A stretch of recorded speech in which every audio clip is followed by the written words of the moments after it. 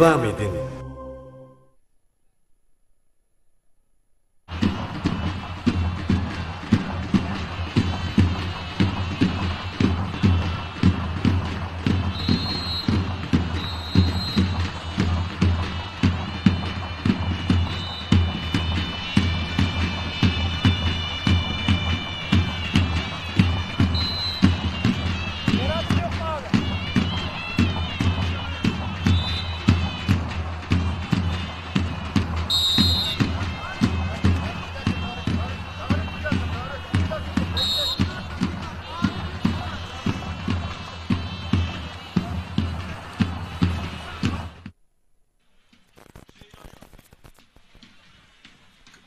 Evet değerli güreş severler, kısa bir aradan sonra hava muhalefeti vardı.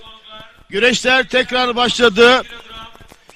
Keçiören Belediyesi Taha Akgül onuruna yapılan 1. Keçiören Belediyesi Karakucak güreşleri Bağolum'da Şehit Hüseyin Demirtaş stadında güreşlerimiz devam ediyor.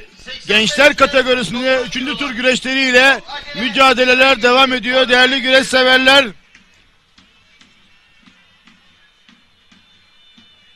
Evet, büyükler 65'ten 90 kiloya kadar müsabaka yapacak olan pehlivanlar son çağrı. Birazdan büyükler kategorilerinde sikletler çıkmaya başlıyor ve en son tabii ki baş pehlivanlık kategorisine güreşecek güreşçilerimiz de birazdan onlar da son 16'da kurallarını çekecekler değerli güreş severler. Değerli güreş severler, Allah nasip ederse saat 15.30'da baş pehlivanlarımız son 10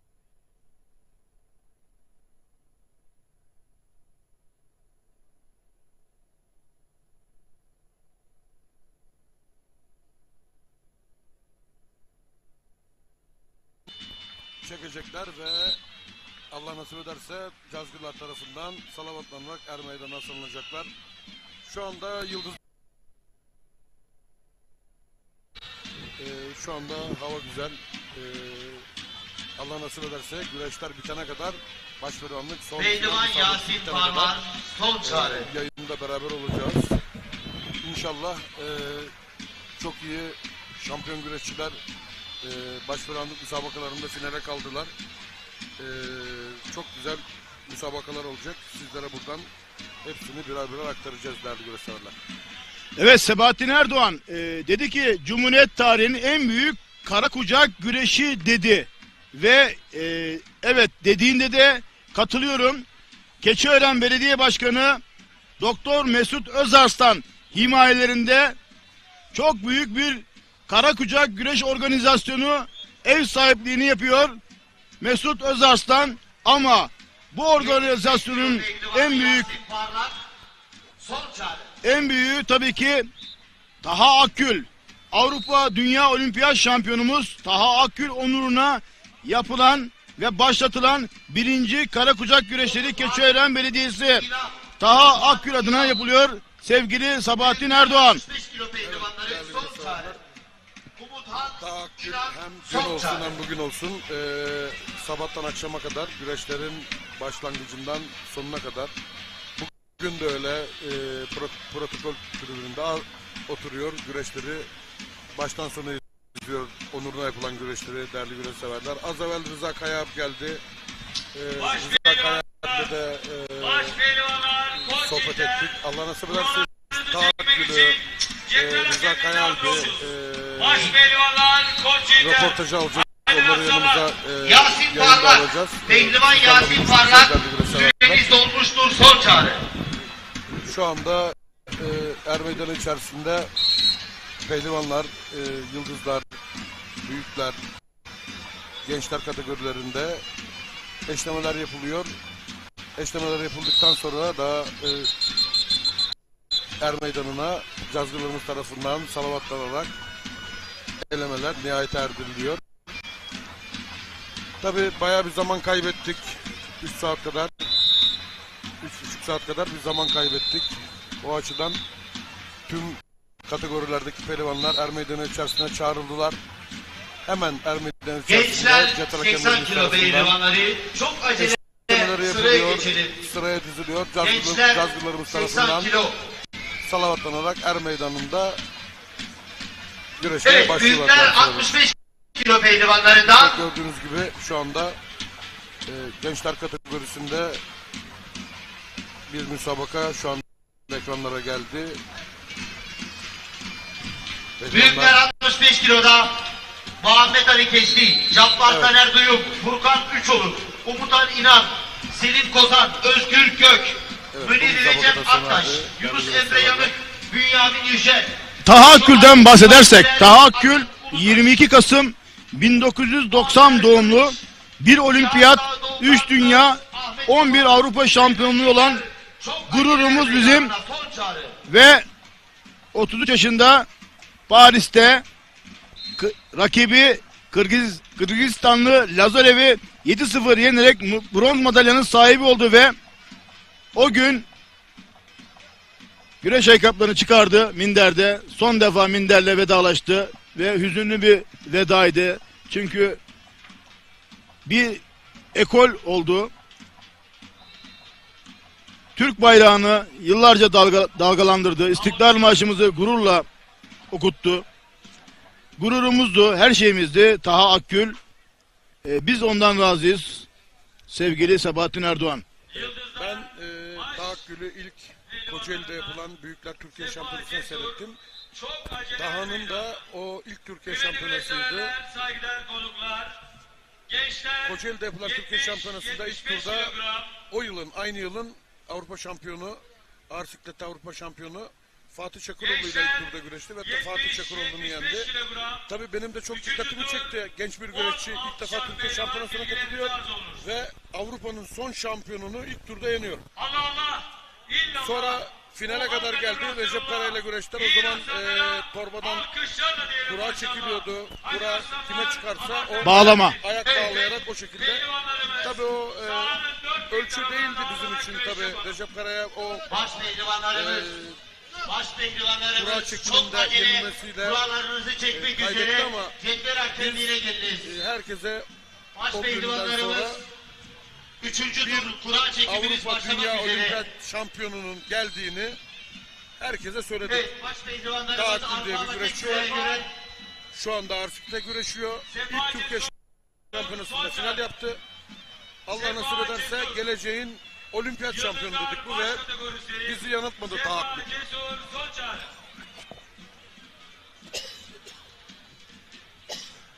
Az önce yanımıza Rıza Kayaalp geldi ve Rıza Kayaalp'le görüştük. Onu birazdan tabii ki canlı yayına alacağız. Röportajlarımız olacak.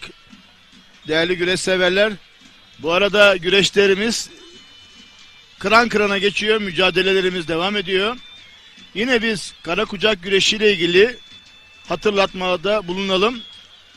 Yıldızlar kategorisi 6 dakikadan oluşmakta. Gençler ve büyükler 8 dakikadan oluşmakta. Baş pehlivanlık güreşi 10 dakikalık kura çekimleri için lütfen güreşleriyle mücadele etmekte süreleri. Tabii ki kara kucak güreşi minderin altyapısı diyebiliriz. evet, 8-0'lık başlamak üzere. teknik üstünlükle galibiyetler söz konusu. Her türlü süre içinde yenişler, galibiyet söz konusu. Yine teknik puanlar 3 puan 4 puanlık oyunlarda tabii ki galibiyet perçinliyor. Galibiyet şeklini belirliyor. Bunu da belirtelim.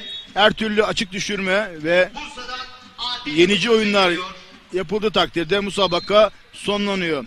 Her türlü beraberlikte altın puana mücadelesine geçiliyor. Değerli güreş severler. Yakın olalım. Bursa'dan Adil Mısırcı geliyor.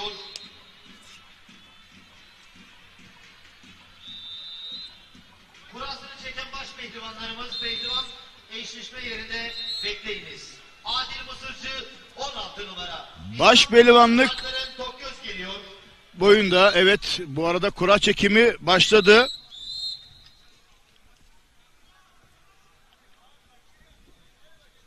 Alperen Tokgöz İstanbul bölgesinden.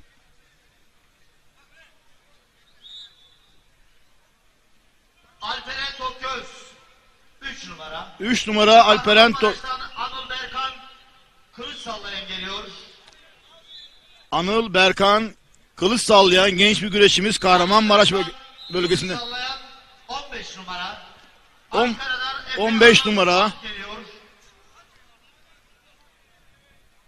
Efe Anıl Al Ankara bölgesinden. Efe Anıl Al 4 numara. 4 numara Erzurum'dan Eren Dursun Turan geliyor. Eren Dursun Turan Erzurum bölgesinden kurasını çekecek değerli güreş severler. Eren Dursun Turan 5 numara. Ankara'dan Eren 5 numara Eren Dursun Turan.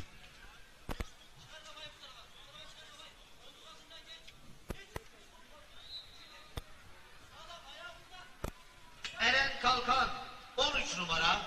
Eren Kalkan Ankara Aski'den 13 numara.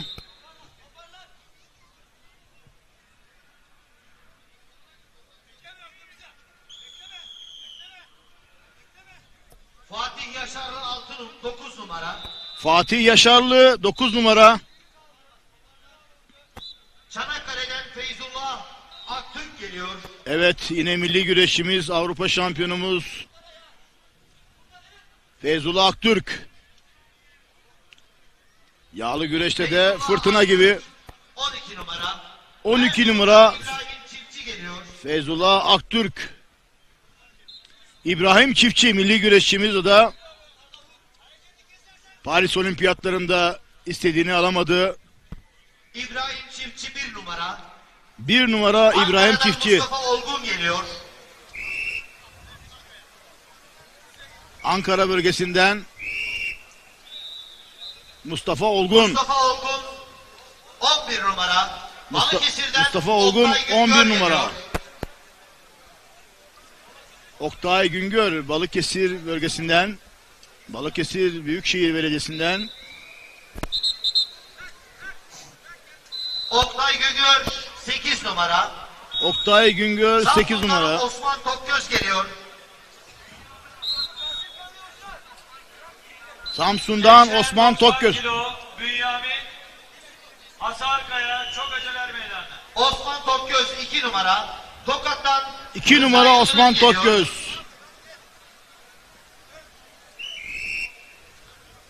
Rıza Yıldırım 14 numara. Rıza Yıldırım 14 numara. Serhat Elvan geliyor.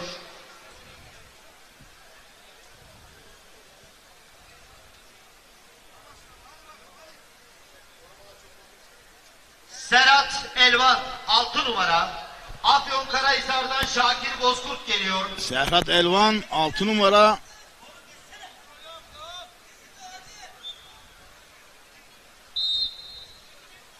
Şakir Bozkurt 10 numara. Samsun'dan Yalçın Sözen geliyor. Şakir Bozkurt 10 numara. Evet, son kura Yalçın Sözen 7 numara. Yalçın Sözen 7 numara.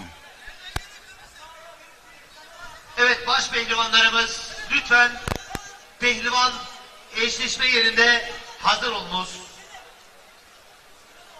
Evet, değerli baş pehlivanlarımız lütfen acele edelim. Pehlivan İyi eşleşme Parti yerine Genel gelecek. Başkanı, İyi Parti Genel Başkanı Sayın Müsavat Dervişoğlu alanımıza teşrif ettiler. Hoş geldiniz efendim.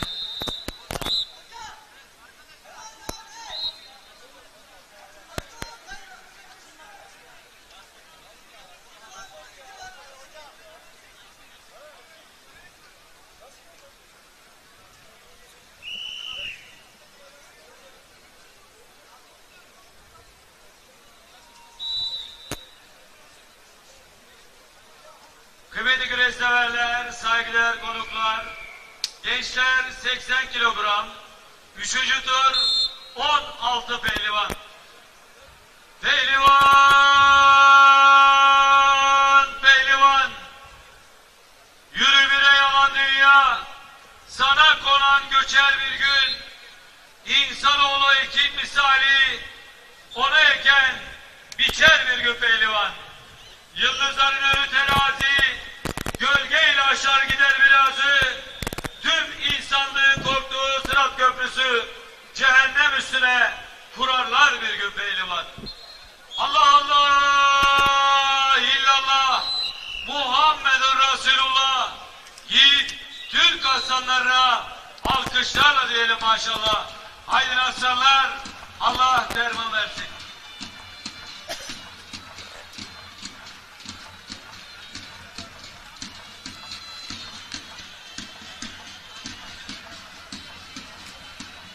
Evet. Baş pehlivanlarımız, baş pehlivanlar. Haydi boşlar. Her meydanında yerleriniz alınız baş pehlivanlar.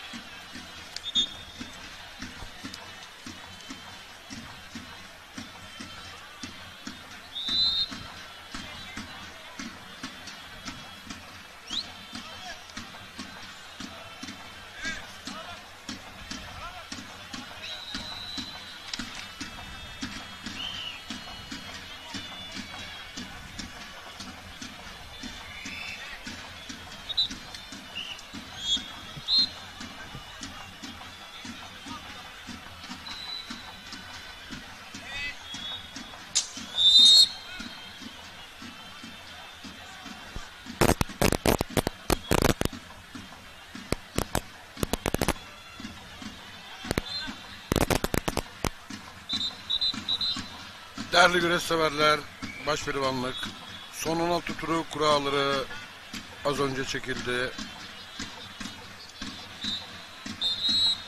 Erzurumlu Askıspor Kulübü'nün pehlivanı İbrahim Çiftçi, Osman Tokgöz'de Samsun Tekkeköylü Osman Tokgöz'de düştü değerli güreş severler.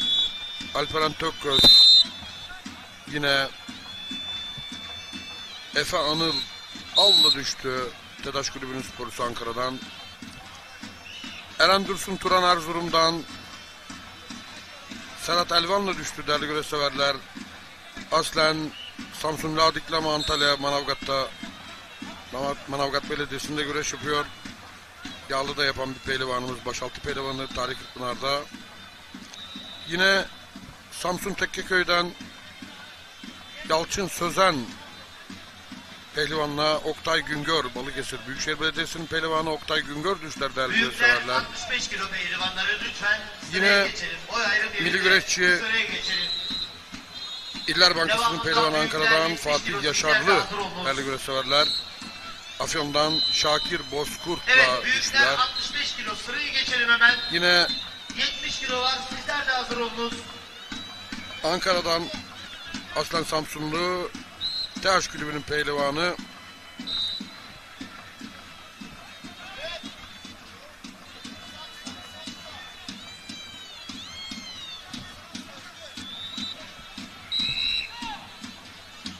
Mustafa Olgun'la Samsunlu TEDAŞ Kulübü'nün pehlivanı Mustafa Olgun'la değerli güreş severler. Feyzullah Aktürk milli güreşçimiz Çanakkale Çam Belediyesi'nde güreş yapıyor. Aslen Manisa Akhisarlı. Yağlı'da yapıyor Feyzullah Pehlivan. 65 kilo Son günlerde sıraya geçelim hemen. yağlı güreşlerde de çok güzel müsabakalar yaptı. Son Kurtdere güreşlerinde 2023-2024 yılları Kırkpınar baş pehlivanı Evet büyükler 65 kiloda. Yusufcan Zeybek'le de çok Muhammed iddialı maç yaptılar. Ali Keskin ile Cabbar Taner Bu Duygu. anlamada Furkan Üçoluk kaybetti ve Umuthan İnan. Yusufcan Selim Zeybek'e. Bodan ile Feyzullah Özgür Aktürk. Gök. Müdür Recep Bugün Akbaş de ile Yunus Emre Yanık. Bünyamin Bu Yücel ile güreş organizasyonunun Aykut takvim Güler. karabıçak güreşlerinin Akın en büyük Ulubaş, adaylarından biri değerli güreş Muhammed severler. Kılıç, Başvuran Doğukan birinciliği Özgür için Hantal, Ahmet Duman, Mehmet Çeker, Solca. Feyzullah Aktürk. Yine değerli güreş severler. Ankara Askıspor Kulübü'nün güreşçisi pehlivanı Eren Kalkan'la yine milli güreşçi Tokatlı Erbağlı Rıza Yıldırım düştüler. Son 16 turunda değerli güreş severler. Yine Maraş'tan, Kahramanmaraş'tan Anıl Berkan Kılıç Sallayan'la Adil Mısırcı, Mersin Belediyesi'nin pehlivanı Adil Mısırcı İkili güreşçi birbirine düşler, değerli güreş severler. Yunus Emre Yanık. Kurallar bu şekilde. Az sonra inşallah cazgırlarımız, başverenleri salavatladıktan sonra da ekranlara inşallah getireceğiz. Şu anda alt boylarda gençler ve yıldızlar kategorilerinde kilolarında müsabakalar olanca hızıyla devam ediyor. Ekranlarda görüyorsunuz. Pehlivanlar her türlü hünerlerini, tekniklerini, oyunlarını bu Karakucak müsabakalarında değerli güreşseverler birbirlerine tatbik ediyorlar. Karakucak'ın zaten amacı buradan mindere altyapı sağlamak. Altyapıdan, Karakucak'tan yetişen sporcular oradan mindere bir kaynak oluşturacak değerli güreşseverler. İşte geleceğin Avrupa Dünya Şampiyonları işte bu er meydanlarından çıkacak. Yunus Emre Yanık. Gördüğünüz şekilde pehlivanlarda gerçekten Furkan Gürel. büyük ödüllü, Cumhuriyet tarihinin en büyük ödüllü Karakucak güreşlerinde ödülleri almak için evlerine, ailelerine en mutlu şekilde dönmeleri için bütün hünerlerini sergiliyorlar. Yunus Emre Yanık ve Hiçbir şeyden geri kalmıyorlar pehlivanlarımız maşallah. şu ay Furkan Gürel. Süreniz olduğu son çağrı.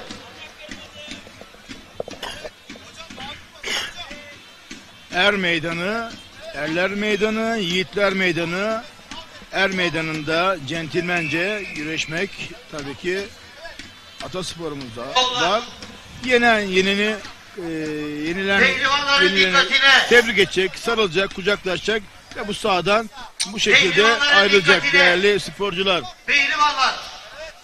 Boylarınızı, kilolarınızı, isimlerinizi en fazla 2 defa anons ettiğimizde er meydanında hazır olunuz. Aksi takdirde hakkınız güreşseverler, sahi olacaktır. Sizlere yapılan Peygamber son uyarıdır. Efendimiz Allah devam. en büyük pehlivan kimdir dediklerinde Yunus Emre nefsine Yanık ve hakim olandır Şuayb demiştir. Furkan Güler, Nefsine süreniz hakim olmak olan üzere son çağrı. er meydanlarında centilmence, naif şekilde güreşen pehlivanlar Gençler 85 kilogram. nefislerine 90 uymadan, kilogram. Üçüncü tur. rakibe saygı duyarak, 16 pehlivan. güreşerek Allah Allah. ve illallah. yaptığı müsabakanın sonucuna katlanarak Yiğit, müsabaka yapan pehlivanlar hem seyircimiz tarafından maşallah. takdire şayan bir şekilde Allah selamet versin. alkışlanarak er meydanlarından o şekilde er meydanlarından çıkıyorlar. Yine Türkiye Cumhuriyeti'nin kurucusu Ulu Önder Atatürk, ben sporcunun zeki, çevik ve aynı zamanda ahlaklısını severim demiştir. O açıdan spor bir centilmenliktir. Evet, 70 Hoşgörüdür. kilo. Büyükler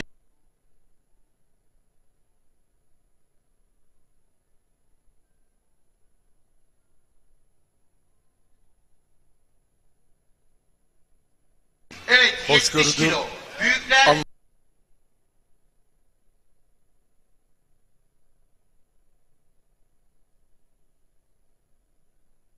Biraz da pehlivanlar nefislerine yenilip sahanın içerisinde agresif hareketlerde bulunabiliyorlar. Tabii biz bunu hiçbir zaman güreşin içerisinden gelen değil mi Şenol Hocam? Evet, Karakucak güreşi mindere daha yakın ve teknikleri minder güreşiyle ve yakın. Çok da güzel. Çok güzel bir iniş oldu gördüğünüz gibi. Arkadan da çangalı taktı. Hocam değerli yönetmenim şu son güreşi bir ağır çekimde alabilir miyiz? Gerçekten güzel bir iniş yaptı genç pehlivan.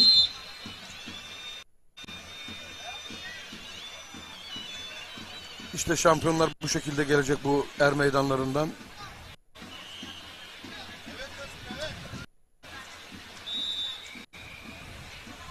Pilot kameradan şu anda Evet. Görüntümüz sağ içi.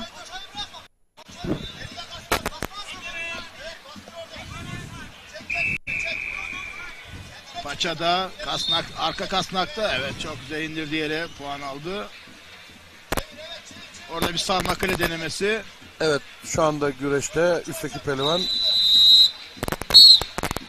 sarmakaleyle, evet, puanla bitti sanırım, değil mi Şenol Hocam güreş? Evet, puanla bitti.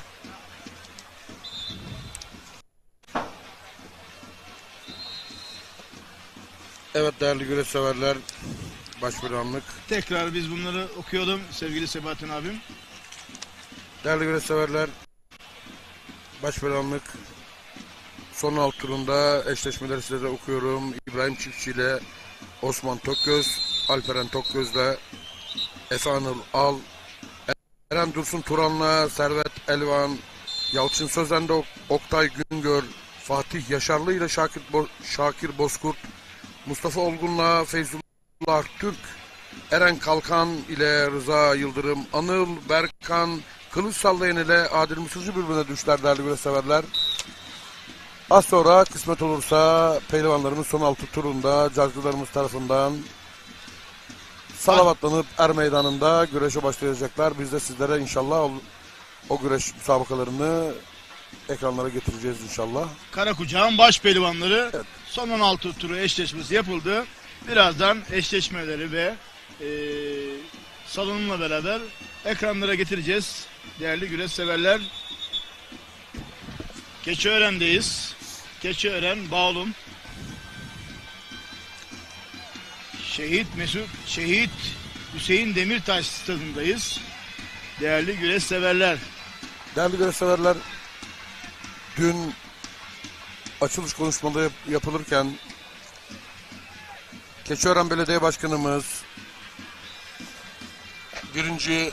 Tahakkül Karakucak Güreşleri'nin tertip komite başkanı, yine Ankara Askı Spor Kulübü'nün as başkanı Keçiören Belediye Başkanımız Sayın Doktor Mesut Özarslan açılış konuşmalarını yaptıktan sonra kürsüden inip protokol tribününe yürürken çok güzel bir şekilde peşref çekerek er meydanından protokole yürüdü. Sonra yere eğildi. Topraktan geldik toprağa gideceğiz manasına gelen yerden temenni alarak çok güzel bir şekilde o kadar güzel peşref çekti ve yerden temenni aldı ki sosyal medyayı başkanımız dün salladı diyebiliriz. Başkanımız gerçekten güreşle yaptı kendileri. Güreşi candan seviyor. Atasporu sevdalısı, Ataspor gönüllüsü başkanımıza çok teşekkür ediyoruz bu anlamda. Evet değerli güreş severler. Bugün tabii ki ortak yayınlarımız var, canlı yayınımız var tabii ki. Bu ortak yayında hangi kanallar var onları size aktaracağım. Ekün Türk TV, World Türk TV, Kanal 58, Doğa Türk TV, TV 64, 264, Nokta TV ortak yayınındayız ve Büyükler 75 kilo. Keçiören Bağlum'daki Karakucak güreşlerini dünyanın her bir tarafından izlenmekte ve takip edilmekte. Yine sosyal medya platformu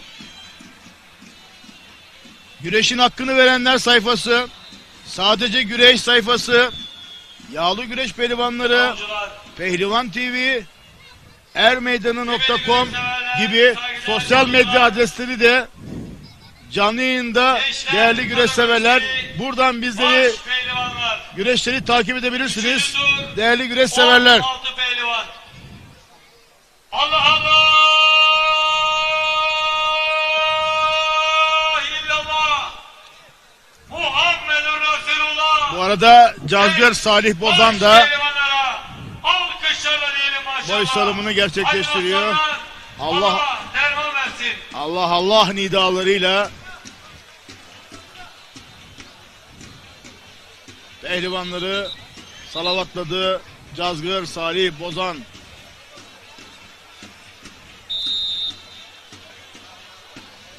Artık an be an artık baş pehlivanlık kategorisinde güreşecek pehlivanlarımızın güreşme anı yaklaşıyor. Değerli güreş severler, sabah yayınımız başladık ama aradan kısa bir zaman sonra sağanak yağmura yakalandık ve bir anda güreş durma noktasına geldi ve tabii ki o arada ara verdik. Çünkü hava şartları bayağı bir zorladı. Hem sporcuları hem görev yapan hakemleri.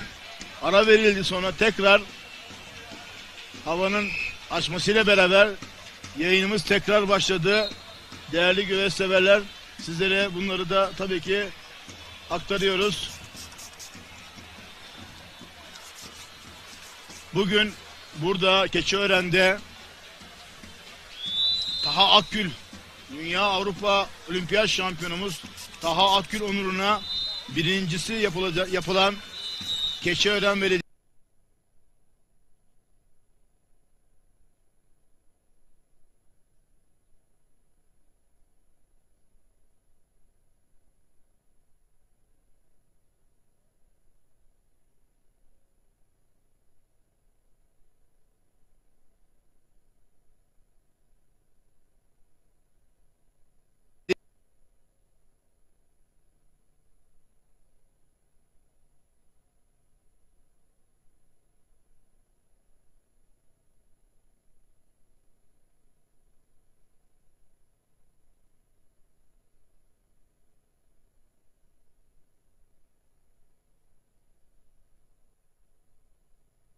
Spor'un altyapısı Bağlum Kulübü'ne alıp onları orada ASKİ'nin altyapısı olarak o pehlivanları orada yetiştirip daha sonra ASKİ Spor'la beraber işte milli takımlarda, Avrupa Dünya Şampiyonlarında o pehlivanları güreştirip Türk güreşinin yeni yıldızları olarak dünya minderlerine ASKİ Spor sunacak değerli güreş severler. Bu anlamda Sukut ekibi 2 günden beri güreşleri çok dikkatlice takip ediyor ve buradan seçilecek pehlivanlar başkanımız Mesut Özarslan tarafından orada hocalar eşliğinde maaş bağlanarak, her türlü maddi manevi destek verilerek eğitimleri de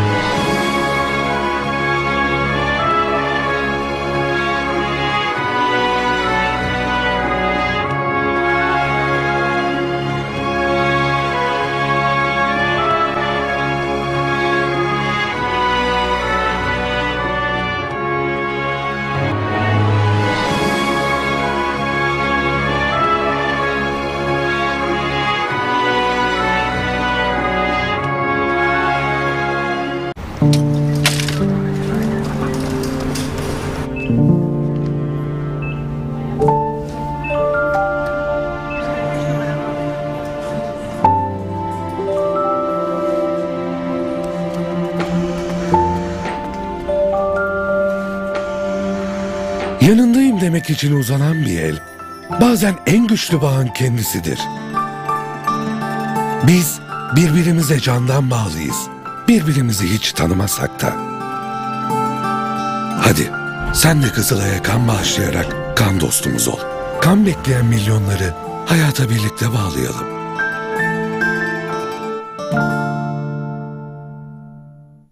Bir pilot takım oluşturmak ve bunu Ankara Büyükşehir Askı'ya vermek ve oradan da milli takımlara sporcu göndermek amacımız bu. Şampiyonlarımızdan Bize bunları ifade etti. istiyoruz. Biz bir bütünüz dedi.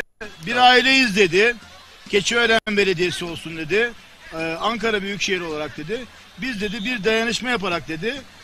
Bunu gerçekleştireceğiz ve adımlarımızı atıyoruz dedi. Dediğimiz burada tabii ki burada bir hem Karakucak şampiyonası var. Güreşleri var. Bu güreşlerin genel amacında baktığımızda tabii scout ekipleri burada tabii ki bakacak. Yeni katılımlar, yeni sporcular illaki burada olacaklar. Tabii ki onları gözlem altına, mercek altına alacaklar. Tabii ki burada almış oldukları, izledikleri, beğendikleri sporcuları kendi kulüplerine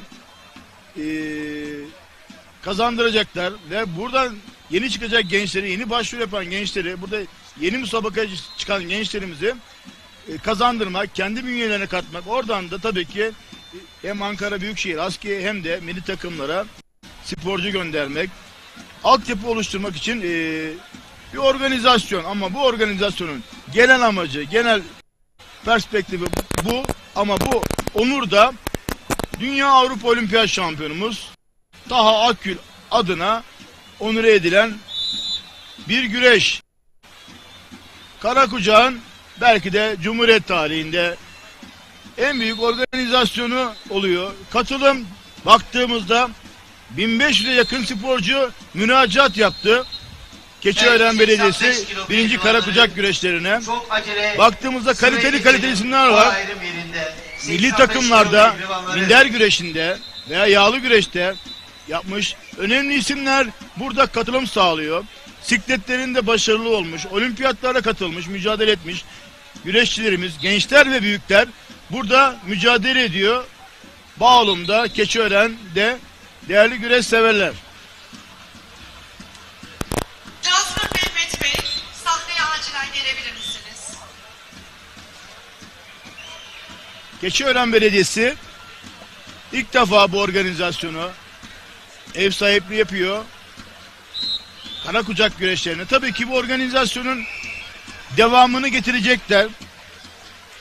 Değerli belediye başkanımız Doktor Mesut Özarslan bu organizasyonun her yıl yapılacağını, geleneksel olacağını, Karakucakların en büyük organizasyonu olarak Keçiören'de devam edeceğini kendisi daha önce de belirtmişti ifadelerinde ve ne kadar çok atasporu, güreşi sevdiğini ifade etmişti. Zaten o yüzden de daha Akül'e, daha olimpiyatlara gitmeden bu organizasyonun yapılacağını müjdesini vermişti. Tabii ki bu organizasyonun tabii ki baş mimarlarından tabii ki ekibinde Mesut Bey'in Keçiören Belediyesi Spor Müdürü Erhan Cihangiroğlu çok büyük katkıları var. Gerçekten o da çok büyük mücadele ediyor. Değerli Erhan Bey, Erhan Cihangiroğlu bu organizasyonun sağ ve yapılmasında işte organizasyonun iyi geçmesi açısından elini taşın altına koyanlardan değerli güreş severler. Bugün burada Karakucak güreşlerinde Keçiören Karakucak güreşlerinde ülkemizin gelmiş geçmiş en iyi şampiyonları, en iyi minder güreşçileri, Kırkpınar'ın efsane şampiyonu, altın kemerin ebedi sahibi Ahmet Taşçı, Ahmet Ayık, Necmi Gençalp, Servet Aydemirler,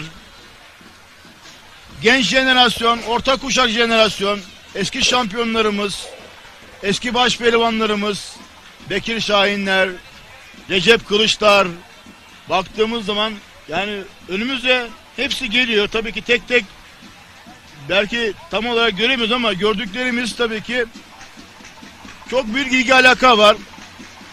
Abdullah Çakmar, Ankara Büyükşehir Aski Spor Genel Koordinatörü Abdullah Çakmar da çok burada tabii ki onun da destekleri var, kendilerinin söz konusu.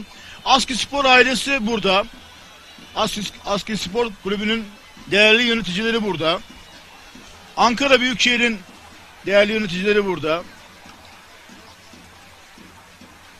Türkiye Geleneksel Güreşler Federasyonu Başkan Yardımcısı Karakucak'ın Başkanı Sayın Şahin Opur Başkan burada. Önemli isimler burada. Türkiye'nin Karakucak'ta güzide kulüpleri burada. Güzide sporcuları burada. Katılım sağladılar.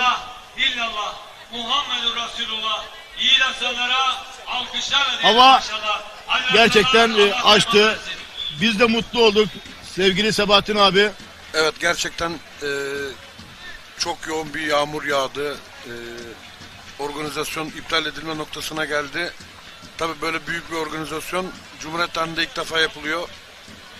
İnşallah bir kısmetsizlik olmaz dedik, yani dua ettik inşallah devam eder diye. Çünkü yapılan emeklere çok yazık olacaktı. O açıdan yani biz düzenleyenlerden daha çok fazla sevindik. Şükür diyoruz yani. Şu anda hava günlük güneşlik açtı. Güneş yüzünü yavaş yavaş göstermeye başladı. İnşallah başvuranlık final müsabakasına kadar da inşallah böyle gidecek. Kıymetli güreş severler, sevgili konuklar, Türkiye İttifakımızın mimarı, Cumhuriyet Halk Partisi'nin çok saygıdeğer Genel Başkanı Özgür Özel aramıza teşrif etmişlerdir. Hoş geldiniz Sayın Genel Başkanım.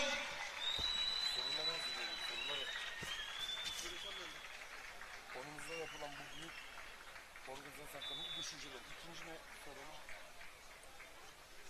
İkincisi olimpiyatlar. Önce evladınız dünyaya geldi. Allah'ın onu babalı büyük diyeceğiz bak burada. Evladınız dünyaya geldi. Onu söyleriz. Sonra ikinci olimpiyatlar.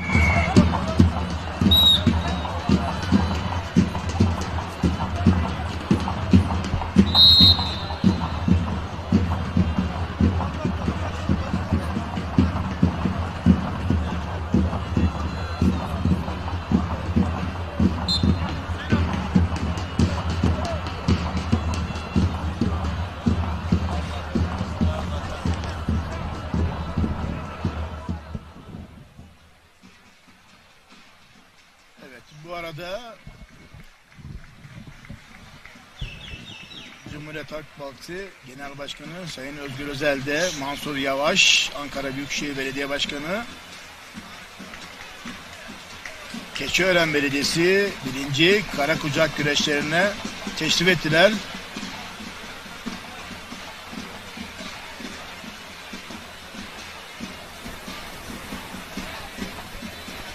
Evet değerli güreş severler, tabii ki atasporumuz güreş, peygamber sporumuz, ecdadımız, atalarımızdan yadigar kalan, Türklerin göçebe hayat sürdükleri ve otağı kurdukları yerlerde tutmuş oldukları, yapmış oldukları spor.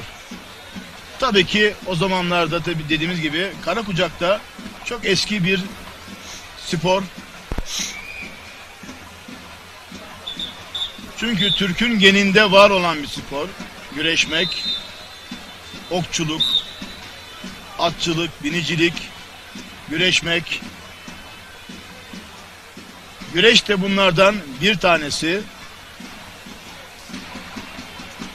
Ve ne mutlu ki Türk gençliği bu sporu başarıyla yerine getiriyor.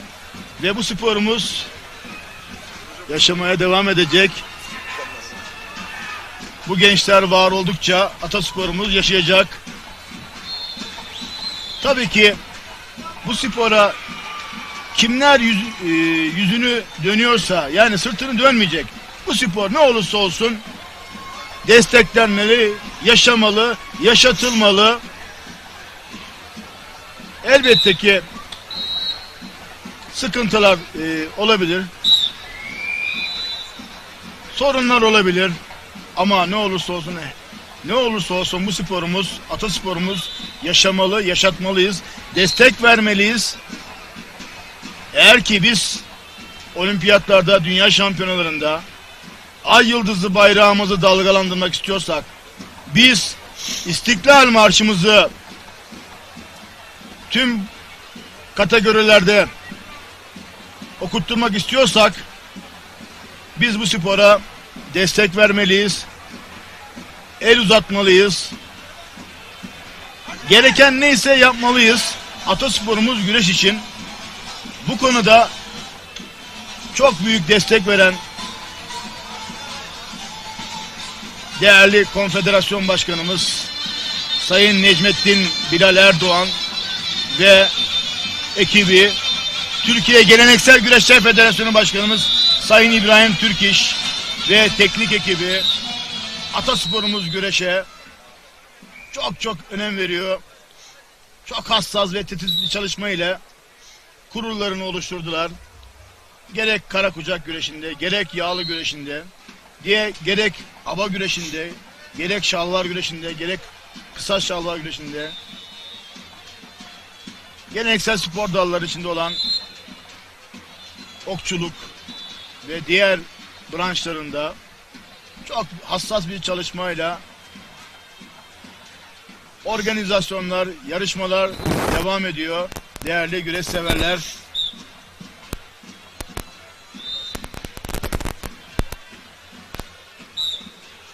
artık yavaş yavaş yaklaşıyoruz. Başpehlivanların salınmasına, ama bu arada tabii ki büyükler kategorisinde 75 kilogram mücadeleleri ekranlarda değerli güreş severler. Bunu da ayrıca bir parantez açalım.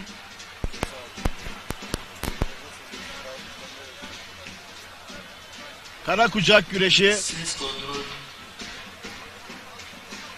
minder güreşinin bir benzeri diyebiliriz. Süre olarak yıldızlarda 6 dakika, gençlerde 8 dakika, büyüklerde 8 dakika ve başpehlivanlık kategorisinde 10 dakika olmak üzere mücadeleler bu şekilde değerli güreş severler.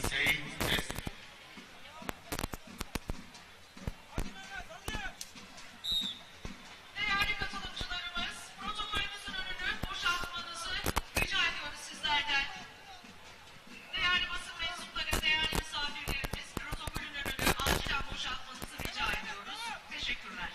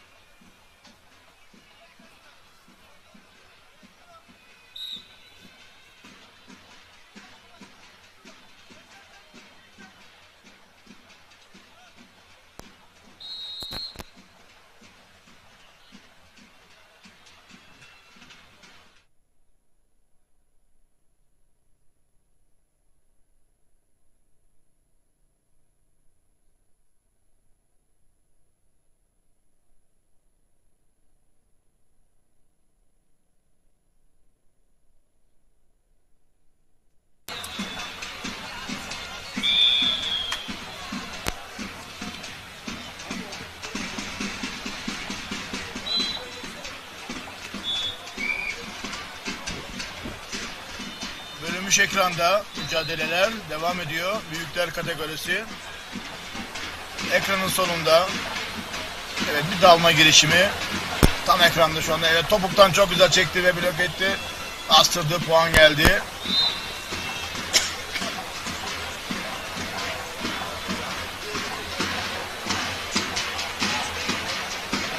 Yine ekranın diğer tarafında, arka platformda oyun denemesi.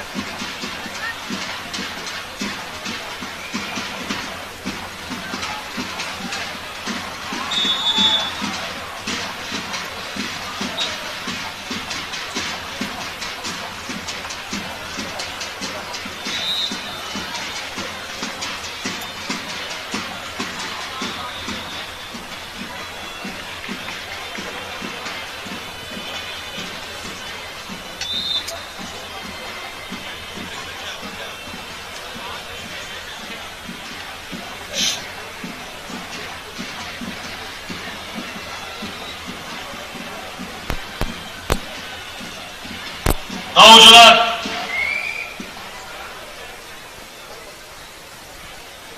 kıymetli güreş severler, saygıdeğer konuklar, büyükler 75 kilogram, 3. tur 16 pehlivan. Pehlivan, pehlivan.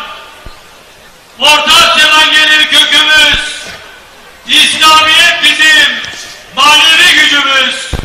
Kanuniler, Fatihler, Alparslanlar, Mustafa Kemaller, tarih süsümüz.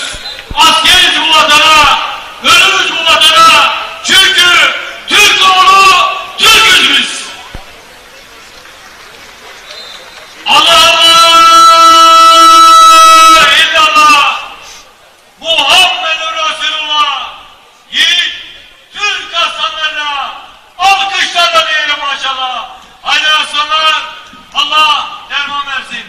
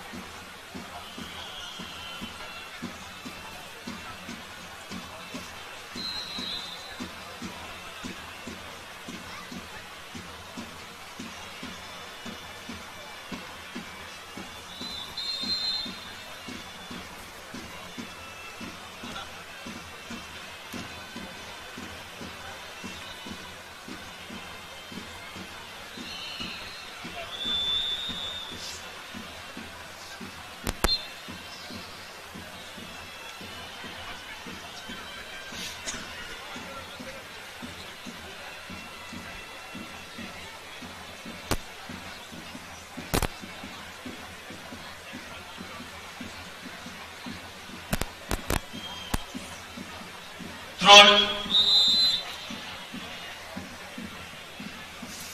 Ses yönetmenimiz diğer mikrofonlarda ses yok. 2 numarada var. 4 numarada ses yok.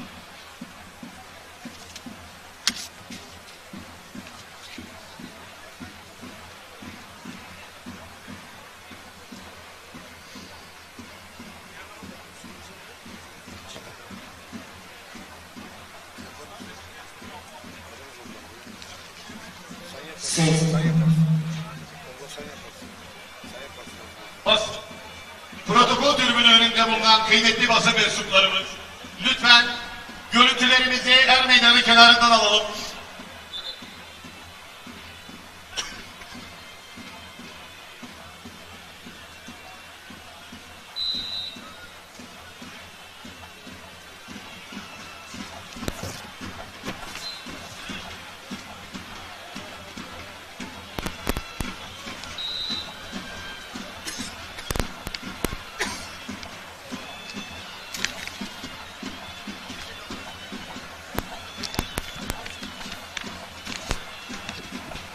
Evet değerli güreş severler, mücadeleler devam ediyor. Büyükler kategorisi.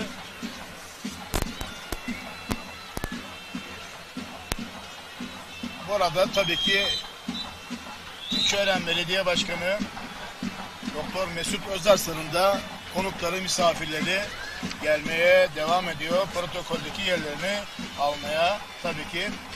Bugün Taha Akgül onuruna yapılan 1. geleneksel Karakucak güreşlerinde spor camiasının, güreş camiasının çok önemli, değerli isimleri de bugün burada yerlerini aldılar ve bu mutlu gününde Taha Akgül'ü yalnız bırakmadılar. Milli takımdan arkadaşları olsun, spor camiası olsun, basın camiası olsun, çok çok önemli isimler, eski milli güreşçiler, eski başpehlivanlar, spor yazarları, basın kuruluşları, TRT'nin Evet. değerli Davullar. isimleri, değerli Davullar. spikerleri Evet, kıymetli olsun, misafirlerimiz. olsun. Bugün Taha Akgül'ü Keçiören'de yalnız bırakmadılar ve misafirleri de tabii Ankara ki Büyükşehir Belediye gelmeye Başkanı devam ediyor. Sayın Değerli güreş Mansur severler. Yavaş Beyefendi destekleriyle Keçiören Belediye Başkanımız Sayın Doktor Mesut Özarslan Beyefendi himayelerinde milli gururumuz Avrupa, Dünya ve Olimpiyat şampiyonumuz Taha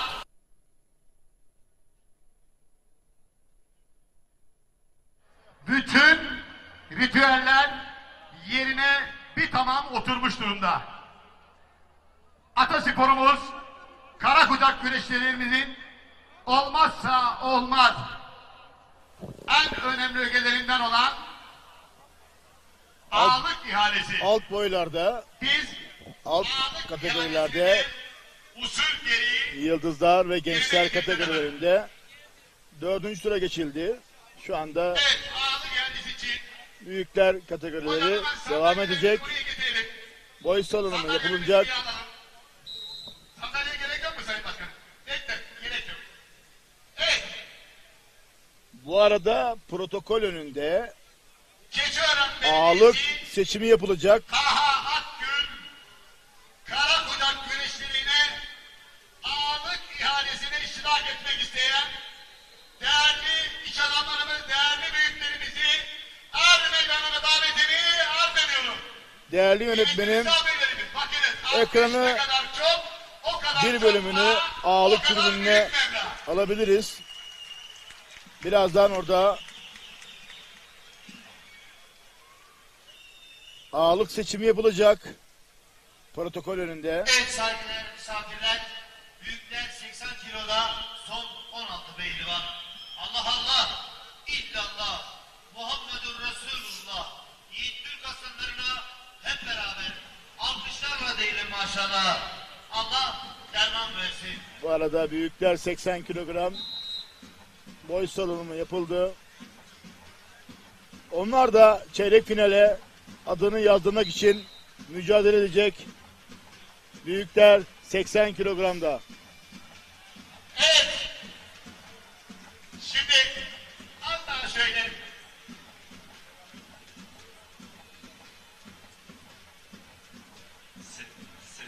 Ses deneme. Ses deniyorum. Ses kontrol. Davullar. Davullar.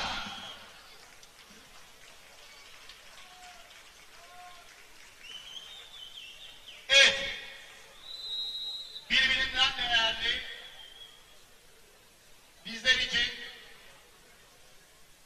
bizler için çok değerli olan ve kıymetli belediye başkanımızın her daim yanında olmak adına bakınız şu anda 6 tane A adayımız er meydanında. Sizlerden öncelikli olarak bu medeni cesaretlerinden dolayı A adaylarımıza şöyle coşkulu bir alkış istirham ediyoruz. Ve A adaylarından almış olduğum icazet doğrultusunda açılış rakamını kıymetli Keçiören Belediye Başkanımız Sayın Doktor Mesut Özarslan Beyefendiden arz ediyorum efendim. Sayın Genel Başkanlarımın müsaadesiyle. Evet, biz burada organizasyonumuzun büyüklüğüne bağlı olarak açılışı 3 milyon TL'den başlatıyoruz efendim. Alkış yok mu Sayın Başkanıma? 3 milyon TL'de Keçiören Belediye Başkanımız Sayın Doktor Mesut Özarslan Beyefendi'den. Şimdi ben bir değişiklik yapacağım. Herkes kendi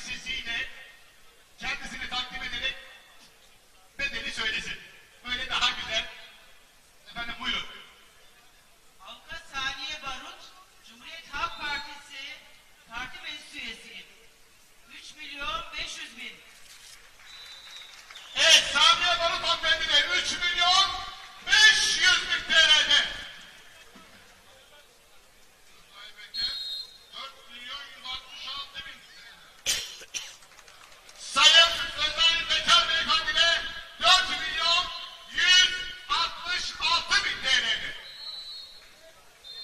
Ahmet Öksüz 4,5 milyon.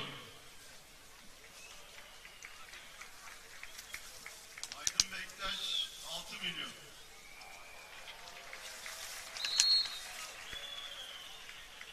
Sayın Genel Başkanlarım, Selçuk Karadağ, Keçiören Belediye Başkan Yardımcısıyım.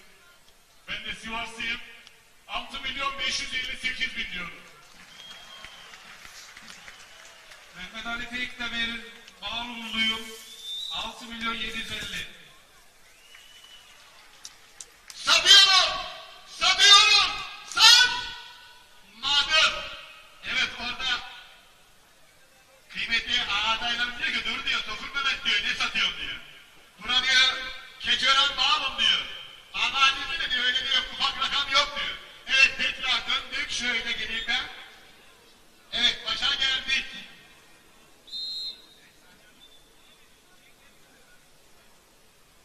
Yedi milyon. 7.166.000 TL. 7,5 milyon. 10 milyon.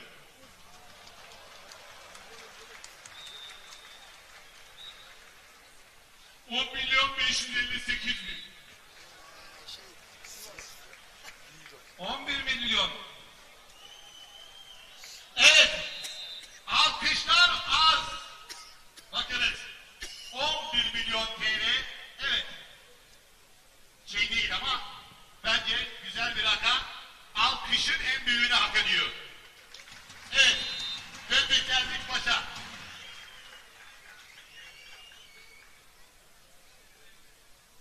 On milyon 500.000. 10.566.000 TL.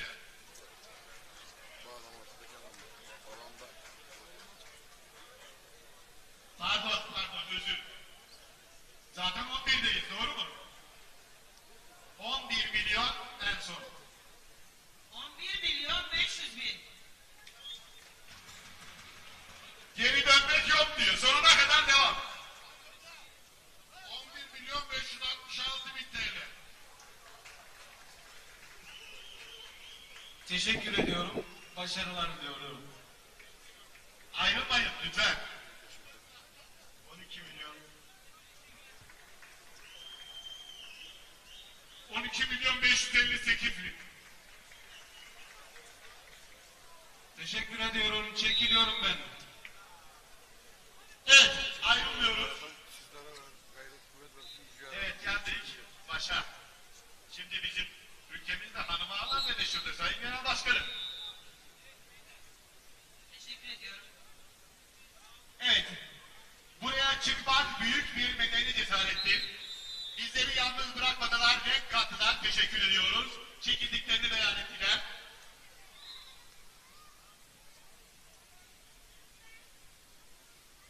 milyon TL. Hayırlı olsun.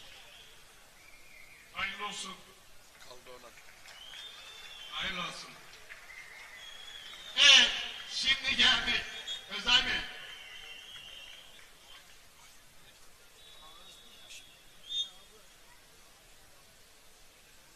Evet, şimdi göndermiyoruz daha adaylarımızı. Şimdi Sayın Başkanım, Özel Bey, ben başkanım demekten onur duyuyorum. Hiç de bir beis yok. Allah razı olsun biz 3-4 günden beri buradayız. Özel Bey hep burada. Her türlü konuda yardımcı oluyor. Kendisine teşekkür ediyoruz. En son rakamımız 13 milyon TL'de. Şimdi kendisi de uygun görürse tabii bu zorlama değil. Cazgır Tukur Mehmet de burada bağırdı. Şimdi bu bağırmasından dolayı 13 milyon değil de bir telaffuz yapalım. Bir tık yukarıyı söyleyebilirim. 13 milyon 66 bin TL'de Sayın Özel Bekar'da satıyorum. Satıyorum.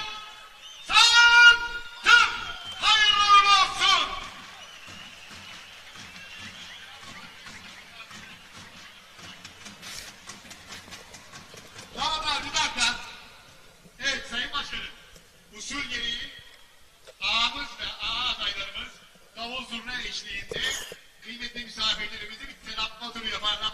Sayın Doktor Mesut Özaslan Başkanımızı da şöyle her meydana daveti arz ediyorum. Veteran öne düşüyoruz. Evet kıymetli misafirlerimiz, Keçiören Belediyesi Taha Akgül Karakocak Güreşleri Ağlık İhalesi iş adamımız Sayın Özay Bekir Beyefendi'ne 13 milyon 66 bin TL'de ihale olunmuştur. Sayın ağamız, kıymetli ağa adaylarımız ve Keçiören Belediye Başkanımız siz saygıdeğer misafirlerimizi selamlama mahiyetinde bir şeref tur atacaklardır. Coşkuyla alkışlıyoruz. Davullar.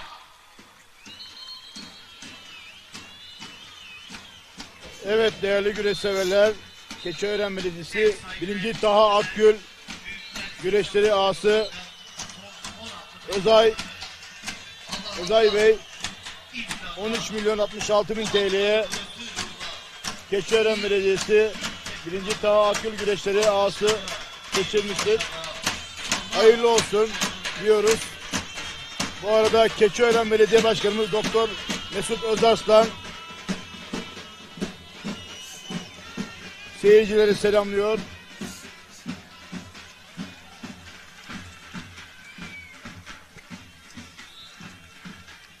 Çok değerli belediye başkanımızı, değerli ağamızı, ağ adaylarımızı coşkuyla alkışlıyoruz.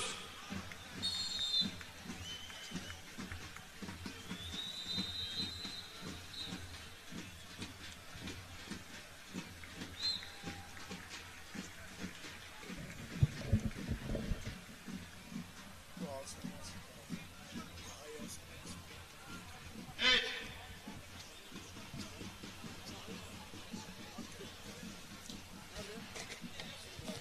Yıldızlardan müsabaka yapacak pehlivanlar. Tüm kilolarda pehlivanlar hazır olsunlar. Yıldızlar.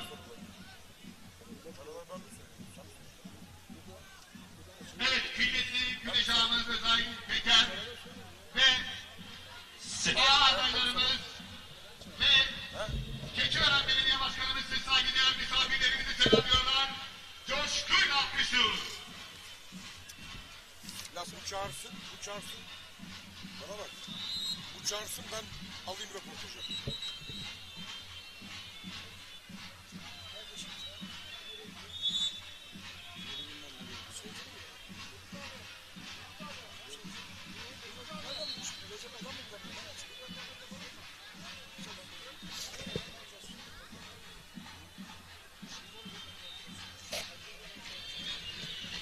Değerli güreş severler, 1. Keçiören Belediyesi Taha Akgül Karakocak güreşlerinde ağırlık arttırması yapıldı. Ağırlık arttırması iş adamı Sayın Özay Bekar Bey'de kaldı. İş adamımız Özay Bekar Bey'de ağırlık koçunun sahibi oldu. Evet, Allah. 14 Evet, kıymetli milyon misafirlerimiz. 66 bin lirada ihale edildi. 2025 yılı Keçiören İnşallah Belediyesi 2. Taha Akgül Karakocak güreşlerinde Taha iş adamımız Akgül Sayın Karakocak Özay Bekar Güreşleri ağırlık ağırlık ihalesi arttırmasını kazanarak Sayın Özay 2025 yılında ağırlık yapma hak kazandı değerli güreşseverler. 13 milyon 66 bin TL'de ihale olunmuştur. Şu an itibariyle Keçiören Belediye Başkanımız kıymetli ağamıza ağalık altın kemerini takdim ettiler. Bu tabloyu şöyle coşkuyla bir alkışlıyoruz. Şimdi buradan tekrar bir devam edelim. En sonunda da koçlarımız var. Onlar ne olacak konuşacağız. Evet değerli selamlama güreşseverler, turumuza şu devam anda ediyoruz. bugün onuruna yapılan Taha Akgül güreşlerinin yine Türk güreşinin dev ismi, efsane ismi 11 Avrupa Dünya 1 Olimpiyat Şampiyonu Taha Akgül'le şu anda Kıymetli misafirlerimiz şu anda röportaj yapacak değerli hocamız Sayın Şener Sar. evet kıymetli ağamız Sayın Özay Peker, ağa adaylarımız ve Ankara Keçiören Belediye Başkanımız siz saygıdeğer misafirlerimizi selamlıyorlar. Coşkuyla alkışlıyoruz.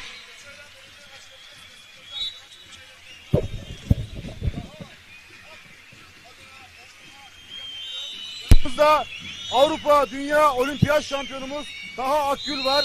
Evet Taha Akgül. Bugün senin adına, onuruna Keçiören Belediyesi Taha Akgül Karakucak güreşi yapılıyor. Bu konuda duygu ve düşüncelerini alalım. Evet, gerçekten öncelikle bu güreşlerin en büyük emeği olan Mesut Aslan Başkanımıza çok teşekkür ediyoruz. Olimpiyatlarda bize beraberlerdi sağ olsunlar. Özellikle Mansur Başkanımız, Ankara Büyükşehir Başkanımız, Türkiye Başkanı da Türk Başkanı İlçe Başkanı hepsi olimpiyatlarda bize beraberlerdi. Ben milletine bir altın madalya hediye etmek istiyordum. Güreş kariyerimi o şekilde bitirmek istiyorum ama hakemlerin bir gafletine uğradım. İzleyenler, takdir edenler herkes gördü. Hakem tamamen art niyetliydi. Pasifiteyle müsabakayı kaybettim puan vermeden. Toplamda 25 puan olarak hiç puan vermeden aslında pasifitelerle olimpiyat üçüncüsü oldum. Yani kariyerimde bu şekilde noktalamak nasip oldu. Gönül isterdi ki ikinci olimpiyat şampiyonuyla ben bu kariyeri bitireyim ama dediğim gibi hakemlerin gafletiyle bu hale geldi. Olsun, nasiptir. Nasibimizde bu varmış. Ben çok güzel bir şekilde ülkeme hizmet etme fırsatı buldum. 15 sene içerisinde 11 Avrupa şampiyonu, 3 dünya şampiyonu, 1 olimpiyat şampiyonu ve 2 olimpiyat bronz madalyası kazandım. Tarihi başarılar elde ettim. Hamdolsun Allah'ıma. Evet Sayın Ağam. İnşallah bundan sonra tabii misyonumuz bitmiyor. Biz yine güreşin içerisinde olacağız. Zaten Türkiye'nin en büyük kulübündeyiz. Burada as başkanlığımız devam ediyor. İnşallah genç kardeşlerimizi yetiştirme adına, onlara yardımcı olma adına yine görevlerim devam edecek. Bugün bu güreşler çok değerli. Neden değerli? Olimpiyatlara giden yol bu çaylardan geçiyor. O yüzden genç kardeşlerimize söylüyorum, bu çayların önemseyin. Burada yaptığınız maçlar önemli. Minleri de etkileyecek, minlere de faydası olacak diye söylüyorum. Aynı zamanda buradaki verilen ödüller Türkiye Cumhuriyeti tarihinin en büyük ödülleri dağıtılıyor. Başta birinciye tarihte ilk kez oluyor, Karakucak'ta araba hediyesi var. Bu ödüller gerçekten ciddi maddi bir gelir olan bir ödül. O yüzden genç kardeşlerimiz çok heyecanlılar, çok sıkı güreşler oluyor. Çok heyecanlılar. Hepsine hakkı helal hoş olsun. Özellikle Mesut Başkanımız dedi ki biz de güreşte de çıtayı çok ileri taşıyacağız, sağ olsun. Hem Ankara Büyükşehir hem Keçiören Belediyesi birlikte oldular ve Türk güreşini ayağa kaldırıyorlar. Ankara'da gerçekten Türk güreşi ayağa kalkıyor. Özellikle öyle söyleyebilirim. Şu an Keçiören Belediyesi aynı zamanda güreş takımı kurdu. Olimpiyatlara yetişecek sporculara inşallah çok ciddi anlamda destekleyecekler. Türkiye'de biliyorsunuz bir kulüp sorunumuz var. Kulüplerin sayısı azaldı. Bu anlamda da belediyemizin desteği çok önemli. Emeği geçen herkese çok teşekkür ediyorum. Benim adımı da buraya vermeleri, beni onur etmeleri de beni çok mutlu etti. Çok gururluyum yani. Çok teşekkür ederim. Öncelikle yeni çocuğun dünyaya geldi. Tabii ki olimpiyatlara gitmeden önce bekliyordunuz bunu. Tabii ki olimpiyatlarda altın madalya alıp ayrı bir gurur yaşamak istiyordunuz ama tabii ki hakem hataları, üzerinize oynanan oyunlar nedeniyle tabii ki bu gerçekleşmedi. Ama siz bizim gönlümüzde, kalbimizde yer edindiniz. Yıllarca Türk güreşini ayakta tuttunuz. İstiklal Marşı'nı çaldırdınız. Bize gurur yaşattınız. Tabii ki bu organizasyonun sizin adınıza yapılmasından haberiniz var mıydı daha önceden ya da sonradan mı haberiniz oldu? Şöyle olimpiyatlardan geldikten sonra, olimpiyatlara gitmeden önce aslında daha önceden söylemişlerdi ya Taha böyle sana bir sürprizimiz olacak diye. Yani duyduğumda da çok sevinmiştim. Olimpiyatlardan önce şey yaptılar, söylediler. Benim için de çok büyük bir gurur oldu olimpiyat öncesi. Haberim vardı.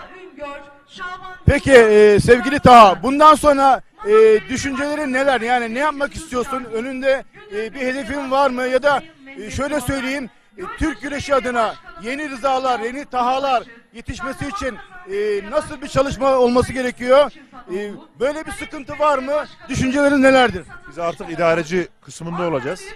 İnşallah dediğim gibi bizim üstümüze ne görev düşüyorsa devletimizin, bakanlığımızın, cumhurbaşkanımızın, büyüklerimizin bize ne görev verirlerse biz yapmaya hazırız. Ben bu anlamda kendimi nasıl 15 senedir minlerde kendimi bir nefer olarak orada kendi enerjimi harcatırsam şimdi aynı ülkemin bir nefer olarak gençliğe hizmet etmek için, ülkeme hizmet etmek için var gücüme çalışacağım. Allah'a şükür Yaradan bana güzel başarılar nasip eyledi.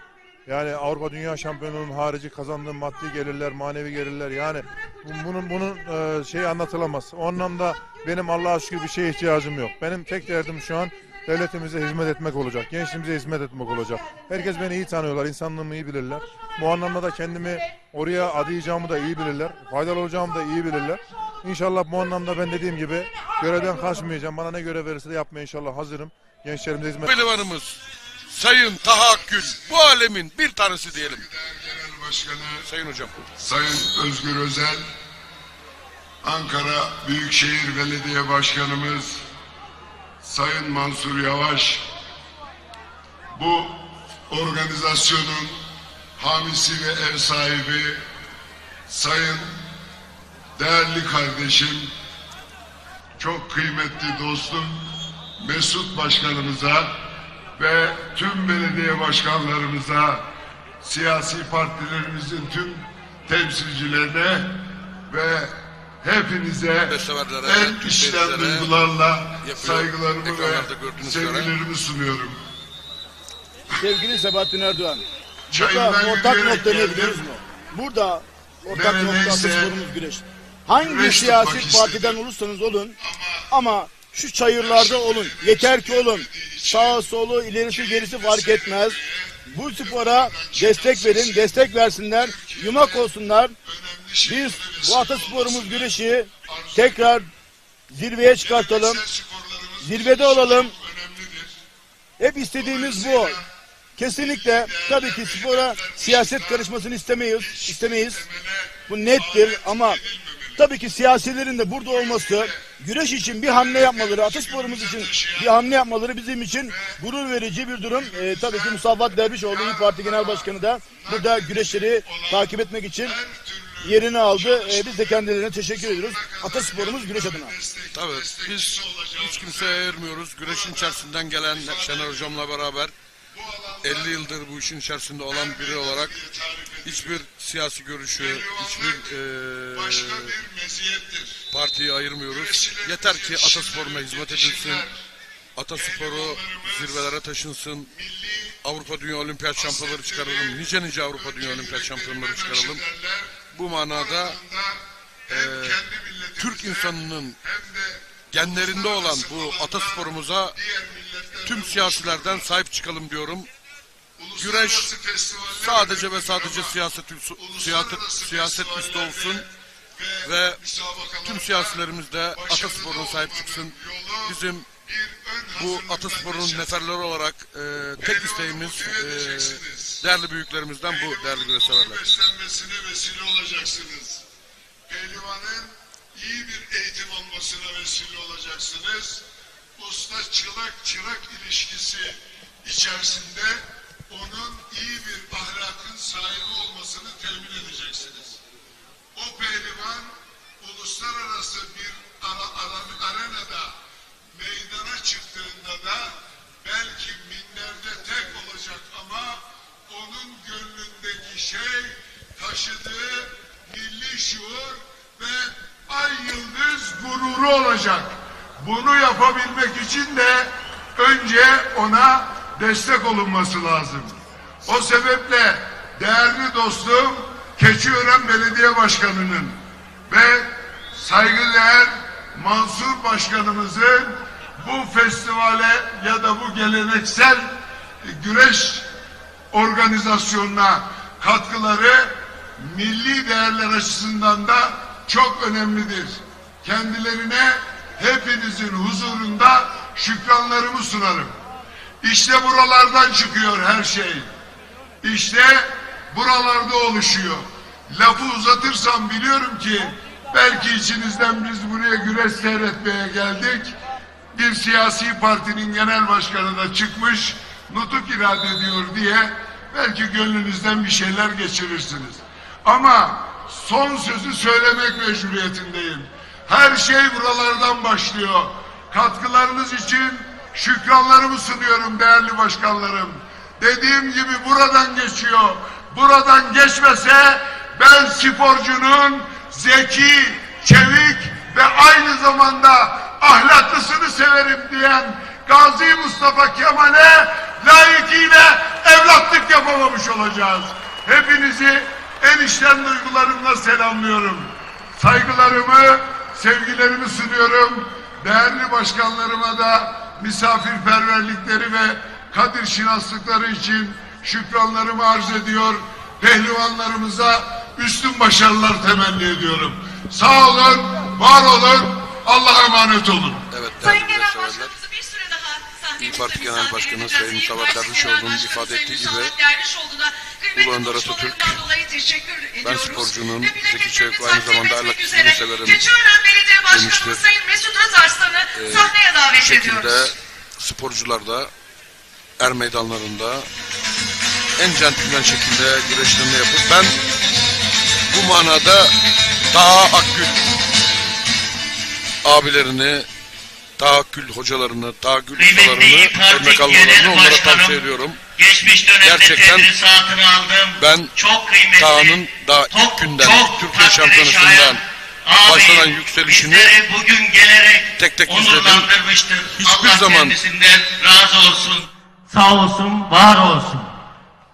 Biz de bugünün anısına kendisine Türk güreşine vermiş olduğu değerli katkıdan dolayı bu plaketi kendilerine takdim ediyoruz. Tekrar teşekkürlerimizi sunuyoruz. Sağ olun Genel Başkanım. Çok teşekkür ederim Mesut Başkanım. Başarıların daim olmasını Cenab-ı Allah'tan niyaz ediyorum.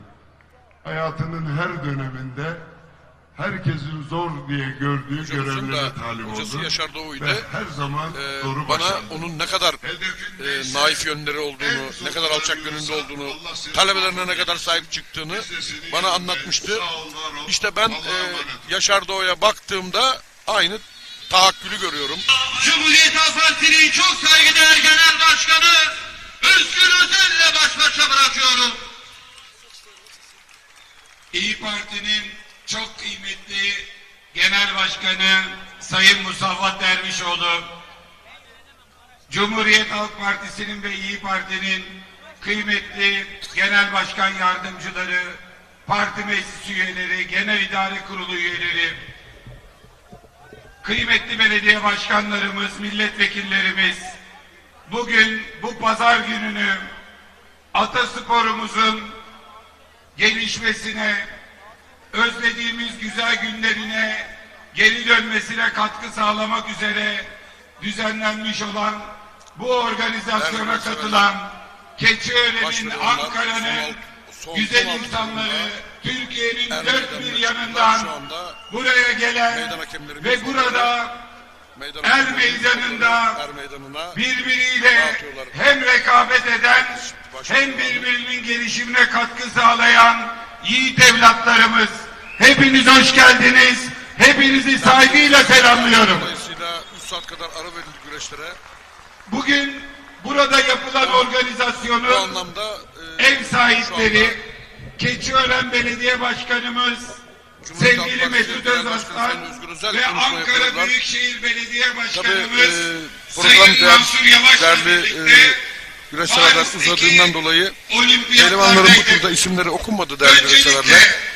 Direkt pehlivanlar er meydanına alındı ve şu anda pehlivanlar son 6 turunda güreşmeye başladılar. Hepimizin yüzünü güldüren Paris'te bronz madalya alan, daha önce 3 kez dünya şampiyonu, 10 kez Avrupa şampiyonu olmuş, olimpiyatlardaki altın madalyalı evladımız, milli gururumuz Taha Akgül'ü alnından öpüyorum. Burada kendisiyle birlikte çok sayıda milli güreşçimiz, önceki dönemlerde ay yıldızlı al bayrağımızı göndere çektiren çok değerli büyüklerimiz var. Hepsini saygıyla selamlıyorum. Biz bu sene Paris'te Taha'nın ve madalya alan evlatlarımızın yüreklerimizi bir nebze teselli etmesine rağmen boynumuz bükük döndük. Türkiye gibi bir ülke olimpiyatlarda sıralamada 63. sırada yer aldı. Önümüzdekilere bakınca gerçekten kahrolmamak ve sporun olimpiyatlarda ülkenin geldiği bu duruma pehlivanlar son 6 turunda er meydana çıktılar. Şu anda değerli güreş severler bizim gelecek senelerde İbrahim Çiftçi, Osman Tokgöz, Alperen Tokgöz, Efe Anıl Al ile Eren Dursun Turan, Serhat Elvan ile Yalçın Sözen, Oktay Güngör ile Fatih Yaşarlı, Şakir Bozkurt ile Mustafa Olgun, Feyzullah Aktürk ile Eren Kalkan Rıza Yıldırım ile Anıl Berkan Kılıç sallayan Adil Mısırcı ile Kuşlar değerli güreş severler. Şu anda yerde müsabakaya devam eden hemen önde ayakta güreşen pehlivanların oluşmasına ve olimpik başarıya Feyzullah Aktürk ve Mustafa Olgun. Evet. Feyzullah Aktürk bastırdı ve Değerli güreşseverler 4 puanı oldu Feyzullah Aktürk'ün. 2 defa bastırdı Feyzullah Aktürk. normal süreç içerisinde Feyzullah Aktürk 4 puan aldı değerli güreşseverler. Mustafa Olgun'la. Mustafa Olgun'la güreşiyor. Minder güreşine Ankara bölgesinden Mustafa Olgun'la Feyzullah Aktürk güreşiyor değerli güreşseverler. önem vermek gerektiğini söylüyordu. Bu Yine konuda güreş anlamında Eren Kalkan ile Rıza Yıldırım yine ortak mütabakata vardık. birinciliğin en büyük adamlarından biri güreşçi Rıza Yıldırım. Şu anda o da Ermeden içerisinde rakibi Eren Kalkan'la mücadele ediyor.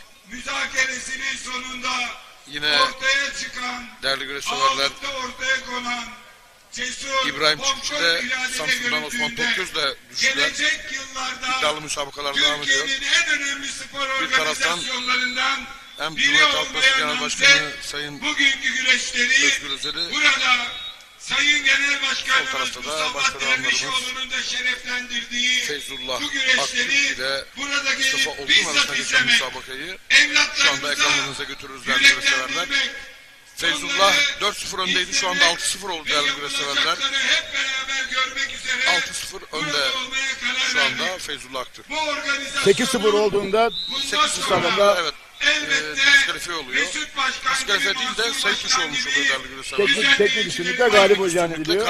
galip oluyor beylik güreşçiler. Bir kez daha bastırdığı takdirde Feyzullah Aktürk Mustafa Olgun mücadelesi ekranın sonunda. Ekranın sağında da Cumhuriyet Halk Partisi Genel Başkanı Özgür Özel konuşmalarına devam ediyor. Değerli gibi şu ne ekranda Serhat Elvan mücadelesi. Serhat Elvan Eren Dursun Turan'la güreşiyor. O da ekranlarda. Arkası dönük. Günlere kadar var gücümle destekleyeceğime söz veriyorum. şu anda Bu güzel 6-0 önde organizasyon değerli için güreşseverler. emeği geçen herkese Karabük'te teşekkür güreşlerin ediyorum. Cazgırlarımızdan, birinciliğin en büyük adaylarından davulcularımıza, Feyzullah Aktürk. hakemlerimizden tertip komitesine hepinize ellerinize Rakibi sağlık, Mustafa Olgun'a şu yüreklerinize anda 6-0 sağlık galip. diyorum. Günü gelecek, Müsabaka 10 dakika sürüyor Türkiye'de değerli güreşseverler. olimpiyatlar 10 dakika yapılacak. süre Günü içerisinde gelecek 1900 güreş bir şekilde biterse 6-0 biterse Feyzullah Aktürk galip oluyor. Uzamaya gitmiyor. 60'ta Roma'da Evet. olduğu gibi Her türlü 7 galibiyette, altın sayı madalya üstünlükte. yaşayacak. Ama her türlü beraberlikte musabaka altın puana Eğer beraberliği sağlarsa Mustafa Olgun durumu 6-6 yaparsa o güne kadar son 10 çok dakika çalışın bittiğinde 6 puana kardeşlerim. gidiliyor ama Hep beraber şu çalışacağız. anda Hep beraber Feyzullah başaracağız. önde rakip Ne karşısında. mutlu sizlerle birlikte olduğumuz için. Ne mutlu bizlere. Ne mutlu sizlere. Ne mutlu Türk'üm diyene. Hepinizi saygıyla selamlıyorum. Sağ olun, var olun. Sayın Genel Başkanım, sizi biraz bekleteceğiz. Keçiören Belediye Başkanımız bir söz arsan size hediye takdim edecek. Mansur Başkanımızla Değerli birlikte güreşseverler, Cumhuriyet Halk Partisi Genel Başkanı Sayın Özgür Özel konuşmalarını bitirdiler. Şu anda Ankara Büyükşehir Belediye Başkanımız Sayın Mansur Yavaş, Keçiören Belediye Başkanımız Sayın Mesut Arslan, Cumhuriyet Halk Partisi Keçiören Başkanımız Sayın Özgür Özel'e altın kemer hediye etmiştir. Çok teşekkür ediyoruz. Mesut Özarslan Keçiören Belediye Başkanımız Sayın Mesut Genel Özarslan'ın Başkan Ankara Sayın Özgür Büyükşehir Özel'e Belediye bir plaket Başkanımız takdim ettiler değerli Sayın güreşseverler. Mansur Yavaş'a Sol karada hediye yine sunacak. değerli güreşseverler Hediye takdiminde bulunuyorlar. günün en iddialı ismi tarihi müsabaka devam ediyor. Tabi burada şimdi arayışa girecektir rakibi Osman Olgun. Çünkü 8-0 önde Feyzullah Aktürk. Bir arayış içerisine girmek zorunda çünkü böyle biterse müsabakanın galibi Feyzullah Aktürk olacak değerli güreşseverler. Onun için arayışlarını hızlandırmak zorunda Osman Olgun değerli güreşseverler. Sayın Mehmet Bayram. Ama Feyzullah da bu sayı farkını yeterli görüyor. Gördüğünüz gibi bu puan farkını korumak için de hiç girişimde bulunmuyor. O da bekliyor sürenin dolmasını. Burada eğer müsabakayı kazanmak istiyorsa rakibi Mustafa Olgun. Ekranın sağında Serhat Elvan ve Adil Mısırcı. İkisi de çok önemli güreşçi. Adil Mısır da Selahattin'den bayrak çoğumuz var. evet. Sırtı dönük, yeşil pırpıtlı olan Serhat Elvan, rakibi Adil Mısırcı. Evet değerli güreşseverler.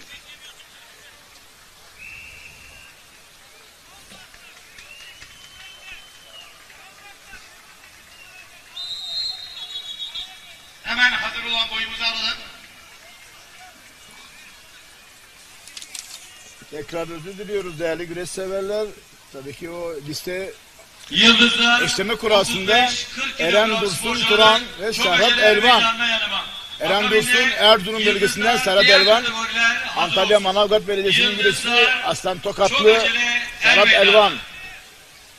Ekranın sonunda yine Feyzullah Aktürk ve rakibi Mustafa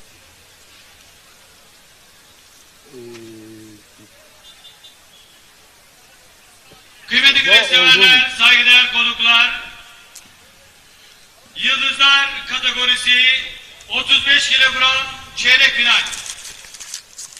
Yusuf Çirci, Değerli Kahramanmaraş, güreşseverler. Avşin, Ekranın sağında gördüğünüz pehlivanlar. Evet. Feyzullah Feyzullah artık şu anda 8-0 normal süre bitti. 10 dakika değerli güreşseverler. 10 dakika sonucunda Feyzullah Artürk 8 puan aldı. Rakibini 4 kez bastırdı ve adını çeyrek finale yazdırmış oldu. çok değerli İstanbul Belediye Değerli Başkanımız pehlivanımız. Yine Sayın Ekrem İmamoğlu'na güreşiyor. Serhat Elvan da Muhammed rakibi Eren Dursun nerede? Turan'ı, Erzurumlu pehlivanımız Eren Dursun Turan'ı yenerek Serhat Elvan da adını bir üst tura Hanifi yazdırdı değerli Bayındır'la güreşseverler. güreşiyor Hatay.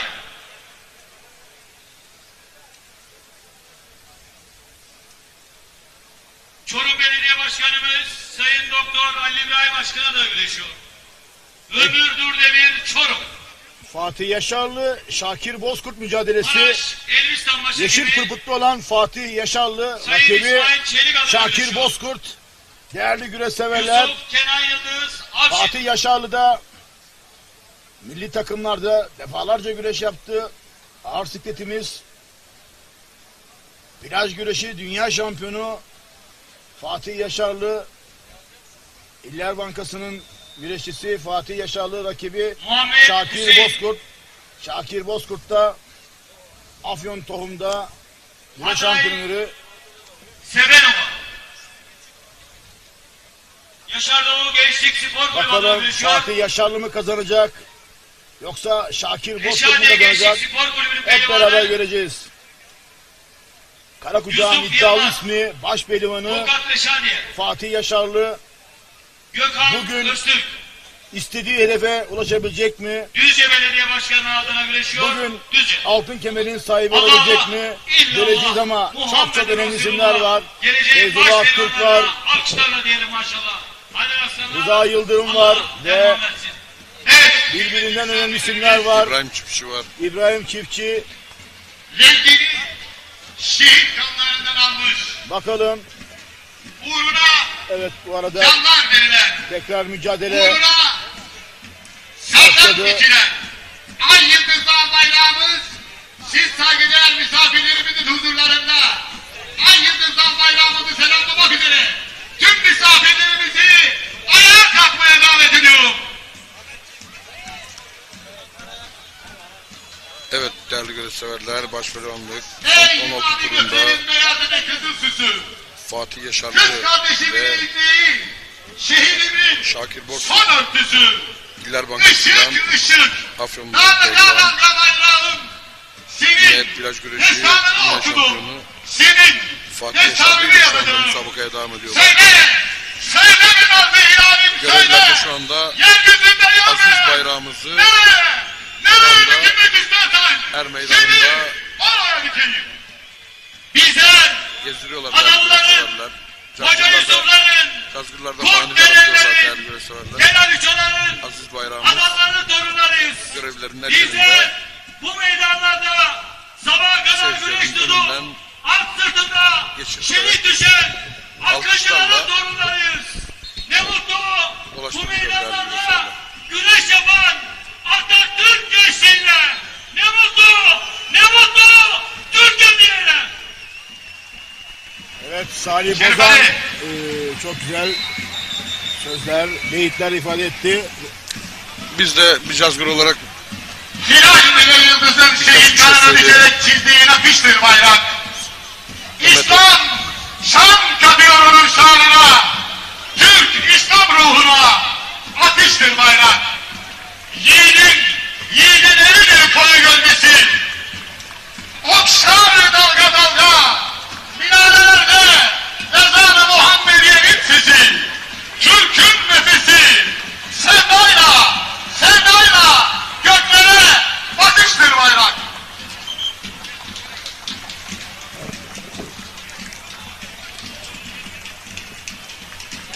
Evet.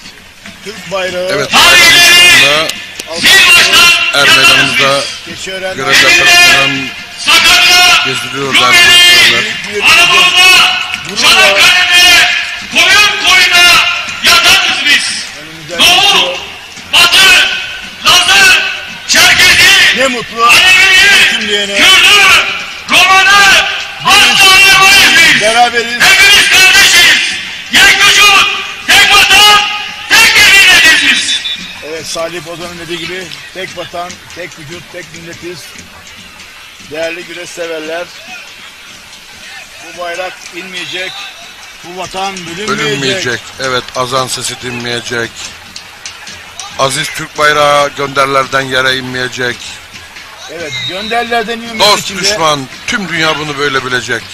sevgili Sabahattin Erdoğan, eğer ki bayraklar inmemesi için ne yapmamız gerekiyor? Çok mücadele etmemiz gerekiyor. Ve mücadelede bayrağımız her zaman her alanda Türk bayrağımız Gönderlerin en üstünde olmalı. Aziz bayrağımızı, şehitlerimizin kanıyla sulanmış aziz bayrağımız gönderlerin en üstünde olmalı Allah'ın izniyle. Ay yıldızlı bayrak uğruna nice canlar feda ettik. sporun Dünya durdukça da bundan asla imtina etmeyiniz. Türk bayrağını İstiklal Marşı dalgalandırmak şahidimiz için Sayın Mehmet Akif çok Ersoy'un mücadele etmemiz İstiklal gerekiyor. Marşı'nın son Olimpiyatlarda cümlesinde söylemiş olduğu gibi. Evet, tahakkülü söylediği gibi olimpiyatlara giden yol işte bu karakter güreşlerini er meydanlarından gidiyor. Değerli güreş severler. Eğer hepsi helal. sevgili yönetmenim baş pehlivanlık güreşi Ebediyen sana yok. Mülküme yok istihlal. Hakkıdır. baş pehlivanlık Hakkıdır mücadelesi hürriyet var. bayrağımın hürriyet. O alanda Hakkıdır hakka tapan milletin istiklal. Aziz şehitlerimizi bir kez daha rahmet, minnet ve saygıyla yad ediyoruz. Ruhları şad, mekanları cennet olsun inşallah. Evet, bayrağımızı topluyoruz.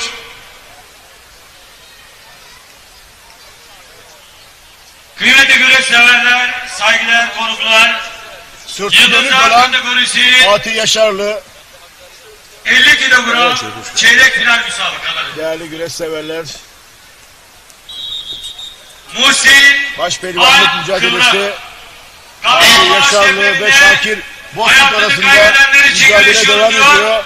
Ekranlarımızda diğer tarafta da ekranın sağ köşesinde Türk bayrağıyla Muhsin Alp Kıvrak, Kahramanmaraş. evet tam ekranda şu anda güreşimiz baş pehlivanlık güreşi. Osman Kaplan, Mücadelede- Çorum Belediye Başkanımız Doktor Sayın Ali İbrahim Başkanı'na güreşiyor.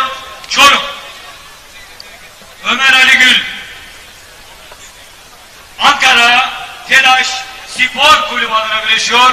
Ankara.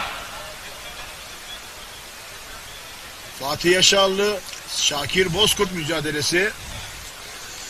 Mustafa Baş pehlivanlığın Kaan son Konuk. çeyrek finalisti Filistin'de kim olacak? Gazze'de hayatını kaybeden Siyah pırpıtlı tüm çocuklar Şakir için, Bozkurt, tüm Müslümanlar için güreşiyorum diyor.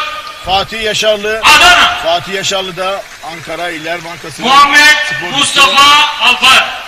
Şakir Bozkurt. Çorum Belediye Başkanımız Sayın Doktor Ali İbrahim Başkanı'na güreşiyor. Çorum. Ama faal aktif spora devam Mehmet ediyor. İlmek. Ve eski bir milli güreşçi Şakir Bozkurt.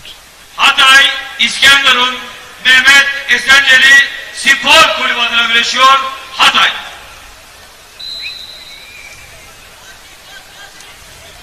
Ensar Demir Bayraklı Düzce Belediyesi Düzce. Ali Değerli Özdemir güreşseverler, Er Meydanı'nda başkanlık müsabakalarında, çeyrek final müsabakalarında Askeri Spor Kulübü birçok adına güreşiyor. pehlivanımız şu anda Sivas. müsabakaya devam ediyorlar. Fatih Yaşarlı Allah Şakir Dostluk arasında geçen müsabaka Allah! tüm hızıyla Muhammed'in Er Meydanı'nda Resulullah! devam ediyor. Geleceğin Hakem dünya olimpiyat şampiyonlarına pehlivanların alkışlarla diyelim maşallah. Haydi biraz aslanlar. aktif Allah derman olmaları versin. yönünde uyardı pehlivanları. Biraz güreşe girmelerini istiyor meydan hakemleri. Çünkü durgun geçiyor güreş. Bu şekilde puan almaları mümkün değil. Tabii ki iki tarafta bekleyip altın puanı gitmenin hesaplarını yapıyorlar değerli güreş severler. Altın puanda bastıran maçı zaten alacak. O açıdan pek birbirlerini üzmek istemiyorlar diyelim. Çünkü zaten dalan bastıran 2-0 önde de olsa normal süre bittiğinde zaten kazanıyor değerli güreş severler. Uzatmaya da gitmeye gerek yok. Ama şu anda iki pehlivan da puan alamadı.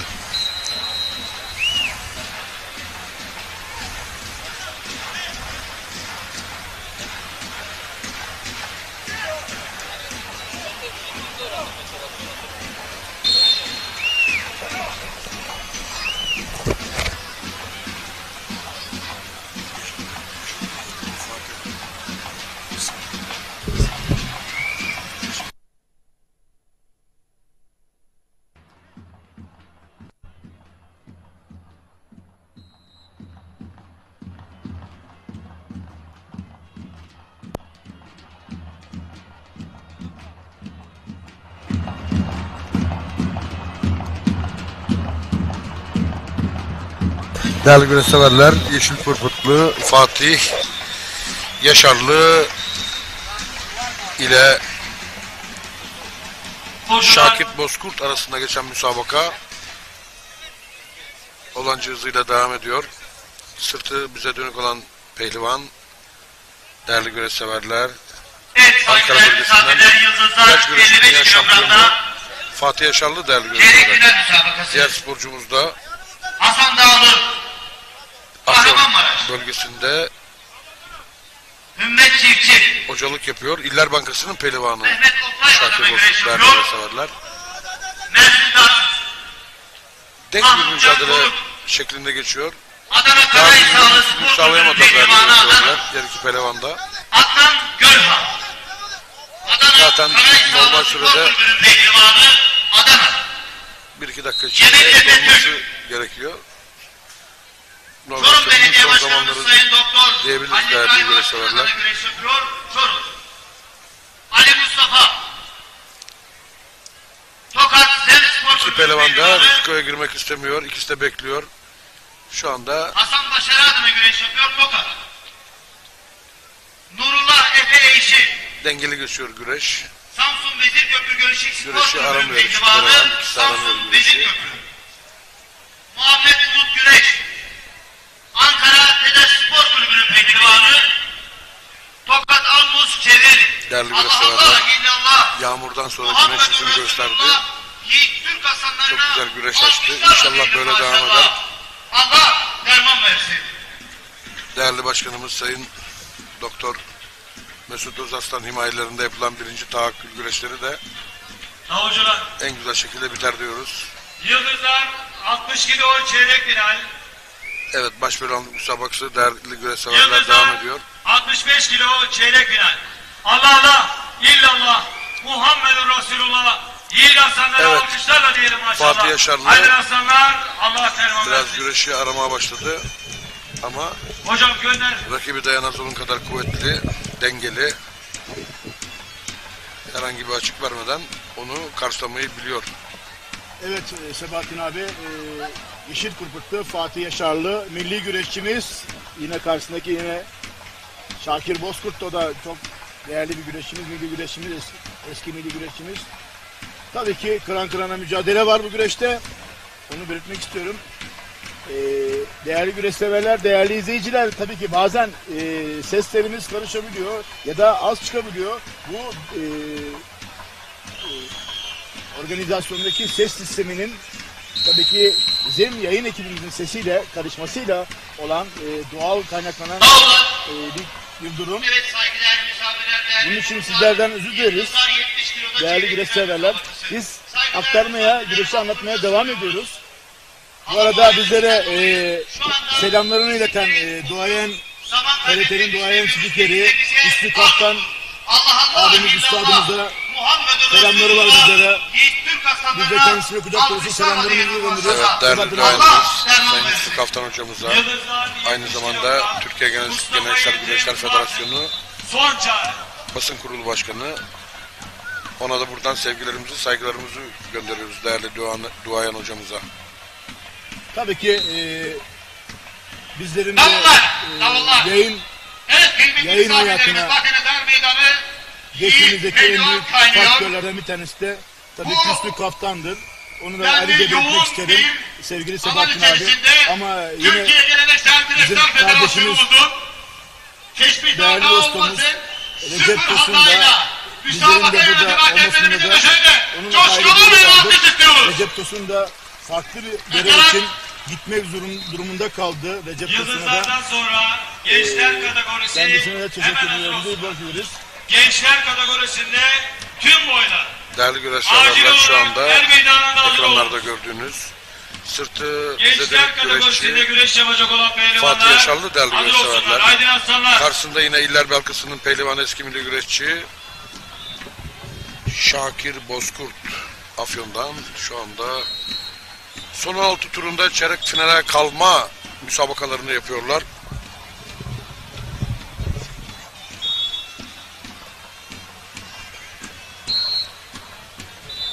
Son 16 turundan değerli güreşseverler çeyrek finale kalmak için olanca güçleriyle mücadele ediyor. Ama şu anda 3-4 dakikadan beri değerli güreşseverler hiç birbirlerine girmediler. Hiç güreşi aramıyorlar.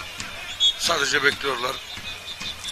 Tabii böyle kasnaklardan falan güreşi arasalar, elenselerle böyle çekseler daha çabuk bitecek güreş ama evet saygıdeğer misafirler, Yıldızlar 75 kiloda çeyrek final müsabakası. Allah Allah, illallah, Muhammedur Resulullah, yiğit Türk aslanlarına hep beraber alkışlarla diyelim maşallah. Allah derman versin. Belki bir oyun arayışına girebilir oradan.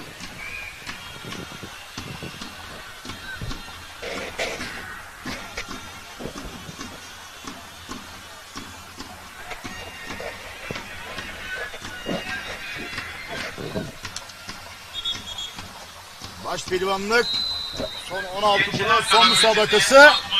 Fatih Yaşarlı, Şakir Bozkurt. Çok acele boy ayrılma mahsulüne gidilir. Herhangi bir puan alma söz konusu yok ama iki güreşçinin de risk alması gerekiyor. Artık ihtarlar söz konusu. Çayır hakemi iki pehlivanı da uyarıyor.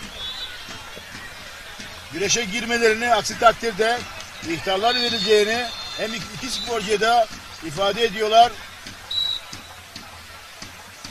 Hem Şakir Bozkurt'a hem Fatih Yaşarlı'ya. Bakalım bastıran puan alacak, galip olacak kim olacak? Değerli güreşseverler. 80 kiloda çeyrek final müsabakası. Allah Allah, illallah, Muhammedur Resulullah, yiğit Türk aslanlarına alkışlarla diyelim maşallah. Allah derman versin.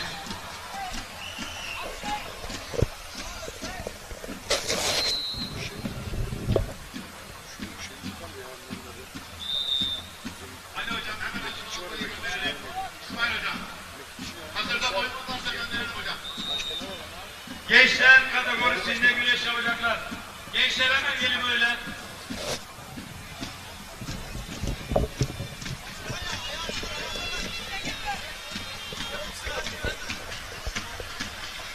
Artık iki baş pehlivan içinde ikişer ihtar hakem söz konusu. Hem Şakir Bozkurt hem Fatih Yaşarlı'ya çayır hakemi ikişer ihtar verdi. Mücadele acaba ihtarla mı sonuçlanacak? Yoksa altın puanı alan kazanacak mı? 60, 65, 70, 75, 80, 85, 90 ve baş pehlivanlar. Acele edelim arkadaşlar, sizlerden istirham ediyorum. Gençler kategorisi, akabinde büyükler hazır olsun. Davulcular, kıymetli güreş severler, yıldızlar kategorisi, baş güreşleri çeyrek final.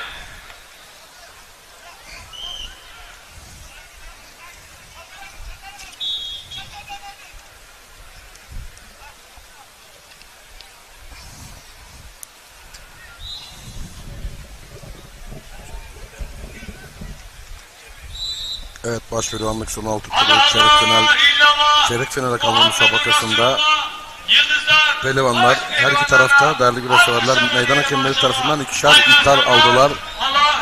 Pasif güreşiklerinden dolayı. Üçüncü iptal çıkar mı? Üçüncü iptal normal sürede çıkma olasılığı yok çünkü ikisi de duruyor. İkisi de bir reaksiyon göstermiyor değerli güreşseverler. Güreşi alma konusunda, rakibi bastırma konusunda şu anda iki tarafta risk almıyor. Normal seyrinde devam ediyor güreş. Pehlivanlar birbirlerine dayandılar. Bekliyorlar birbirlerinin hamle yapmalarını. Bak, hamle yapıp evet şu anda Fatih Yaşarlı bir dalma hamlesi yaptı. Tekrar girdi. Göğüs çaprazında şu anda. Evet, göğüs çaprazını aldı değerli güreşseverler. Çekiyor. Bakalım buradan her an güreş sonuçlanabilir. Evet, Şakir Bozkurt da değerli güreşseverler onun kastağından yakaladı. Belinden şu anda kavradı. Göğüs çaprazıyla belki çangalla onu düşürebilir ama şu anda onu denemiyor. İkisi de bekliyor. Bakalım ne olacak. Evet. 65, 70, evet. 75, Göğsünden 80, tuttu. Evet. 85, Evet. 90 ve Evet. baş Bir sonuç pehlivanlar. çıkmadı değerli güreşseverler. Üstüne yürümesi gerekirdi. Belki bir çangalla onu yere düşürebilirdi. Ama iç çangal, dış çangal bir şeyler yapıp veyahut da bir dış tırpanla ama onu denemedi. Deneme gereği duymadı. Rizikoya girmedi. Fatih Yaşarlı değerli güreşseverler.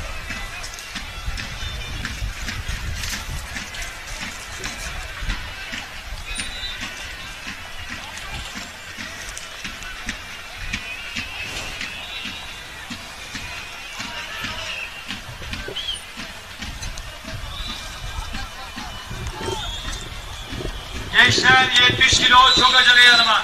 Gençler 70 kilo, akabinde 75 kilo. Hemen arka arkaya hazır olun arkadaşlar. Gençler 70 kilo yanıma gelsin. Değerli güreşseverler,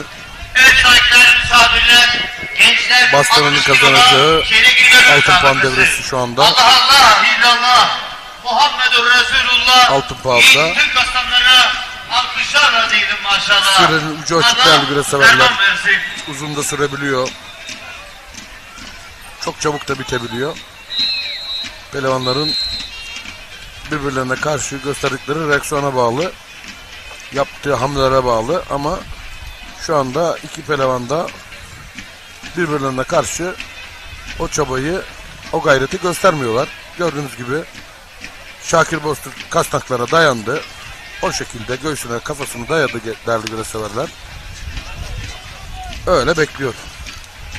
Fatih Yaşarlı da onu o şekilde koltuk altlarından tutarak herhangi bir aniden bir oyun yapmasını engellemek için o şekilde o da kontrollü bir şekilde onu tutarak o şekilde. Evet bak, dış tırpanla değerli güreşseverler gördünüz. Dış tırpanla Şakir Bozkurt az daha Fatih Yaşarlı'yı düşürebilirdi. Tam dengede, yani denge ayağına tam bastığı anda, o anda tırpanı bulsa belki sırt aşağı düşme olasılığı olabilirdi. Her an bir kırılma anı olabilir. Evet. Güreşte değerli güreşseverler, Şakir Bozkurt, Fatih Yaşarlı artık Büyükler kategorisinde güreş yapacak pehlivanlar. 55, 60, İhtarların artık çalıştığı söz konusu olduğu anlar ve her an bir puan çıkabilir. Bu arada baş pehlivanlıkta galip gelenler, adını çeyrek finale yazdıranlar İbrahim Çiftçi, Efe Anıl Al, Serhat Elvan, Oktay Güngör, Feyzullah Aktürk, Rıza Yıldırım, Adil Mısırcı, adını çeyrek finale yazdıran 7 isim oldu. 8. isim kim olacak? Fatih Yaşarlı mı? Şakir Bozkurt mu? 75-80, 85-90 ve baş pehlivanlar akabinde hazırlıklarınızı yapınız. Büyükler 65-70, 75-80, Değerli güreşseverler, 85-90 kilogram. şu zaman dilim içerisinde Şakir Bozkurt biraz Baş daha pehlivanları hariç güreşi büyükler kategorisinin tamamı yanıma. Arkadaşlar arama erişeslerimiz savaşı yapılıyor. içerisinde Çok acele yanımıza gelin. Fatih Yaşarlı da onu sadece karşılıyor. Evet saygıdeğer misafirler, büyükler 65 kilogramda çeyrek final Baş pehlivanlık müsabakaları. son altınının son müsabakası değerli güreşseverler bu. Muhammedun Resulullah. Bu müsabakadan sonra baş pehlivanlar çeyrek final kurallarını seçecekler. Allah derman versin. Özel Özgür Aslan Evet, sana tekrar yapılan son çağrı. hakem ayırdı. Tekrar düdüğünü çaldı. Tekrar güreşmelerine izin verdi. Tekrar pehlivanlar güreşiyor değerli güreşseverler.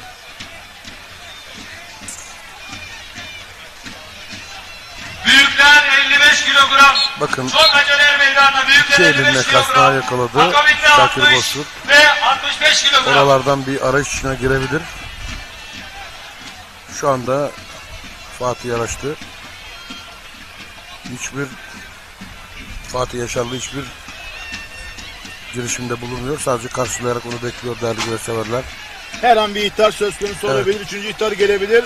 Fatih Yaşarlı'nın Eğer güreşe girmesi Şakir lazım. Bozkurt biraz hamle yaparsa onu diskalifiye ettirebilir.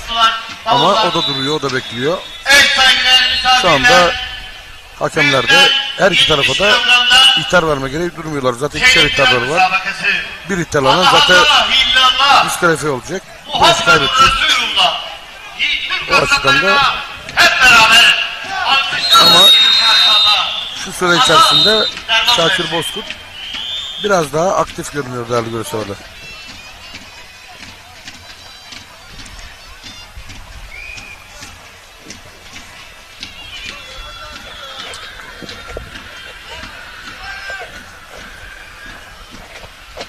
Fatih Yaşarlı bir yere girme, göğüs çaprazı girme denemesi tabii ki. Ama bunu kararlı bir şekilde yapması gerekiyor. 55, 60, 65, 70, 75, 80, 85 kilogram. Çok acele meydanına. Aydın Aslanlar, Koçikler. Şehir hakemleri Fatih Yaşarlı'yı son kez uyarıyorlar. Artık Muhammed güreşe gir. Emin İsmail sana yapılan son çağrı. Evet, Fatih Yaşarlı Gençler 85 kilogram. Muhammed gayret Emin göstermiyor İsmail son son çağrı. zaman dilimi içerisinde. Böyle giderse 3. ihtarı hakemler verebilir, diskalifiye edebilirler değerli güreşseverler. Ama biraz daha aktif olması lazım ki Şakir Bozkurt'un, ki onu diskalifiye ettirebilsin. Yeterli çabayı o da göstermiyor değerli güreşseverler güreş müsabakasını almak için. Dağlar. Evet saygıdeğer misafirler. İki sporcu da tabii ki eski performanslarından Allah uzak Allah. görünüyor. Sabah Erdoğan. İllallah. Muhammedun Resulullah. Özellikle Fatih Yaşarlı'yı hep beraber alkışlarla diyelim maşallah. geçmiş sezonki performansından uzak görüyorum. devam etsin. Tabii belki bir sakatlığı söz konusu olabilir Fatih Yaşarlı'nın ama Fatih Yaşarlı da kendini ispat etmiş bir güreşçi. Zira Şakir Bozkurt güreş antrenörlüğü yapıyor. Afyon Tohum Merkezi'nde. Ama tabii ki burada artık hakemlerin yapacağı artık son karar, birinden birini tercih etmek zorunda diskalifiye konusunda. Son ihtarı verirler, hangi güreş alırsa mağlup sayılacak değerli güreş severler. Neredeyiz? Keçiören Bağlum'da daha Akgül onuruna yapılan 1. Karakucak güreşleri Keçiören Bağlum. Şehit Hüseyin Demirtaş Er Meydanı'ndayız değerli güreşseverler. Evet, şehidimiz, tabii ki şehitlerimiz çok çok önemli. Hüseyin Demirtaş adına verilmiş bir güreş sahası burası. Şehitler bizim baş tacımız. Başımızın üstünde elleri var. Sevgili Sebahattin Erdoğan. Evet, kanlarını bu toprak için seve seve dökmüş şehitlerimizi rahmetle, minnetle, saygıyla anıyoruz. Ruhları şad, mekanları cennet olsun inşallah. Vatan sana can feda diyerek 55, hiçbir şeyi 65, gözetmeksizin, arkada şeye bakmadan canını canına veren şehitlerimizi rahmetle, minnetle anıyoruz. Bu arada Fatih Yaşarlı, evet, üstleniyor şu anda.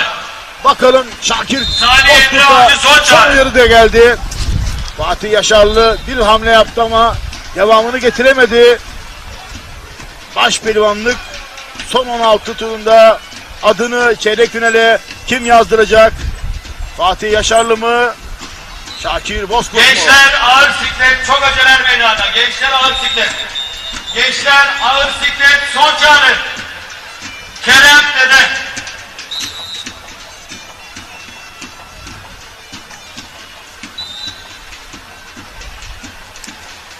Bu arada önemli isimler çeyrek finale kaldı. İbrahim Çiftçi. Büyükler 65 kilo. Paris Olimpiyat Akabinde oyunlarında 70 kilo. Arkasından 97 kiloda mücadele etti. İstediği sonucu elde edemedi. İbrahim Çiftçi. Evet saygıdeğer misafirler. Genç bir isim değerli Efe konuklar, Anıl Al. Gençler Da 80 kilogramda Minder güreşinde kendini ispat etmiş bir Allah isim. Allah illallah. Serhat Elvan. Muhammedur Resulullah. O da Yiğit Türk aslanlarına hep Sivri beraber. Enerji Yağlı Güreşi'nde alkışlarla baş diyelim altında. maşallah. İddialı bir durumda Serhat Elvan. O da Manavgat Belediyesi'nin pehlivanı. Yine Oktay Güngör. Balıkesirli. O da eski günlerini arayan bir Oktay Güngör. O da burada adını çeyrek finale yazdırdı. Feyzullah Aktürk Mustafa Olgun'u yenerek adını çeyrek finale yazdırdı ve iddialı olduğunu belirtti. Rıza Yıldırım Karakucağ'ın tecrübeli ismi, Avrupa şampiyonu büyükler Rıza Yıldırım Aslan Tokatlı çeyrek finale adını yazdırdı. Yine Adil Mısırcı genç başpehlivanımız, o da Ali Rıza Kaya'nın çırağı, eski başpehlivanlardan. Adil Mısırcı da gençlerde, yıldızlarda dereceleri olan, Avrupa'da, dünyada dereceleri olan bir sporcumuz. Adil Mısırcı, o da adını çeyrek finale yazdırdı. Bugünün iddialı isimler arasında.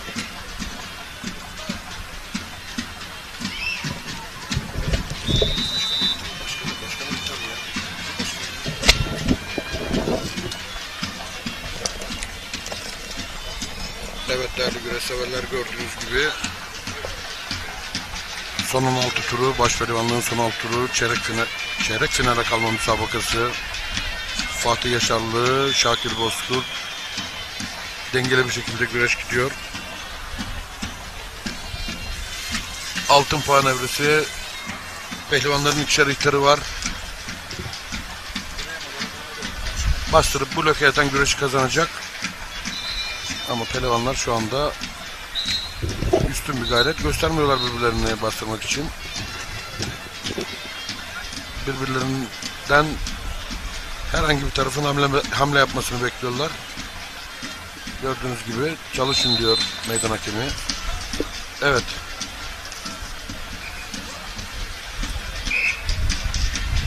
Fatih Yaşarlı güreşi aramaya başladı. Kasnaklara gömüldü değerli güreş severler, gördüğünüz gibi. Kasnaklardan çıkıyor. Evet. Dağlar.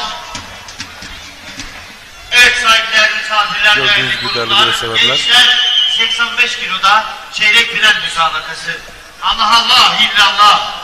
Muhammedur Resulullah. Yiğit Türk aslanlarına hep beraber alkışlarla diyelim maşallah. Allah derman versin. Evet değerli güreş severler.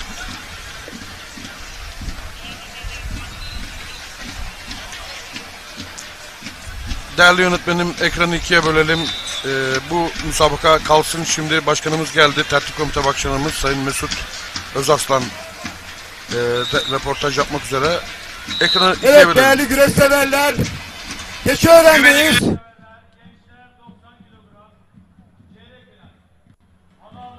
Evet değerli güreş severler, Keçiören'deyiz. Keçiören'de birincisi yapılan Taha Akgül güreşlerinin baş mimarı ve Ataspor'u güreşe sırtını dönen değil, yüzünü dönen belediye başkanımız Doktor Mesut Özarslan yanımızda. Evet değerli başkanım, bugün ilk defası yapılıyor Karakucak güreşlerimiz Taha Akgül adına.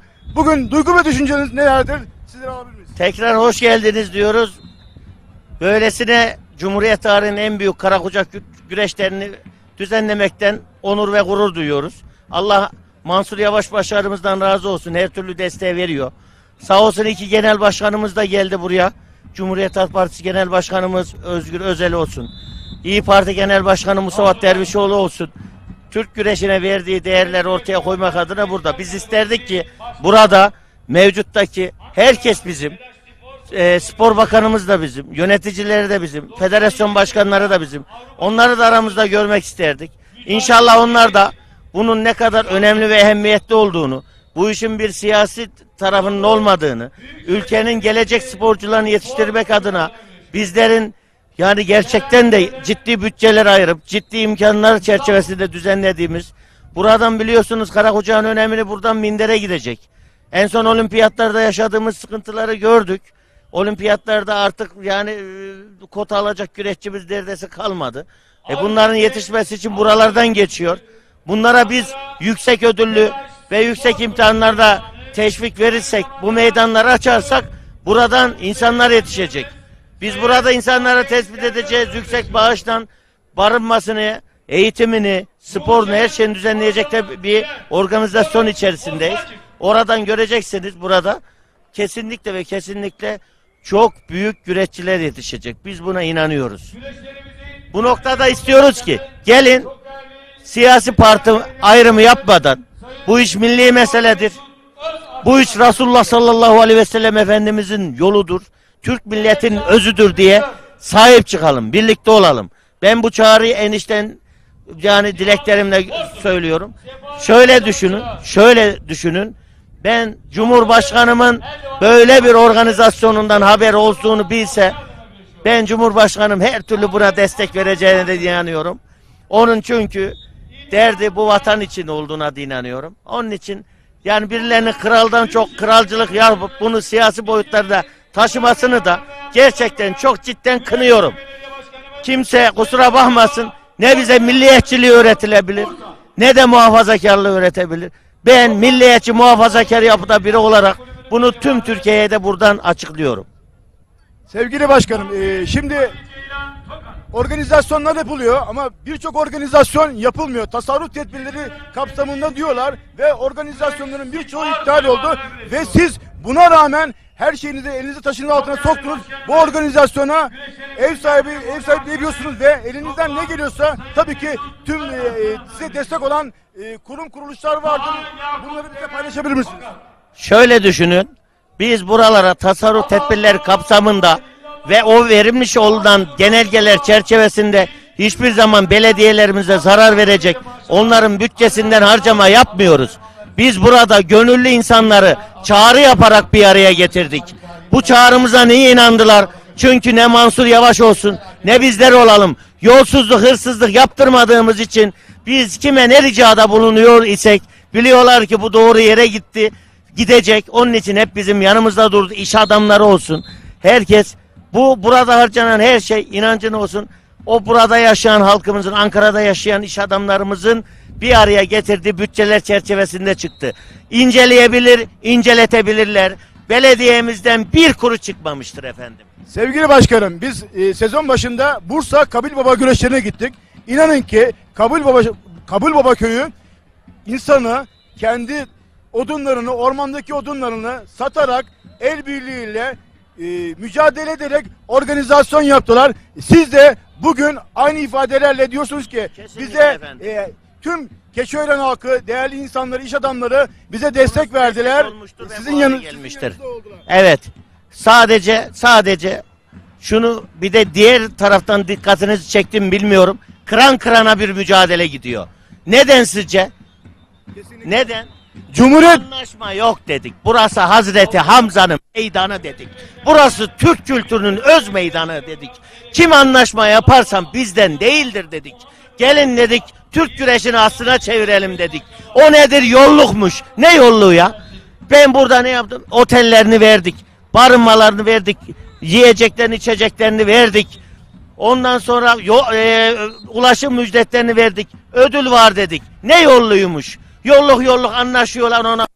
Ben son dönemlerde görmedim o yağlı güreşlerde bir Karamürselli'nin Elmalı'da şampiyon olduğunu. Bir Korkuteli'nin gidip de Karamürsel'de şampiyon olduğunu. Herkes bu işleri bırakacak. Bu gruplaşmaları bırakacak. Türk sporuna namuslu bir şekilde iş yapmak istiyorsa herkes delikanlı ve namuslu olacak. Şerefli Türk evladı olacak. Olması için de herkes bu işe özüyle değer verecek. Dün 57 yaralanmamız var burada. 57. Bugün de kıran kırana bak. Görüyor musunuz şurada? Kaç saattir sürüyor bak, kaç saattir. Anlaşma olsa bunlar bittiydi. Bu bitmeyecek. Bu ödülü de diyoruz ki bakın anlaşma yapmayın, namuslu yapalım, ödülleriniz de büyük diyoruz. Ve şu ana kadar da en büyük ödülleri biz veriyoruz. Vermeye de devam edeceğiz. Bunu buradan bütün içtenliğimle söylüyorum efendim. Sevgili başkanım, ben uzun yıllardan beri güreşi takip eden birisiyim. Eski milli sporcuyum. Ben Cumhuriyet tarihinde inanın ki ben böyle büyük bir organizasyon, Karagurcak organizasyonu görmedim. İlk defa şahit oldum. Ama onun ötesinde böyle kıran kırana gördünüz mü? Allah için konuşun. Kesinlikle çok güzel bir organizasyon. Baktığımız zaman Karagurcak organizasyonu olarak ve ödülleri bakımından baktığımız zaman Cumhuriyet tarihinde bence bir ilk diyorum. Sevgili başkanım, bir de şunu söylemek istiyorum. Evet, bir güreş takımı kurdunuz bildiğim kadarıyla. Evet. Bir yapılanmaya gidiyorsunuz. Altyapıyı biz oluşturacağız. Aski Spor'la anlaşmamız var. Altyapıda yetiştirdiğimiz Aski Spor'un güreşçisi yapıp olimpiyatlara, Avrupa şampiyonları, dünya şampiyonlarına götüreceğiz. Şanlı Türk bayrağımızı en göklere çektireceğiz. Birileri gibi laf yapmayacağız, icraatını yapacağız, takipçisi olacağız. Başkanım, bir de son sorum. Bugün bu güreşler Taha Akgül onuruna, bu düşünce fikir nasıl oluştu? Bize bir anlatır mısınız? Ya şimdi dedik ki böyle bir geleneksel güreşlere ev sahipliği yapalım bundan sonra. Bunun adı da, ben Sultan şehrin evladıyım. Orada büyüdüm.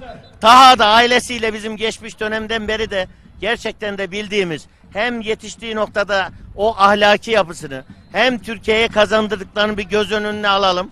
Gerçekten de olmadığı şampiyonluk yok. Ta askerlikte ordu şampiyonasından tut da öğrencilikte üniversiteler arası şampiyonluğundan tut da Avrupa, dünya, olimpiyat, Akdeniz olimpiyatları hepsinin şampiyonluğunu yaşamış, bizlere yaşatmış. O şanlı Türk bayrağını göklere çektirmiş. Hem de onun ismi kalsın, onuru olsun. O onurla insanlara örnek olsun diye Taha Akgül ismini koyduk.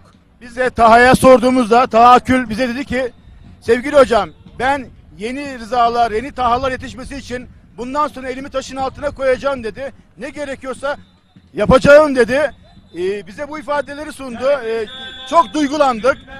Tabii ki biz de kendisine bu camiada olması gereken, hizmet etmesi gereken bir şampiyonumuz, değerimiz, manevi gururumuz bizi yıllarca Avrupa'da, dünyada başarıyla temsil etti. O yüzden bize ayrı bir değer kattı, marka kattı. Sevgili başkanım, biz size teşekkür ediyoruz. Atasporu güreşe... Biz sizlere teşekkür ediyoruz. Gerçekten de güreşe en çok yayın veren bir medya kuruluşusunuz. Biz isterdik ki burada devletin televizyonu TRT1 gelsin. Buralarda bu gerçek, yani güreşleri izlesin, güreşleri sunsun. Ama buradan kınıyorum. Burada TRT Genel Müdürünü şiddetle kınıyorum. TRT Genel Müdürü Cumhuriyet tarihinin en büyük güreş organizasyonunu vermiyor. Gitsin o düğün ve sünnet şenliklerindeki ufak tefekli olduğu belli olmayan organizasyonları versin. Gitsin TRT Genel Müdürü anlaşmalı organizasyonlarını versin. Allah'a şükür Rahman'da, Rahmaniyet'te burada göreceksiniz. Biz buradan bu Türk milletinin, bu Müslüman Türk milletinin nefesi ve sesi olacağız. Bizi de kimse engelleyemeyecek. Onlar vermezse sizler verirsiniz. Sizler vermezseniz canınız sağ olsun. Sosyal medyadan bütün Türk milleti görmekte bu işleri. Sevgili başkanım, bugün 6 kanal, bugün canlı yayındayız, ortak yayındayız ve Allah razı olsun hepinizden. ona yakında sosyal medya platformumuz canlı Allah yayınlıyorlar. hepinizden razı Biz olsun. Ataspor'una hizmet etmek Var olun, kendimize iyi ki varsınız. şiar edindik. Biz size teşekkür ediyoruz yayınımıza katıldığınız için. Sağ olun kıymetli hocam. Allah Hayırlı razı olsun günler diliyoruz. hepinizden. Sağ olun, var olun. Sağ olun.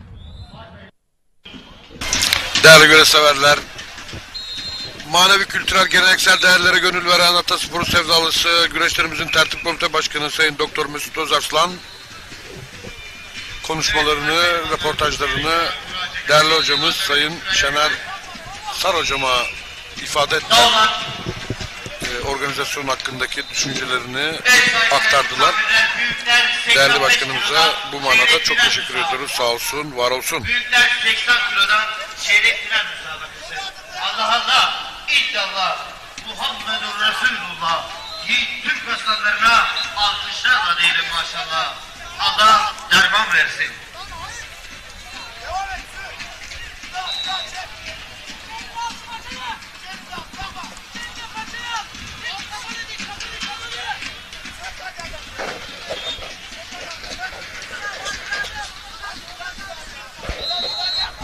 Evet değerli güreş severler. Keçiören Belediye Başkanımız, değerli başkanımız Mesut Özarslan, kendisiyle röportajda bulunduk. Atasporu güreşimize hizmet edeceğini, her zaman yanında olacağını ifade etti. Güreşin kalkınması için elinden gelen tüm çabayı sarf edeceğini, Keçiören, Ankara Büyükşehir Belediyesi, ASKİ Spor ve diğer kuruluşlarıyla beraber ortak bir çalışma, ortak bir ekip işi ve sporcu yetiştirme anlamında birlik beraberlik içinde O giden adamı çağırsın, bak. hareket edeceklerini ve Bak gidiyor, bak o yana doğru gidiyor. çalışmalarını bu şekilde yapacaklarını ifade etti. Taha Akgül bizim bir neferimiz dedi. Ben de dedi Ataspor'un güreşin her zaman yanındayım, destekçisiyim dedi. Biz dedi gönül bağımız var güreşinize dedi. Ve içtenlikle, samimiyetle cevaplar verdi. Biz kendisine teşekkür ediyoruz. Doktor Mesut Özarslan'a inanın ki tabii ki bu konuşmaları beni de çok heyecanlandırdı. Biz de burada elimizden geldiğince kanallarımızla, yayıncı kanallarımızla beraber anlatmaya çalışıyoruz. Yanımda Sabahattin Erdoğan, eski Kırkpınar Başaltı Pehlivanı, kendisi aynı zamanda cazgır, usta Sabahattin Erdoğan. Beraber anlatımda yardımcı oluyoruz.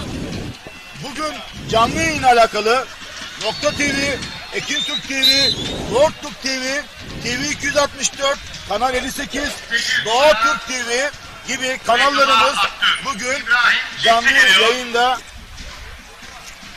Yine sosyal medya platformu ermeydana.com, güreşin hakkını verenler, sadece güreş sayfası, Pehlivan TV, yağlı güreş pehlivanları ve sosyal medya platformları olarak bugünkü yayını canlı olarak aktarıyorlar.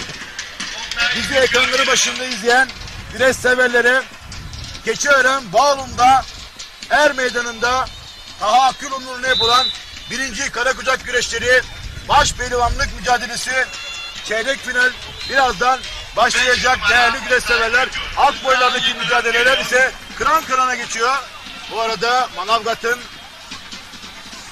eski sporcularından Mustafa Ölmez de o da yanımızdaydı. O da selamları var.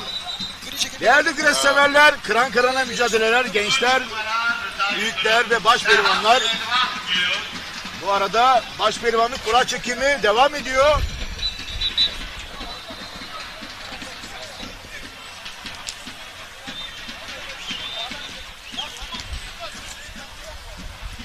Altı numara Serhat Elvan. Pehlivan 6 numara.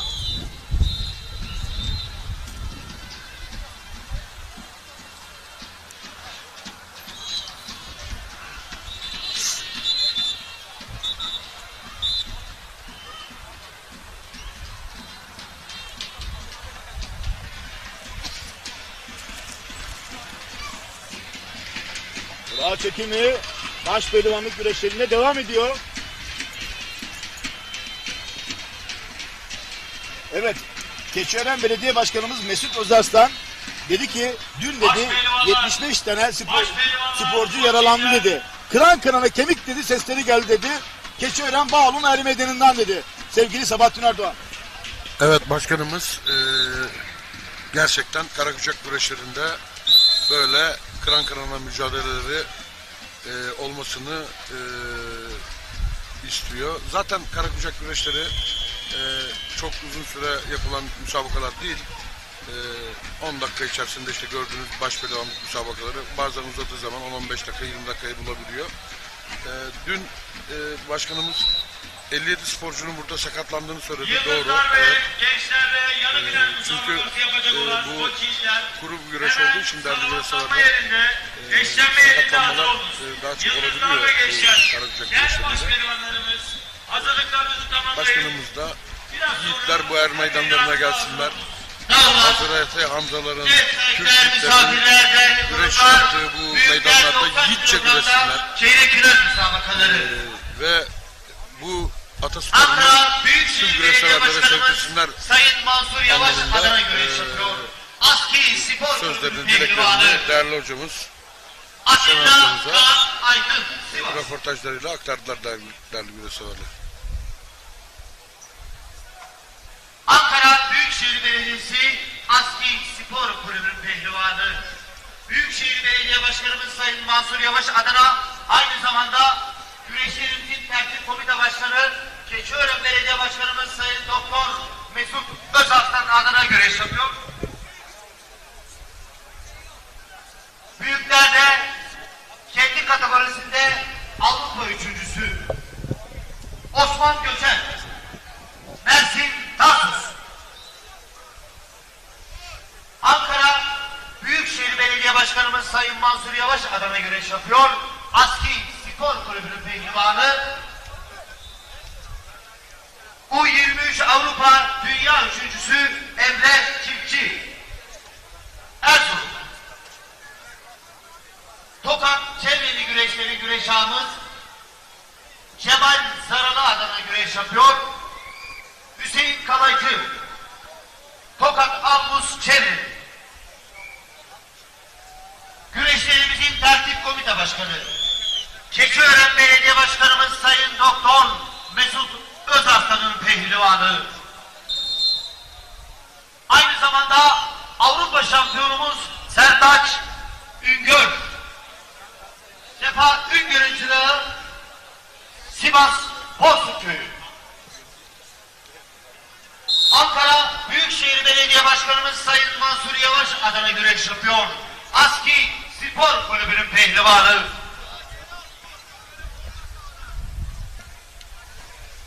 Aynı zamanda Yaprak Döner Restoranlar adına güreş yapıyor. Serdar Çavuşoğlu, Samsun. İstanbul Bahçelievler Belediyesi Spor Kulübü'nün pehlivanı Batuhan Kış, Çorum Kargı. Akdeniz Oyunları şampiyonu Ahmet Bilici, Dadaşlar Diyarı Erzurum. Allah Allah, illallah, Muhammedur Resulullah, yiğit Türk aslanlarına alkışlarla diyelim maşallah. Allah derman versin. Değerli güreşseverler, hava yine kapattı. Şu anda güreş er meydanımızın üstünde bayağı bir hava kapalı. O sıcaklık gittiği yerini serinleten rüzgara bıraktı.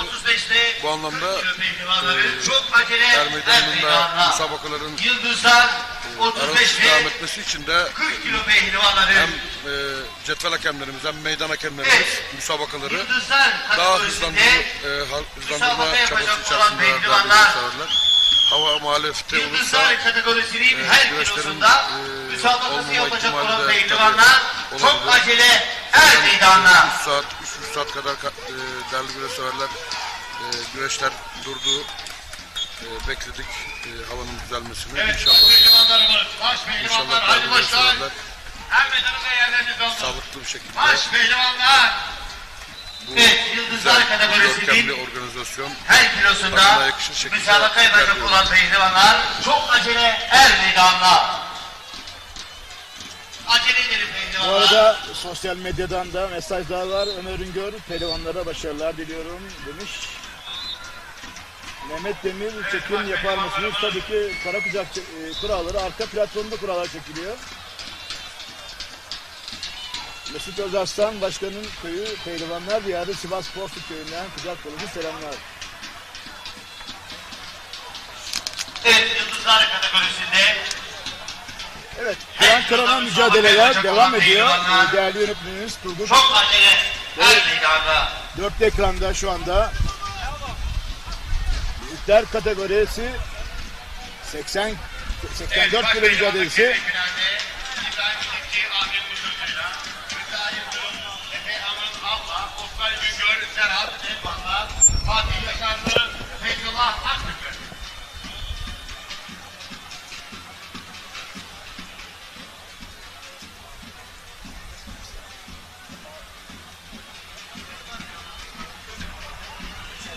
Hakan. Sen Şaban Yılmaz'ın canın başka var. Sağ olun. Bir baksana oralara. Evet saygıdeğer misafirler, değerli konuklar. Yıldızlar kategorisinde 40 ve 45 kilo yarı final. Allah Allah illallah. Muhammedur Resulullah. Hikmet kasalarına 60'larla diyelim maşallah. Allah serman versin.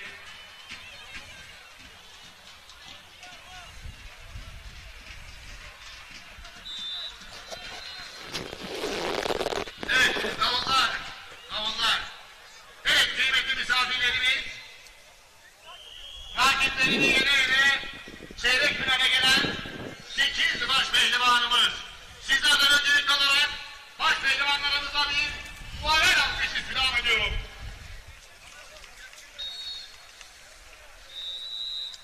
O 23 Avrupa şampiyonu. Büyükler Avrupa üçüncüsü oldu. Ankara Büyükşehir Belediyesi ASKİ Spor Kulübü'nün pehlivanı. Büyükşehir Belediye Başkanımız Sayın Mansur Yavaş Bey'in pehlivanı. Bu genel meydanımızda İYİ Parti Genel Başkanımız Sayın Musavat Dervişoğlu adına güreş yapıyor. İbrahim Çiftçik, Dadaşlar Diyarı Erzurum. O 20 Avrupa Dünya üçüncüsü. Ü23 Dünya ikincisi. Amasya Erzincan Belediye Başkanımız Sayın Alp Kaygı Bey pehlivanı. Bugün meydanımızda Cumhuriyet Halk Partisi Genel Başkanı Sayın Özgür Özel adına güreş yapıyor. Adil Mısırcı Ordu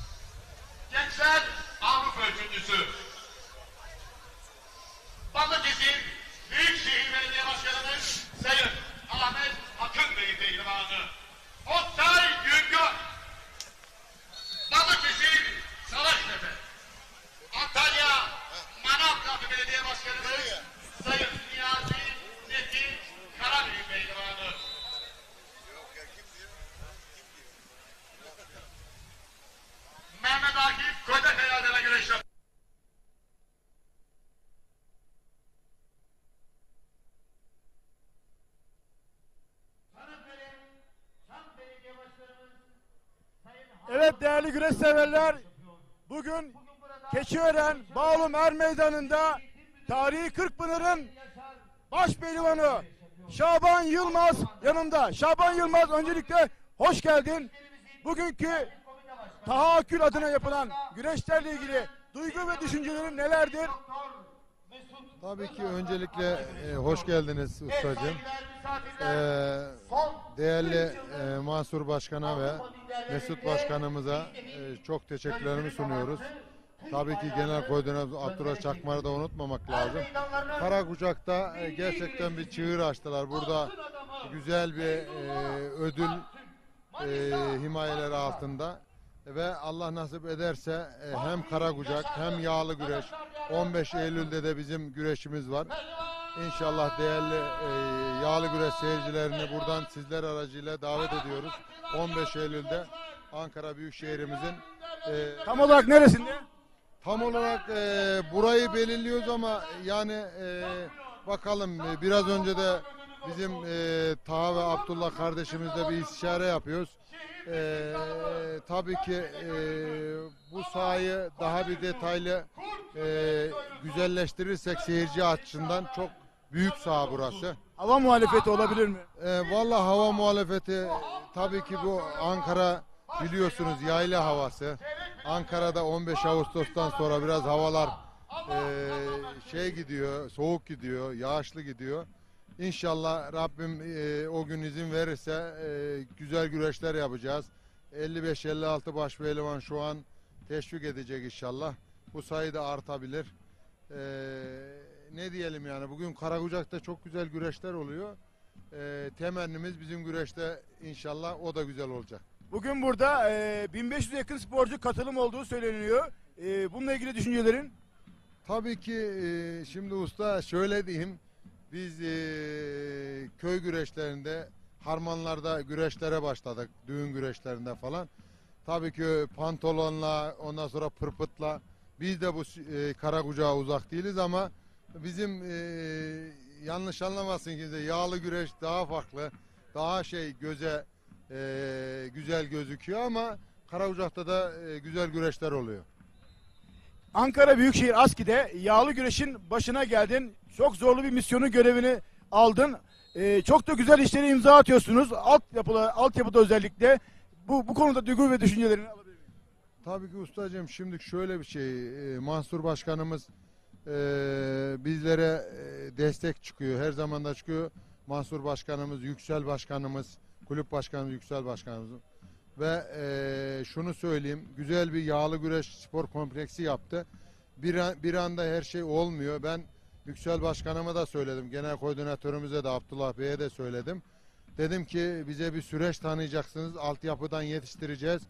5-6 yıl içinde tabii ki bu işin misyonu Antalya'dır. Antalya bir futbol deyimiyle söyleyeyim, Real Madrid'dir. İnşallah onlara rakip yetiştiriyoruz.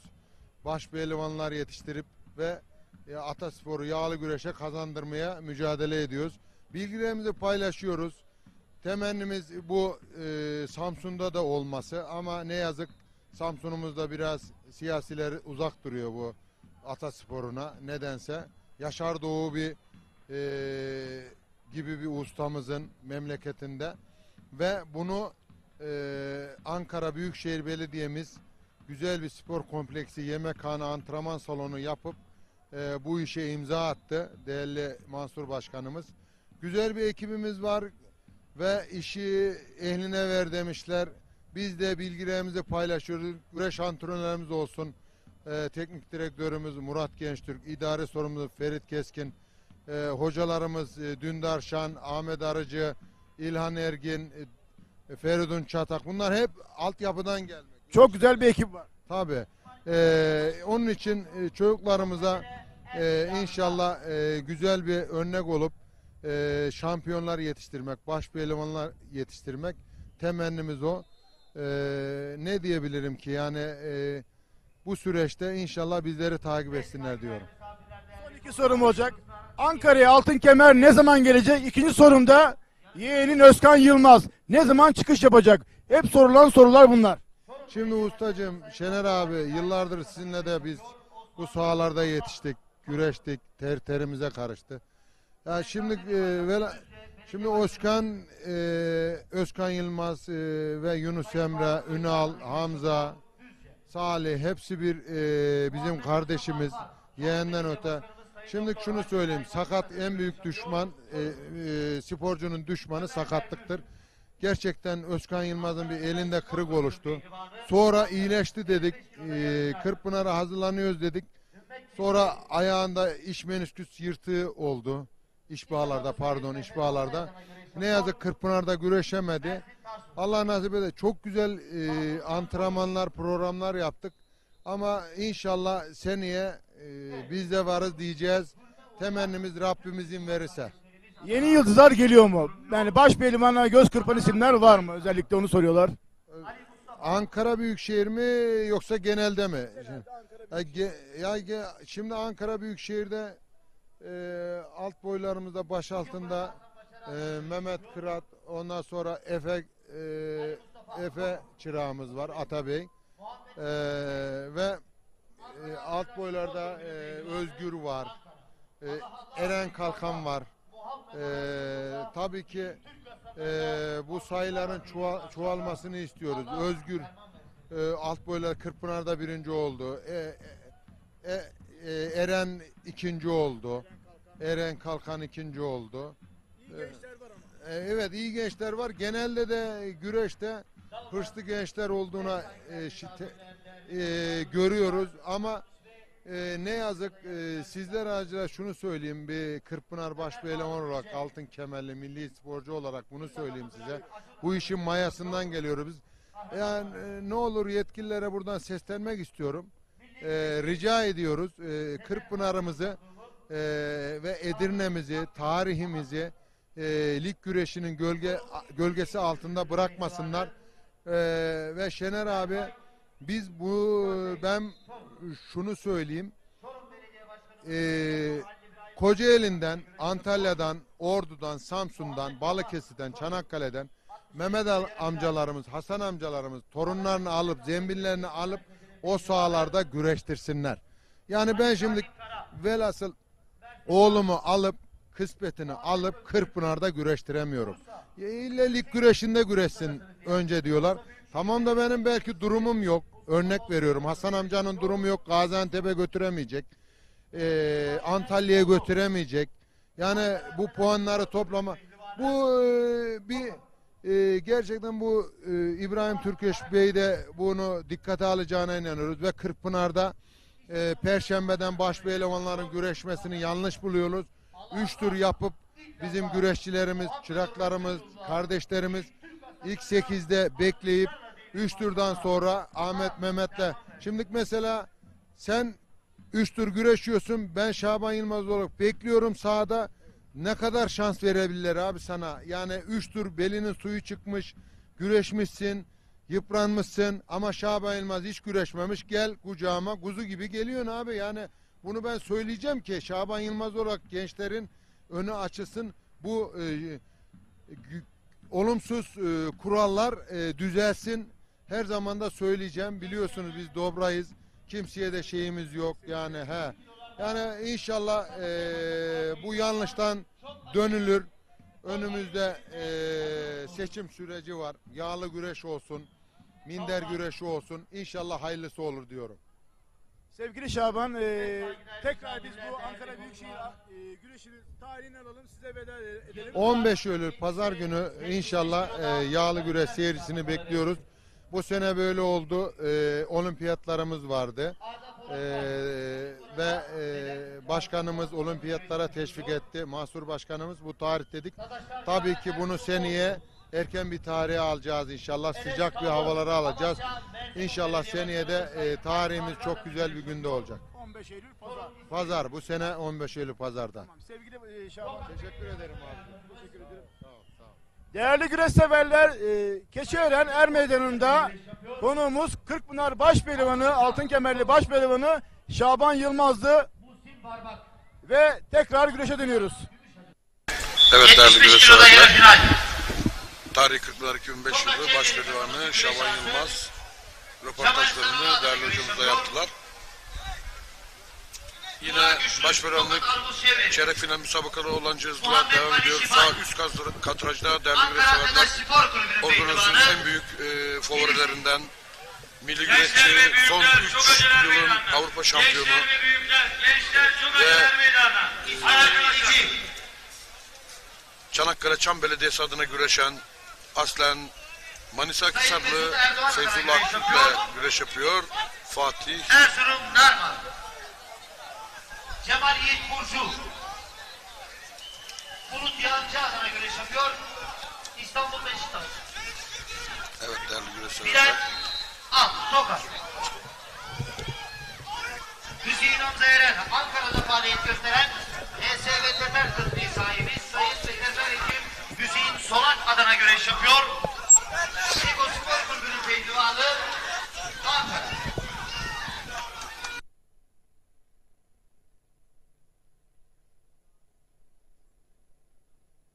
Çıkmak. Samsun Vezirköprü. Sincan Belediye Başkanımız Ercan adına güreş yapıyor.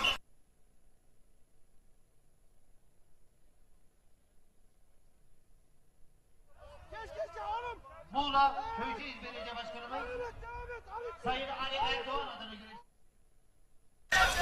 Recep Tuğruz Muğla Köyceğiz. Çorum Belediye Başkanımız Evet değerli güreş severler, Başkan adına güreş yapıyor.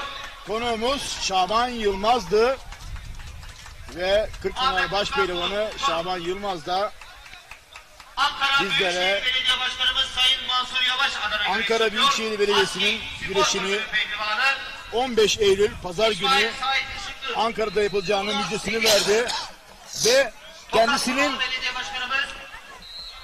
hizmete devam edeceğini, yeni yıldızlar geleceğini, 1-2 sene sonra altın kemeri Ankara'ya getireceğini ifade etti. Biz de kendisine teşekkür ederiz. Şaban Yılmaz başpehlivanımıza. Başpehlivanlık güreşlerinde Rıza Yıldırım ile Efe Hanım Av arasındaki müsabakada Rıza Yıldırım galip. Bu arada Rıza Yıldırım galip. Oktay Güngör ve Serhat Elvan arasındaki müsabakada Serhat Elvan galip. Gençler 55, 60, 65, 70 çok önceler meydan akabinde Ebu Bekir Gül son çağrı.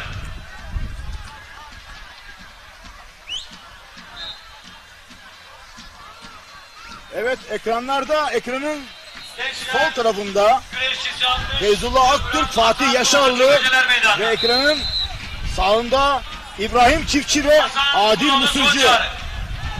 Ekranın sol tarafında olan Feyzullah Aktürk, siyah fırfıtlı, yeşil fırfıtlı olan Fatih Yaşarlı. Yine ekranın sağında bize göre sırtı dönük olan İbrahim Çiftçi, karşısındaki rakibi Adil Mısırcı. Kıran kırana mücadele var değerli güreş severler. Rıza Yıldırım adını yarı finale yazdırdı. Serhat Elvan adını yarı finale yazdırdı. Bakalım yarı finalin diğer iki ismi kim olacak?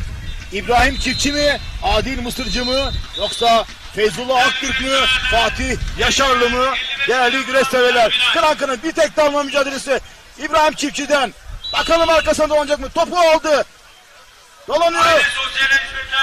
Bu arada Adil Mısırcı evet çok iyi gerdirdi. Çok iyi müdafaa yapıyor şu anda. Sayın Hasan Aykut adına güreş. Ama İbrahim Çiftçi bacağı baldırdan yakaladı.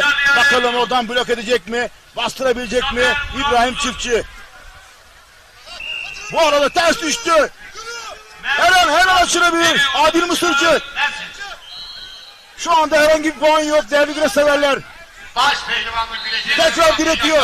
Yandan çangalı çaktı. Olmadı. İyi Parti Genel Başkanı Sayın Mustafa Dervişoğlu Bey. Çangalı taktı ama olmadı. Düşüremedi. İbrahim Çiftçi. Adil Mısırcı. Ayağında bu arada Feyzullah Aktürk. Feyzullah Aktürk Fatih Yaşarlı karşısında galip geldi. Adını yarı finale yazdırdı. Ama ekranın sağında müthiş mücadele var. İbrahim Çiftçi ve Adil Mısırcı arasında. Ayağında kırmızı paça bağı olan Adil Mısırcı. Rakibi ise İbrahim Çiftçi. Bu arada güreş vara mı gidiyor? Bir itiraz söz konusu Adil Mısırcı tarafından. Batman Petrol Spor Kulübü Değerli güreş severler. Hasan Kuralı. Adil Mısırcı mı? İbrahim Çiftçi mi? Belediyesi Var orada, var. Muhammed Şerbet adına güreşiyor. Değerli Türkiye Güreş Federasyonu eski sekreterimiz, değerli dostumuz Emircan Çolak. Seyran abimiz de selamları var. Ona da kucak dolusu selamlarımızı iletiyoruz. Amasya Gümüşhacıköy. Bu arada Adil Mısırcı itiraz ediyor. Payan da yaptı. Yanında hocası, ustası Ali Rıza Kaya, eski başpehlivan. O da son taktiklerini veriyor. Bakalım güreş devam edecek, vara mı gidecek? Hep beraber göreceğiz. Ankara Büyükşehir Belediye Başkanımız Evet, Sayın Mansur çok Yavaş önemli adına isim. güreşiyor. İkisi genç. Pırlanta gibi. İbrahim Çiftçi Paris'te, Fransa'da 97 kilogramda ülkemizi temsil etti ama istediği neticeyi alamadı. Bugün Keçiören Er Meydanı'nda İbrahim Çiftçi rakibi Adil Mısırcı, o da gençler ve liglerde dünyada, Avrupa'da dereceli olan bir isim Adil Mısırcı. Bakalım pozisyon inceleniyor mu yoksa vara mı gitti? Hep beraber şu anda müsabaka durdu. Değerli güreş severler. Dadaşlar Diyarı Erzurum. Değerli güreşseverler, baş pehlivanlık müsabakalarında, çeyrek final müsabakalarında Rıza Yıldırım, Serhat Elvan ve Feyzullah Aktürk pehlivanlar rakiplerini yenerek yarı finale kaldılar. Son müsabakada Adil Mısırcı ile İbrahim Çiftçi arasında devam ediyor değerli güreşseverler. Deminki bir pozisyon, demin pehlivanlarımız karıştı.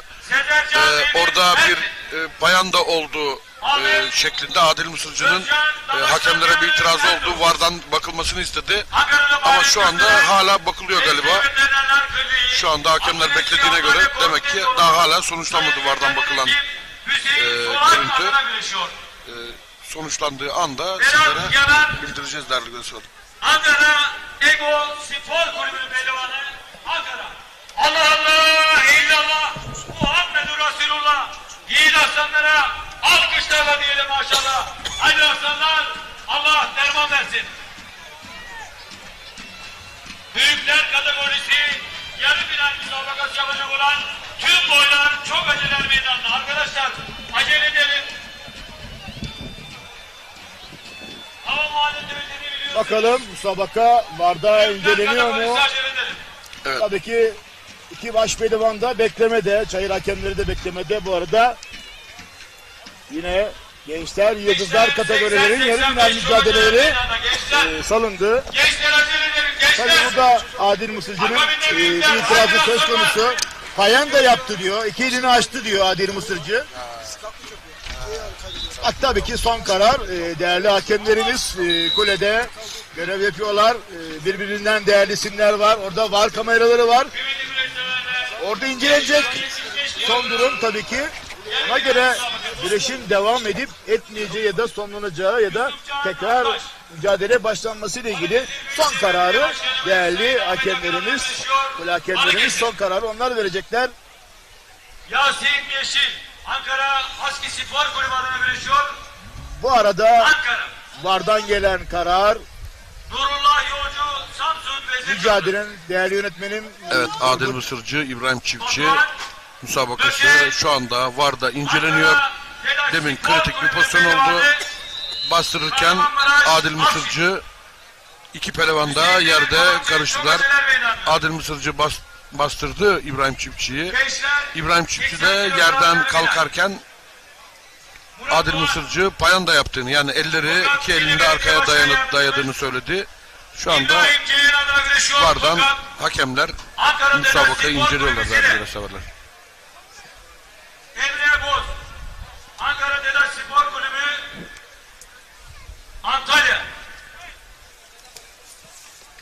Söz konusu inceleme devam ediyor. Sevgili Sebahattin Erdoğan. Haydar Kabaktaş adına güreşiyor. İstanbul Beşiktaş. Değerli güreşseverler, Adil Mısırcı ordulu. İbrahim Çiftçi son Paris Olimpiyatlarında 96 kiloda bizleri temsil etti ama gerekli sonucu ülkemiz adına alamadı. İnşallah daha ileriki yıllarda daha da iyi hazırlanar. İnşallah bizleri gururlandırır. Ona da böyle dilek temennilerde bulunalım. İbrahim Çiftçi, değerli güreşseverler, Dadaşlar Diyarı Erzurumlu, Adil Mısırcı Ordulu, değerli güreşseverler. Erzurum bölgesinden Karakucak dediğimiz zaman duran bir yer. Erzurum, fakat Kahramanmaraş, özellikle Adana bölgesi, Çukurova bölgesi, İç Anadolu bölgesi, Çorum bölgesi, bu bölgeler hepsi Karakucak güreşini çok iyi yapan bölgeler, iller diyebiliriz sevgili Sabahattin Erdoğan. Evet değerli güreşseverler, hala inceleme devam ediyor. Sonuçlandırılmayı bekliyor pehlivanlarda. Havada soğuk biraz pehlivanlar.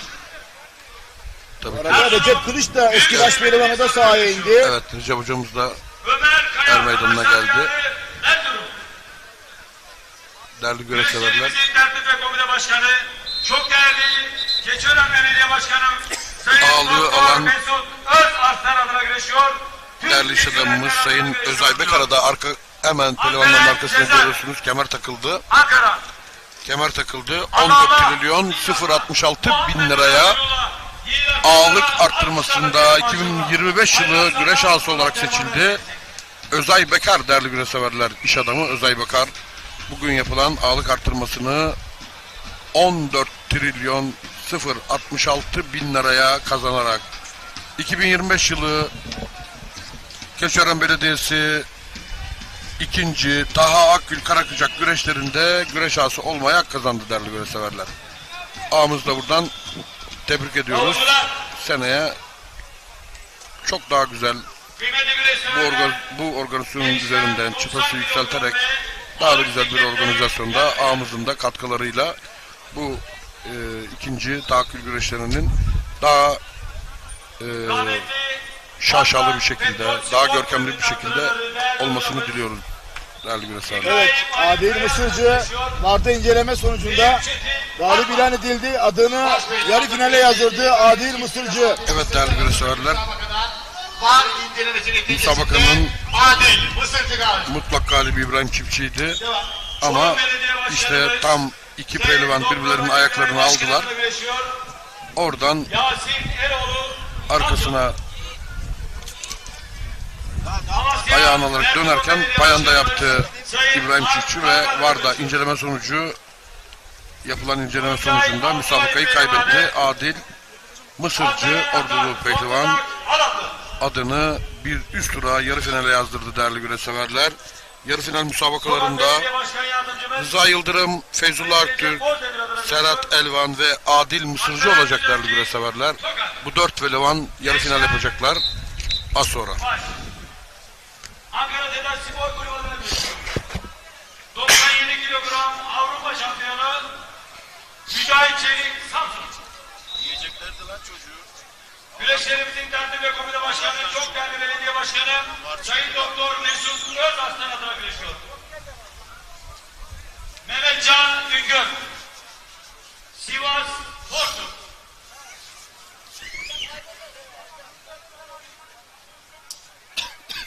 İlhan Yaman, Bursa Büyükşehir Belediye Başkanımız Sayın Mustafa Bozbey adına güreşiyor Bursa.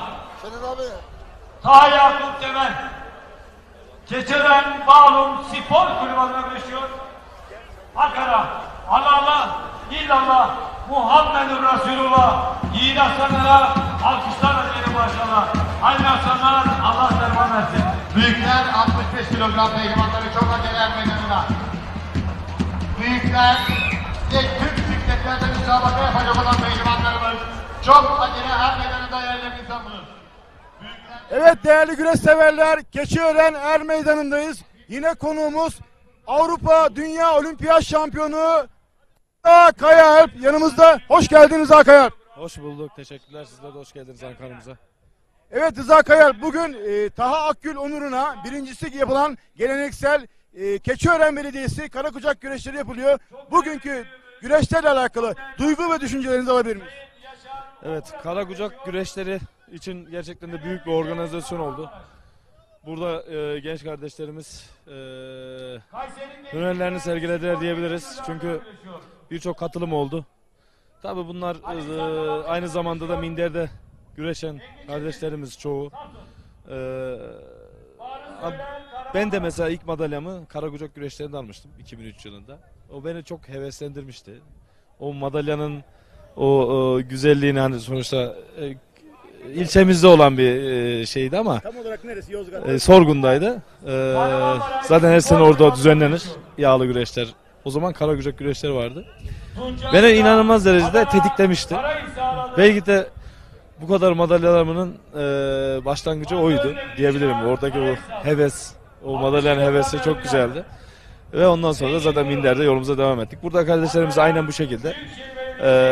Hem buralarda güreşecekler. Bunlar ne kadar çok yapılırsa onlar için o kadar çok tecrübe olur diye düşünüyorum. Sonradan da Avrupa Dünya Şampiyonu minderlerinde ülkemizi temsil etmek için buralardan yetişip gelecekler.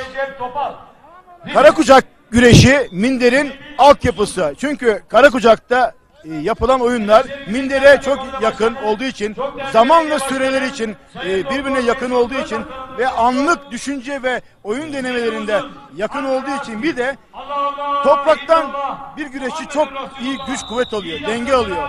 Bununla ilgili düşüncelerin nelerdir?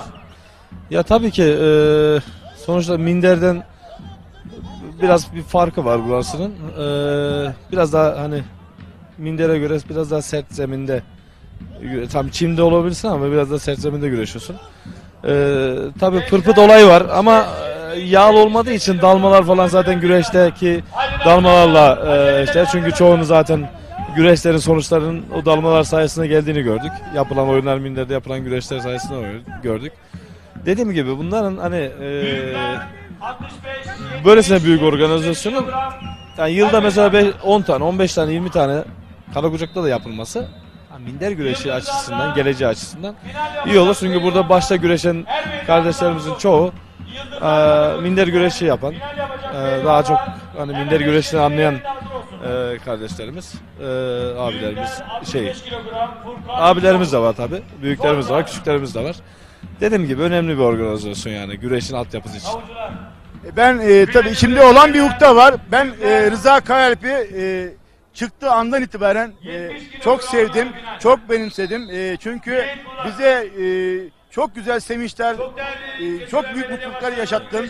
Rıza Kayalp, Avrupa şampiyonlukların, dünya şampiyonlukların, olimpiyatta Lopez'i, dünya şampiyonası Lopez'i yendiğin maçlar, olimpiyatta derecelerin bizi gururlandırdı. Bir Rıza Kayalp olarak bizim kalbimizde her zaman varsın. Seni çok seviyoruz. Her ne şartta ne olursa olsun Rıza Kayalp sevgisi bir başkadır. Her zaman Rıza Kayalp'in yanındayız. Benim duygu düşüncelerim bu şekilde. Senin son söz olarak söyleyeceğin bir şey var mı? Ya tabii ki benim için son 2 ayda talihsiz geçen bir süreç var. Ya belki de olimpiyat şampiyonu olacaktım bu kez. Çok yakındım. Çok iyi hazırlanıyordum. Ama dediğim gibi hep şunu derim, aspirin kadar değer olmayan bir şey yüzünden ve doktorlarımıza da sorarak aldığımız bir şey yüzünden hani bir tedavi amaçlı diyelim bir sıkıntıya girdik. Yani 24 yıl sonra son maçımdı benim. 14 kez Avrupa'da final yapmışım işte. 10 kez dünyada madalya almışım. 3 kez olimpiyatta almışım. Onun dışında Yıldızlar Gençler'de asker oyunları, Akdeniz oyunları, üniversite oyunları hepsinin altın madalyasını tatmışım. Yani 40'a yakın Avrupa Dünya Şampiyonlarında sadece oyunlarda turnuvaları saymazsak madalya kazanmışım. Turnuvaları sayarsak 100 tane madalyamız var.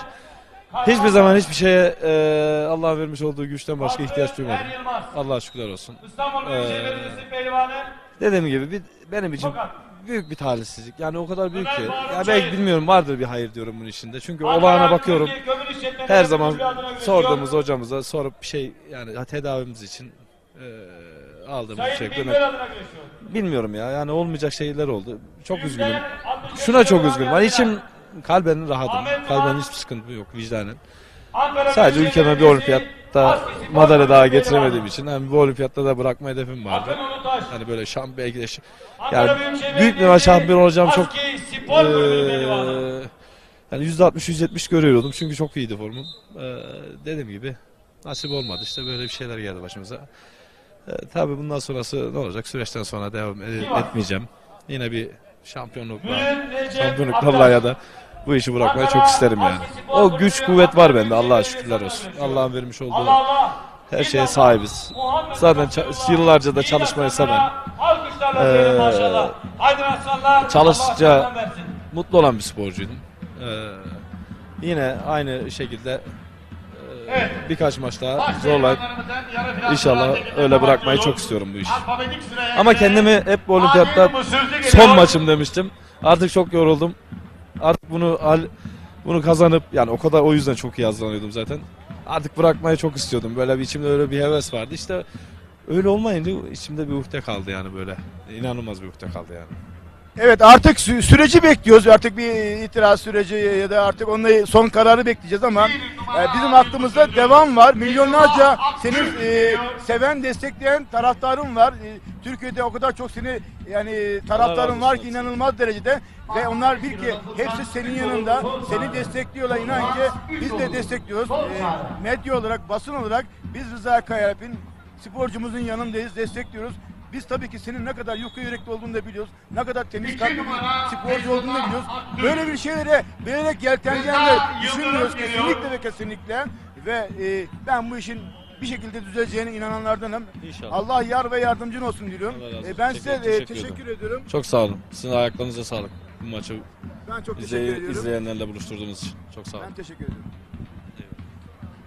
Evet değerli güreş severler, Dünya Avrupa Olimpiyat şampiyonumuz Rıza Kayalp bizlerle beraberdi ve düşüncelerini, duygu ve düşüncelerini bize aktardı ve tabii ki çok üzgün olduğunu belirtti ve kendisi de buradan taraftarlarına selam söylüyor ve ben burada şunu anladım: Rıza Kayalp ne olursa olsun devam edecek ve bizler de her zaman Rıza Kayalp'in yanında olacağız ve destekleyeceğiz kendisine. Teşekkür ediyoruz ve tekrar biz Er Meydanı'na dönüyoruz.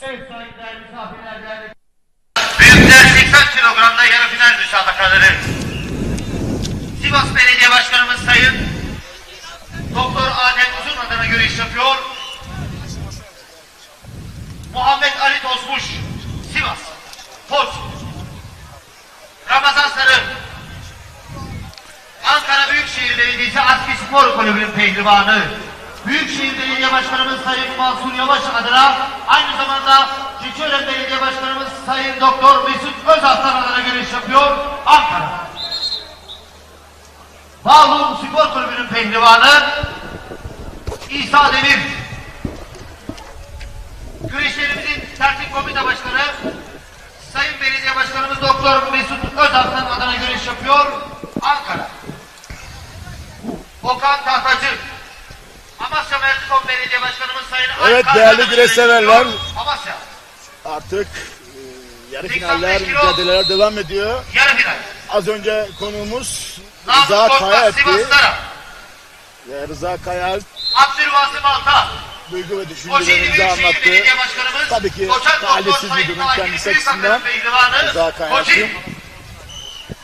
Biz her zaman Coşkun sporcularımızın Keres, İstanbul yanındayız. Bahçelievler Spor Kulübü'nün Rıza Kayalp gibi pehlivanı. bir şampiyonu Elif Çağrı adına güreş yapıyor, İstanbul. ağırladık, Ay misafir Bey. ettik. Duygu ve İş adamı düşüncelerini Emre aldık. Aslan adına güreş yapıyor, Bursa. Ve alt boylarda, alt 90 kilo kategorilerde, yarı final. yıldız ve gençlerde yarı final mücadeleleri devam ediyor. Büyükşehir Belediyesi Değerli Aski güreş Spor severler. Kulübü pehlivanı.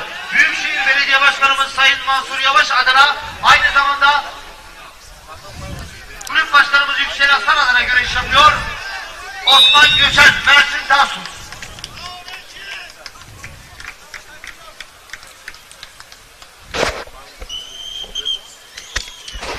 Evet değerli güreşseverler, güreşlerimizin tertip komite başkanı, Keçiören Belediye Başkanımız Sayın Doktor Mesut Özaslan'ın pehlivanı.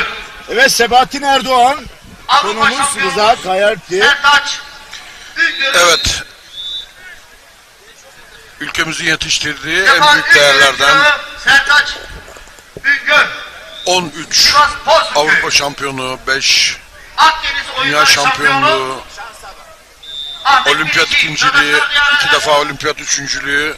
Gerçekten ülkemize güreşte çok şeyler kattı. Taha Akgül'le beraber, takım arkadaşı Taha Akgül'le beraber. Ankara Milletvekilimiz aynı zamanda Bu iki şampiyona Ankara Büyükşehir Belediyesi ülke olarak ne kadar Spor Kulübü Kulüp Başkanımız Sayın ne kadar Yüksel teşekkür Aslan adına etsek güreş azdır. yapıyor. O 23 Avrupa Tabii dünya üçüncüsü. Bu sene Çiftçi. Paris Olimpiyatlarında güreş yapamadı. Allah Allah. İnşallah Muhammedun Resulullah yarı finale kalan mehdivanlara Kendisi bize izah etti. Evet, durumu izah etti bize. Allah derman versin. Olsun, canı sağ olsun Rıza kardeşimizin, Rıza şampiyonumuzun. Canı sağ olsun, var olsun. Ülkemize defalarca sayısız madalyalar kazandırdı. Bayrağımızı gönderilere çektirdi. Göğsümüzü kabarttı. Onun yaptıkları karşısında biz yani daha çok ona bir şeyler vermemiz lazım. Ona her türlü desteği vermemiz lazım. Ama şunu ifade Minnettarız yani. Rıza Kayaalp'e, Tahakkül'e bu bize getirdikleri şampiyonluklardan, altın madalyalardan dolayı teşekkür ediyoruz. Sağ olsunlar diyoruz. Peki sorduğumuzda kendisine Rıza Kayaalp'in tabii bir itiraz söz konusu. Ama benim anladığım kadarıyla Rıza Kayaalp devam edecek. Evet. Bir şampiyonluk daha almadan sevgili Sebahattin Olimpiyat şampiyonluğu. yani tam olarak ifade etmedi ama devam edeceğini, o gücü kendine hissettiğini söyledi bana. Gerçekten. Çok duygulandım. Gerçekten. Ben de çok duygulandım. Ben gerçekten Nunez'i olimpiyatlarda birinci turdan final maçına kadar seyrettim.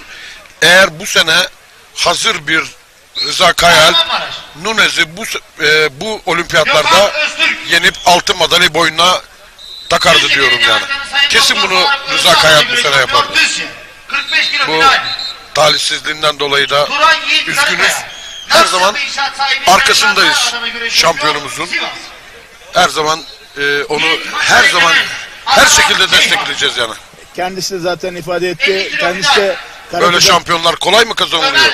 Biz bunları böyle bu şekilde sahip çıkmazsak arkadan bu Karakucak Er meydanlarına nasıl sporcular gelecek?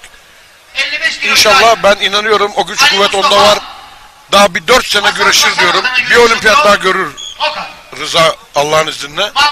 Bir altın madalya daha buraya getirir. Altın madalya almadan da zaten olimpiyatları bırakmasın. Bir altın madalya getirsin. Getireceğine de inanıyorum Allah'ın izniyle. Kesinlikle. Çorum İl Milli Eğitim Spor Kulübü'nün Biz mehdivanı bir Türk vatandaşı olarak ülkemizin sporcusunun Avrupa'da ve dünyada olimpiyatta madalya alması, başarılı olmasını yürekten, gönülden, kalben isteriz değil mi? Tabii kesinlikle. Ya da bir sporcumuz sakatlandığı zaman ya da aksi bir durum cereyan ettiği durumda bile biz çok üzülürüz değil mi? Tabii. Ama ben şu ifadeyi anladım ki sevgili kardeşimin bana üzüntüsü şuydu. Yani sanki abi dedi ya 70 kilo final. Birileri çok sevindi dedi. Benim dedi bu durumu olmama dedi. O beni de yürekten üzdü sevgili Sebahattin Erdoğan. Benim de çok üzüldüğüm bir nokta. Evet ben de çok üzüldüm. Böyle bir şampiyon kolay mı kazanılır? Sevinmek ne demek ya? Sevinmek ne demek ya? Sevinmek ne demek ya? Gerçekten çok üzücü yani.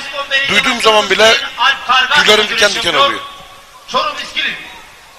Her türlü arkasındayız Rıza Kayaalp'in. Her türlü. Bugün burada hem Taha ile görüştük, hem Rıza ile görüştük, hem belediye başkanımız Mesut Özaslan'la görüştük. Ya burada aldığımız bir elektrik vardı. Evet. Ki yani burada güreşi çok seven, güreşin olması için pervane olan bir ekip var, bir belediye var, bir belediye yönetimi var. Eski sporcusu var, yeni sporcusu var. Evet. Hepsi burada kenetlenmiş. Bu alanda kenetlenmiş. Hepsi bu güreşin var olması için, yapılması için. Bak bugün sabahleyin güreş başladı, yağmur yağdı. Dediler ki bu güreş iptal olacak. Ama Mesut Başkan ne dedi? Hayır dedi, olacak dedi. Teknik ekibiyle, yönetimiyle, hakemleriyle bu organizasyon olacak dedi. Ve organizasyon devam etti, inan. Ama hava birden nasıl açtı? Cenab-ı Allah yardım etti ki güreşin devamına etti. Bakın ne güzel güreşler oluyor. Baktığımız zaman genç milli güreşlerimiz, yıldız güreşlerimiz, A milli güreşlerimiz, baş pehlivanlarımız kıran kırana mücadele var. Dün 75 sporcunun sakatlandığını belirtti. Keçiören Belediye Başkanımız tutanaklarında, raporlarında bu var. Kıran kırana dedi. Burada er meydanında musabakalar oldu, güreşler oldu dedi. Ve bizi de yayın ekibi olarak yayında kanallarımızda, ortak yayın kanallarımızda tebrik etti. Size teşekkür ediyorum dedi. İyi ki varsınız dedi. Her zaman olacaksınız dedi. Burada olduğumuz için de biz de dedik ki ne dedik? Biz sevgili başkanım, biz her zaman varız. Biz güreş olduğu zaman görevdeyiz. Göreve koşa koşa geliriz. Hiçbir şey bazen beklemeden, şey yapmadan. Biz güreşin hizmetkarıyız. Hizmetindeyiz güreşin. Atasporunun, Türk'ün sporunun, devletin sporunun her zaman hizmetkarıyız Allah'ın izniyle. Gençler kategorisi. Evet sevgili Sabahattin Erdoğan tekrar bu arada evet bir galibiyet söz konusu büyükler kategorisinde. Gençler tüm sikletler er meydanda. Gençlerde güreş yapacak olanlar, final müsabakası yapacak olanlar tamamla er meydanda.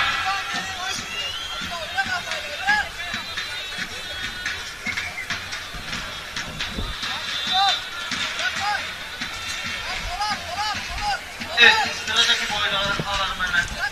Evet az önce galip gelen Ahmet Bilici yoluna devam ediyor.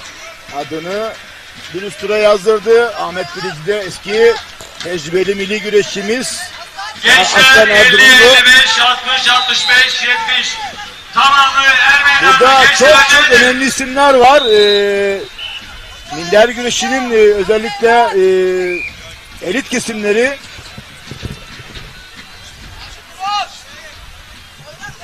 Ekranın sağ alt kadrajında Osman Göçen Emre Çiftçi mücadelesi. Evet. Ekranın sağ alt köşe. Evet. Bu mücadele kalalım değerli yönetmenim. Osman Göçen 86 kilogramda Armili olmuş bir güreşçi. Defalarca Armili takımında Avrupa'da dünya şampiyonluğunda güreşmiş bir güreşçi. Emre Çiftçi de yine Ankara Büyükşehir ASKİ'de güreş yapıyor. Emre Çiftçi. Büyükşehir Belediyesi ASKİ Spor Kulübü'nün pehlivanı. Büyükşehir Belediye Başkanımız Sayın Mansur Yavaş adına güreş yapıyor. İsmail Sait Işıklı. Muğla Seydi Kemer. Kıran kırana mücadele var. Sırtı dönük olan Osman Göçen. Kırmızı bantlı olan Emre Çiftçi mücadelesi. Recep Toros. Muğla Köyceğiz. Bakalım kim galip gelecek? Allah Allah. Ekranın sağ alt köşesinde Muhammedur Resulullah. Yiğit Türk aslanlarına alkışlarla diyelim maşallah. Allah derman versin. yine ekranın sol üst kadrajı, sol alt kadrajında, yine sağ üst kadrajında mücadeleler devam ediyor. Ama sağ alt kadrajda değerli yönetmenim o mücadele önemli bir mücadele. Zira Osman Göçen ve Emre Çiftçi arasındaki mücadele. Tarsus Belediye Başkanımız Ali Boltaş adına güreşiyor. Mersin. Ebu Bekir Gül. Dünya Avrupa üçüncüsü. İstanbul Büyükşehir Belediyesi Spor Kulübü adına güreşiyor. Erzurum Oltu. Gençler 55 kilo, 60 kilo falan. Şahin Acar. Batman Beton Spor Kulübü Batman.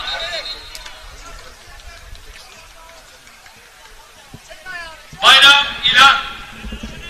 İstanbul Büyükşehir Belediyesi Spor Kulübü adına güreşiyor.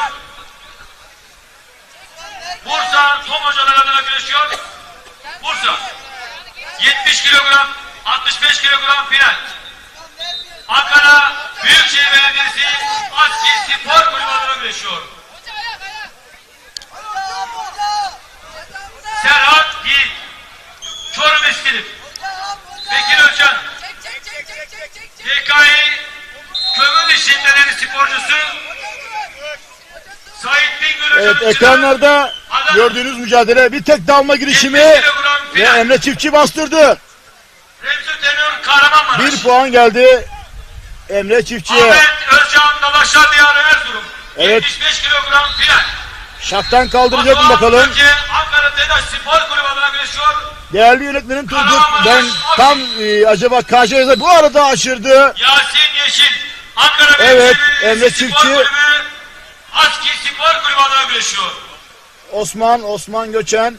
Evet, Allah Osman Göçen illallah. galip geldi. Değerli yönetmenim, bu mücadeleyi tekrar alabilir miyiz? Final müsabakası. Yeni şey anını Osman Göçen'in tam olarak bir pozisyonu kaçırdığı anlatırken bu mücadelenin tekrarını alabilirsek değerli yönetmenim Turgut Bey.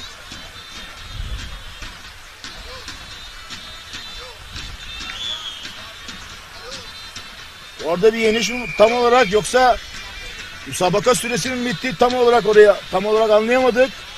Ama mücadele tekrar gelirse çok çok iyi olur. Evet, burada. Yarı final. Evet. Burada süre bitmiş. Evet, süre bitmiş. Süre bitmiş değerli güreşseverler. Avrupa ve dünya üçüncüsü oldu. Meydan hakemi süreyi bitirmiş. 23 dünya ikincisi oldu. Osman Göçen'in galibiyetini ilan etmiş değerli güreşseverler. Belediye Başkanımız Sayın Alp Kargı Bey pehlivanı. Bugün Değerli yönetmenim, baş pehlivanı güreşinde kalalım. Sayın Musavat Derdişoğlu adına güreş yapıyor. Adil Mısırcı Ordu Akkuş. Evet değerli güreşseverler, Çanakkale Çam Belediye Başkanımız Sayın Harun Aslan adına güreş yapıyor.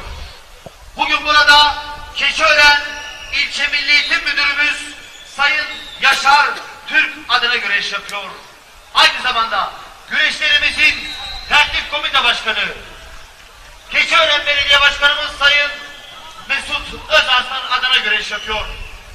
Bugün burada Er Meydanı'nda bizleri yalnız bırakmayan değerli büyüğümüz İYİ Parti Genel Başkanımız Sayın Musavat Dervişoğlu adına güreş yapıyor. Son 3 yıldır Avrupa minderlerinde Türk milletini en iyi şekilde temsil etti. Türk bayrağını Avrupa'da gönderecek. Adil Mısırcı rakibi Feyzullah Aktürk. Altın adamı, milli gururumuz. Son zamanlarda Er meydanlarında tüm güreşseverlerin gönlünde yapmış olduğu güreşlerle, centilmen hareketleriyle güreşseverlerin sevgisini kazanan Er meydanlarının altın adamı Feyzullah Aktürk, Manisa Akhisar. Evet, o bir yıldız. Antalya, O bir fırtına. O bir kasırga. Feyzullah Aktürk. Rakibi Adil Mısırcı. Genç bir isim, genç bir jenerasyon. Karakucak minder güreşini çok çok iyi yapan bir isim. Adil Mısırcı ile mücadele edecek. Kocakaya adına güreşiyor. Serhat Elvan Tokat. Yine Kırkpınar Başaltı pehlivanı, Antalya Manavgat Belediyesi'nin pehlivanı aslen Tokatlı Serhat Elvan da rakibi Büyükler Avrupa şampiyonu Kırkpınar baş pehlivanı Rıza Yıldırım'la kıran kırana bir mücadele edecek.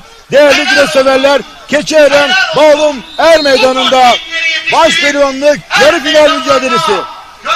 Sevgili Sebahattin Erdoğan, gerek Adil Mısırcı, gerek Feyzullah Aktürk ve gerek Serhat Elvan ve Rıza Yıldırım hakkında son analizlerin nelerdir?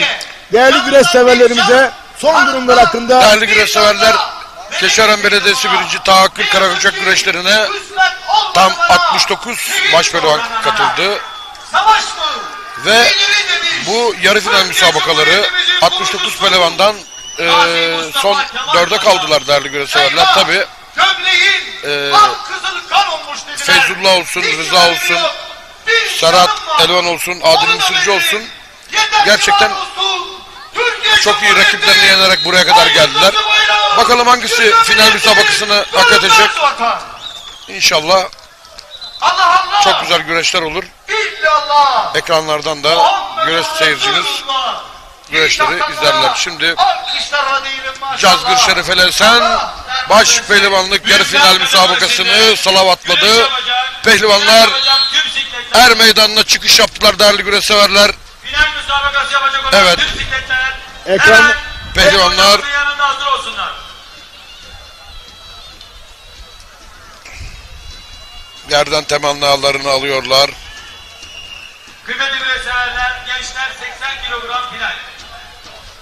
Bursa Büyükşehir Belediye Başkanımız Sayın Mustafa Bozbey adına güreşiyor. Aslan Öztürk, Bursa. Tokat Zile Belediye Başkan Yardımcımız İbrahim Ceyhan adına güreşiyor. Adil Mısırcı, Ordu, Feyzullah Aktürk, Gençler 85 kilogram. Manisa, Akhisar değerli güreş severler. Çam Belediyesi adına güreş yapıyor. Yağlı güreşte de çok üst düzey güreşler yapıyor son bu yıl. Yine Rıza Yıldırım Avrupa şampiyonumuz, Tokat Turhallı, yine Serhat Elvan Tokatlı değerli güreş severler. Manavgat Belediye Başkanımız, 90 kilogram. Manavgat Sivi Enerji Yağlı güreşleri birinci etabına misafirlik yapan Sayın Doktor Niyazi Nefi Kara adına güreş yapıyor değerli severler. Serhat Elvan Pehlivan. Serhat Elvan Kurtlar ayağında iyi bir çıkış yaptı. Onu da belirtelim değerli güreş severlere. Okan Yavaş da mücadelesini biliyorsun. Elmalı Sivi Enerji son ayağında Elmalı'da çok büyük mücadeleye sahne olacak. Başaltı güreşleri. Bakalım orada kim yükselecek baş pehlivanla. Bu arada ekranın değerli yönetmenim Turgut ve ekranın solunda Adil Mısırcı, Feyzullah Aktürk ve ekranın sağında Serhat Elvan ve Rıza Yıldırım mücadelesi. Teşekkür ediyoruz. KJ'leri çok güzel bir şekilde yazdığı için ve mücadele devam ediyor. TEDAŞ Spor Kulübü adına güreşiyor. 97 kilogram Buradan Avrupa şampiyonu Manavgat Belediyesi Güreş Koordinatörü Sayın Abdullah Seçim'e de Ataspor'una vermiş olduğu katkılardan yine Sivi Enerji Yağlı Güreşi günün birinci etabında 1000'den fazla pehlivana en güzel şekilde misafirperverlik yapan, onları en güzel şekilde orada ağırlayan, başta başkanımız Doktor Niyazi Nefi Kara, yine güreş koordinatörümüz Sayın Abdullah Seçim'e çok teşekkür ediyoruz. Minnetlerimizi sunuyoruz. Sağ olsunlar, var olsunlar. Çok güzel. Evet değerli güreş severler. Feyzullah Aktürk sol kadrajda gördüğünüz Adil Mısırcı'yı çift aldı ve ayaklarını çekerek sırt aşağı yendi değerli güreş severler. Adını finale yazdırdı. Finalin bir ayağı belli olmuş oldu. Feyzullah Aktürk rakibi Adil Mısırcı'yı dalarak sırt aşağı yenerek adını finale yazdırdı. Şu anda değerli güreş severler, Rıza Yıldırım'la Serhat Elvan şu anda geniş pozisyonu almış durumdalar. Karıştılar, bekliyorlar değerli güreş severler. Paçada bakalım oradan tersi bulacak mı? Değerli yönetmenim, evet, çok güzel. Bakın buradan çok güzel kalkıyor. Bakın hop, çift aldı. Baldırlardan aldı değerli güreş severler. Dizlerden değil. Baldırlardan aldı. Bu arada Rıza Yıldırım galip mi yoksa? Bir dakika, ortaya alıyor herhalde hakemler. Güreş bitmedi sanırım. Bitmedi. Bakalım bu güreşin mücadelesi. Acaba biz mi kaçırdık? Evet, bu müsabakada kalalım. Değerli yönetmenim, bu müsabakada kalalım. Diğer finalist bakalım kim olacak? Yarı final müsabakası. Eğer bu pozisyonun oyunun tekrarı varsa tabii ki onu... Biz onu, evet. Değerli yönetmenim, ekranlara getirebilirsek bu yarı final müsabakasının değerini. Göremedik onu.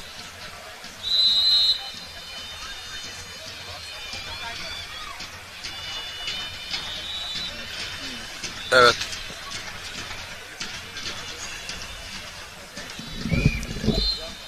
Evet, şu anda evet, kılçıklamış değerli güreş severler. Rıza Yıldırım Serhat Elvan'ı kılçıkla yenmiş ve adını finale yazdırdı değerli güreş severler. Evet. Finalin adı belli oldu. 2 Avrupa şampiyonu Rıza Yıldırım'la Feyzullah Aktürk değerli güreş severler. Büyük ödülü almak için Başkanımız Sayın Doktor Mesut Özarslan'ın koymuş olduğu Megane marka 2025 model arabayı almak için mücadele edecekler. Burada çok güzel, deminki pozisyonunda çok güzel baldırdan budama yapmış. Evet, budamış. Burada da değerli güreş severler kılçıklamış. Evet, günde kılçık pozisyonu. Günde kılçık pozisyonunda kılçıklamış Rıza. Kılçık oyunuyla Serhat'ı yenerek adını finale yazdırdı değerli göreseverler. Finalin adı Rıza Yıldırım, Feyzullah Arttürk değerli göreseverler. Diğer boylarda da yarı final müsabakaları devam ediyor değerli göreseverler. Hava kararmaya başladı stadyumun. Ankara Büyükşehir Belediyesi Aski Spor Kulübü'nün pehlivanı. Stadyumun ışıkları yandı. Ankara Milletvekilimiz Sayın Adnan Beker adına güreş yapıyor. Nebi Uzun. Ankara Aski. Ali Karabağ. Ankara Ego Spor Kulübü'nün pehlivanı. Kahramanmaraş. 65 kilo final. Minür Recep Aktaş.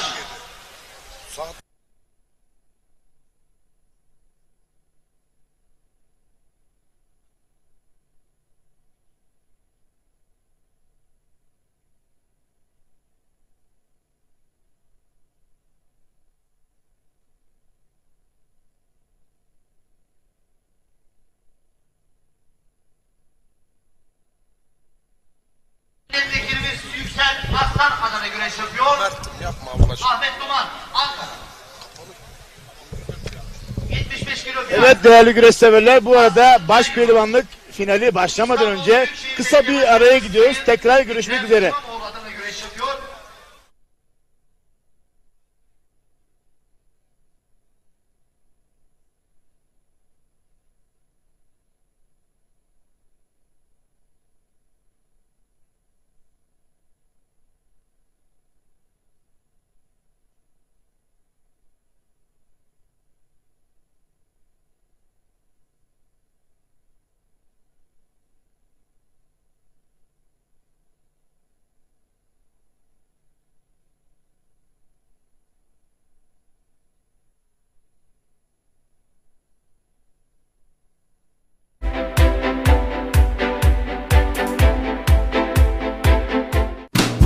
Bereketli tarlalardan lezzetli sofralara, bir yağ ayçiçek yağı ve Birma margarin.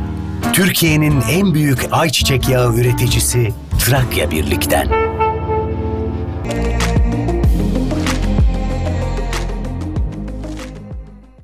Efendim herkese merhabalar. Şu anda bizler Tekirdağ Malkara Çimendere mahallesindeyiz. Yepyeni bir proje, imarlı proje isteyenler için sizlere bu projeyi çıkarttık. Evet, şu anda üzerinde bulunduğum ana asfalt, evet, Malkara'dan gelen ana asfalt ve buraya Malkara OSB bölgesi, organize sanayi bölgesi 10 dakika uzaklıkta, Malkara merkezde 20 dakika uzaklıkta. Burası Malkara merkeze bağlı bir mahalle. Eskiden köymüş, şimdi Çimendere mahallesi. Ben böyle köy hayatını özledim ama tamamen de köy olmasın, mahalle statüsünde olsun, ev yapabileyim diyenler için bu projeyi oluşturduk. Burada 13 tane parselimiz var. Her bir parselimiz 392 metrekare. Her birisi 392 metrekare ve %25 imarlı. Tekrar ediyorum, burası Tekirdağ Malkara Çimendere mahallesi. Drone görüntülerinde gördünüz. Hemen yanı başı ana asfalt, asfalt yol. Sonrasında arazimizi şimdi göstereceğiz, tam içeriğini. Geldiğiniz zaman zaten bizleri algılayacaksınız. Ve etrafında evler var. Gerçekten güzel bir köy havası, güzel bir hava var. Güzel bir oksijeni, güzel hava. Ağaçlar, etrafında evler. Yani bu demek oluyor ki bakın hemen arazimizin bir diğer ucunda 10 metre ilerisinde bir ev var orada. 2 katlı ev var. Sizler de bir köy hayatı yaşamak istiyorsanız, hafta sonları geleyim ben kafamı dinleyeyim diyorsanız imarlı bölgedir. Bunu söylüyorum. Ana asfalta cephe, Malkara Çimendere mahallesinde 392 metrekare parsellerimiz 13 kişi için satışa hazır. Ekin gayrimenkul olarak etrafında evler var, camisi var. Organize sanayi bölgesine, evet, dediğim gibi 10 dakika mesafede. Şöyle biraz ilerleyelim. Bakın ileride üst geçidi göreceksiniz. Hemen çok ileride karşıda, zaten drone görüntülerinde mutlaka görmüşsünüzdür. Buradan ana yolu görebiliyorsunuz, otoban bölgesini. OSB'ye yakın, Malkara'ya yakın ve imarlı bir bölge. Her bir parsel 392 metrekare. Evet, bu parsellerin fiyatı ne kadar diyeceksiniz? Güzel bir kampanya, özel bir kampanya.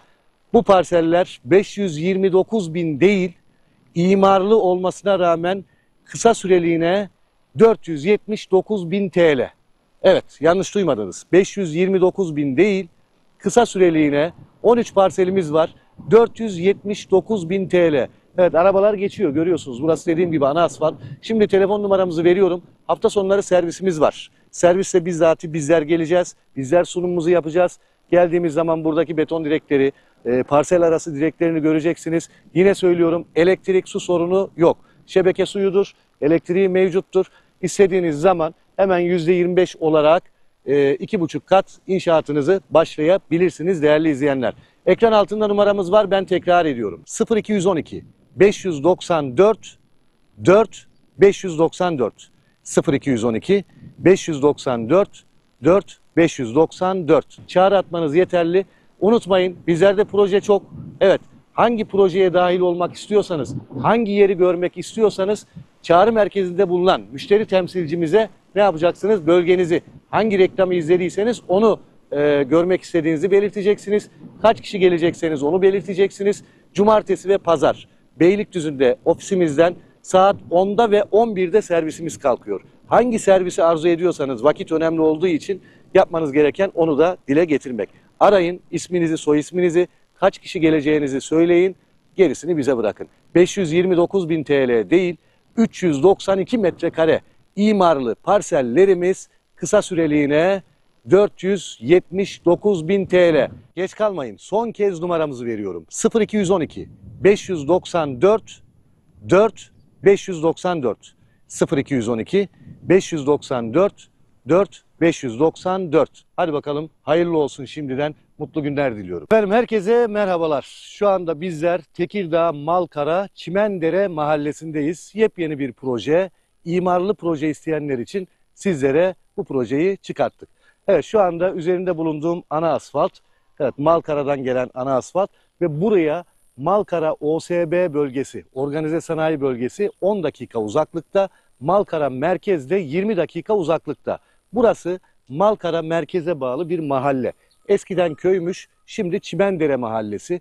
Ben böyle köy hayatını özledim ama tamamen de köy olmasın, mahalle statüsünde olsun, ev yapabileyim diyenler için bu projeyi oluşturduk.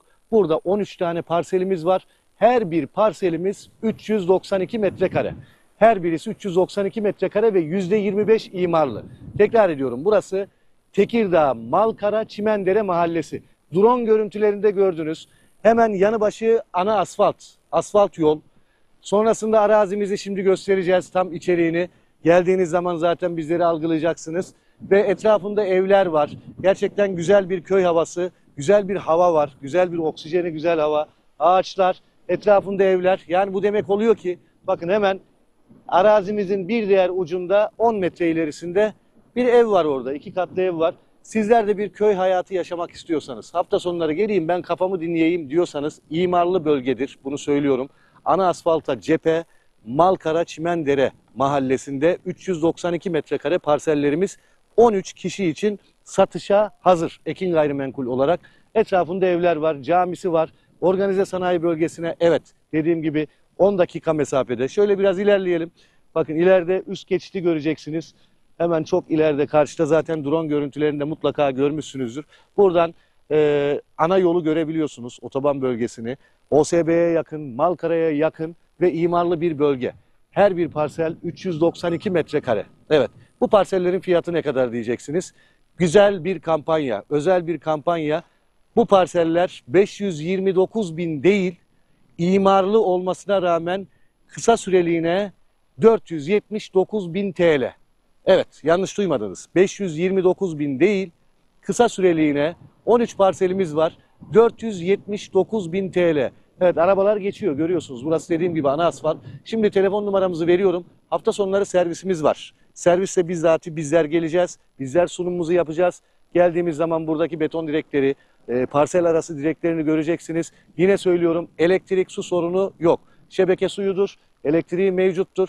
İstediğiniz zaman hemen %25 olarak 2,5 kat inşaatınızı başlayabilirsiniz değerli izleyenler. Ekran altında numaramız var, ben tekrar ediyorum.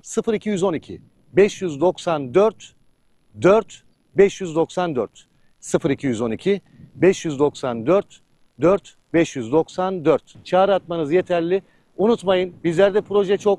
Evet, hangi projeye dahil olmak istiyorsanız, hangi yeri görmek istiyorsanız çağrı merkezinde bulunan müşteri temsilcimize ne yapacaksınız? Bölgenizi, hangi reklamı izlediyseniz onu görmek istediğinizi belirteceksiniz. Kaç kişi gelecekseniz onu belirteceksiniz.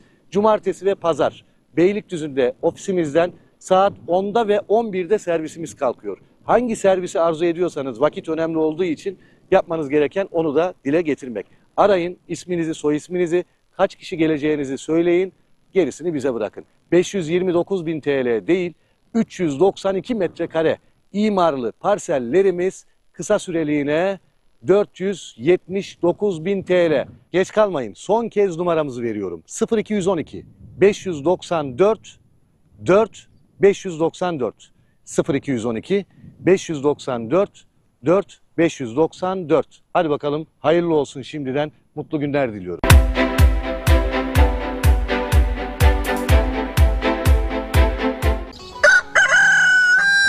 Güneş doğmamıştı şafak sökerken. En kayısısına kurban olduğumun insanları.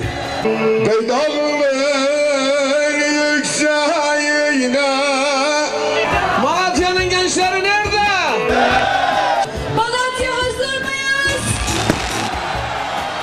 Allah'ınıza kurban olayım sizin. 4 mevsimli bir cennettir. Ne güzelsin sen Malatya. Meydana kar mı yağmış, yine başım duman duman. Haydar Alçık'ın hazırlayıp sunduğu Güneş Doğarken programı her pazar saat 21'de Ekin TV ekranlarında sizlerle. İyi seyirler. Malatyalım Malatyalım, kurban olsun sana canım. Yola çıktım geliyorum, bekle beni Malatyalım.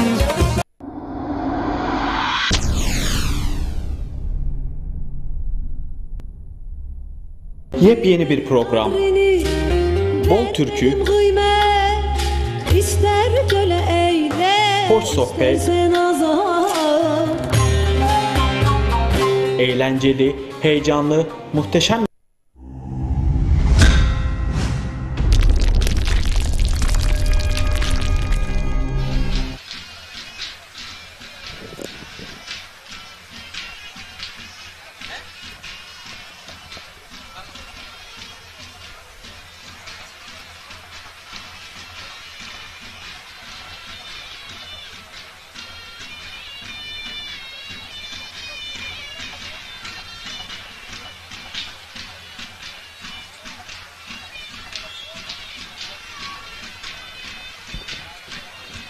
Evet değerli güreş severler, büyükler 90 kilogram mücadelesi, sırtı ekrana dönük olan beyaz pırpıtlı Ahmet Bilici, siyah pırpıtlı Osman Göçen, ikisi de milli güreşçimiz. A milli takımımızda yıllarca güreş yaptılar ve bugün Keçiören Er Meydanı'nda final mücadelesi. Kırmızı paça bağı olan Osman Göçen, beyaz pırpıtlı olan Ahmet Bilici, iki güreşçimiz de birbirlerini yakinen çok iyi tanıyorlar. Beyaz pırpıtlı olan Aslan Erzurumlu, siyah pırpıtlı olan Osman Göçen, Maraşlı, Kahramanmaraşlı Osman Göçen mücadelesi devam ediyor. Puan alma mücadelesi. İkisi de birbirini çok yakinen tanıyor. Gerek Ahmet Bilici, gerek Osman Göçen.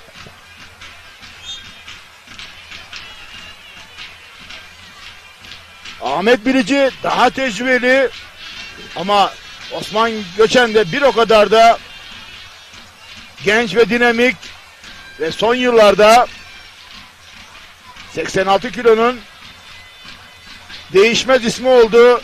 Osman Göçen bugün Keçiören Er Meydanı'nda mücadele ediyor her iki güreşçi de. Bakalım buradan dolanabilecek mi Ahmet Bilici? İç çangal atmaya çalıştı, olmadı. Dolanıyor. Arkadan ayağa takıyor. Bakalım burada blok edebilecek mi? Evet, tam arkasına geçti. Şu anda puan yok. Ahmet Bilici tekrar kavradı baldırından. Bakalım puan alabilecek mi? Çayır hakemi de pür dikkat izliyor. Bu mücadeleyi buradan ters havada bulabilecek mi? Göreceğiz. Bu arada tam olarak üst noktayı indiremedi. Ahmet Bilici. Tam protokolün önünde iki sporcumuz ve blok etti Ahmet Bilici ve puanını aldı. Buradan bir dolanma girişimi var Osman Göçen'den. Acaba borçlanacak mı? Sarmaya mı dönecek? Bu arada o da blok etti. O da puanını aldı. Karşılıklı puanlar. Bakalım burada bir Zeger oyunu denemesi var. Osman Göçen'den Zeger'i tam olarak alabilecek mi? Zeger oyunu, evet. Ayağı bükecek mi? Buradan Ahmet Bilici tekrar dolandı.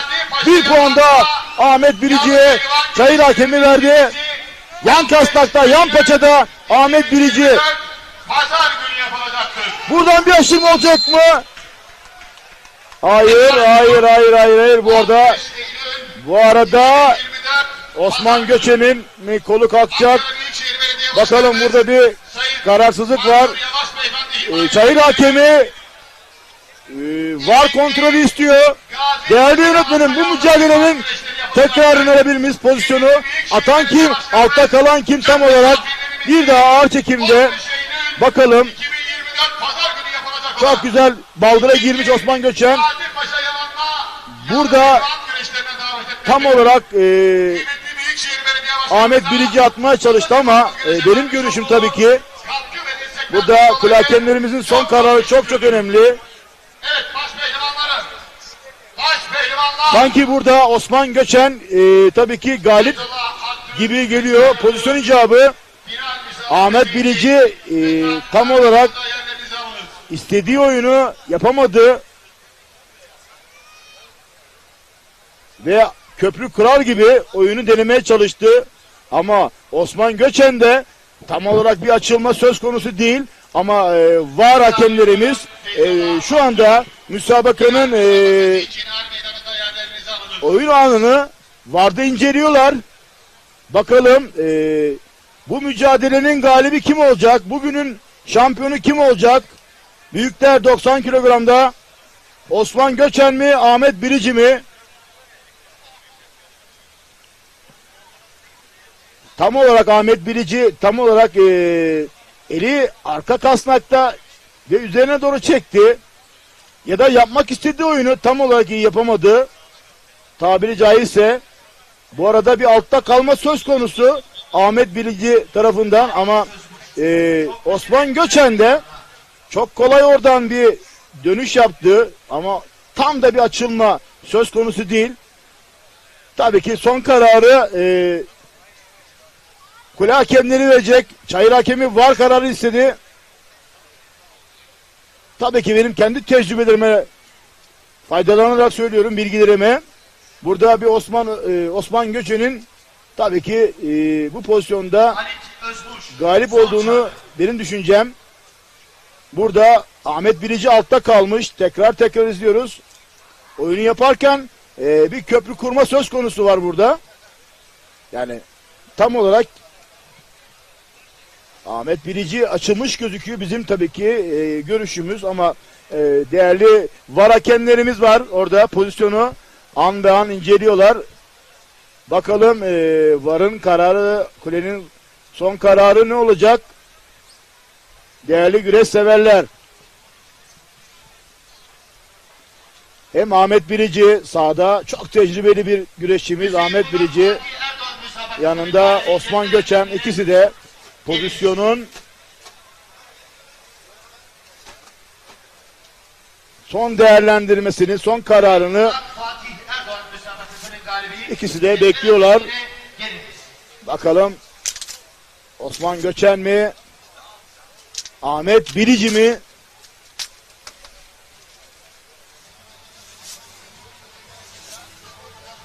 Keçiören'de bugünün şampiyonu kim olacak? VAR'da pozisyon inceleniyor.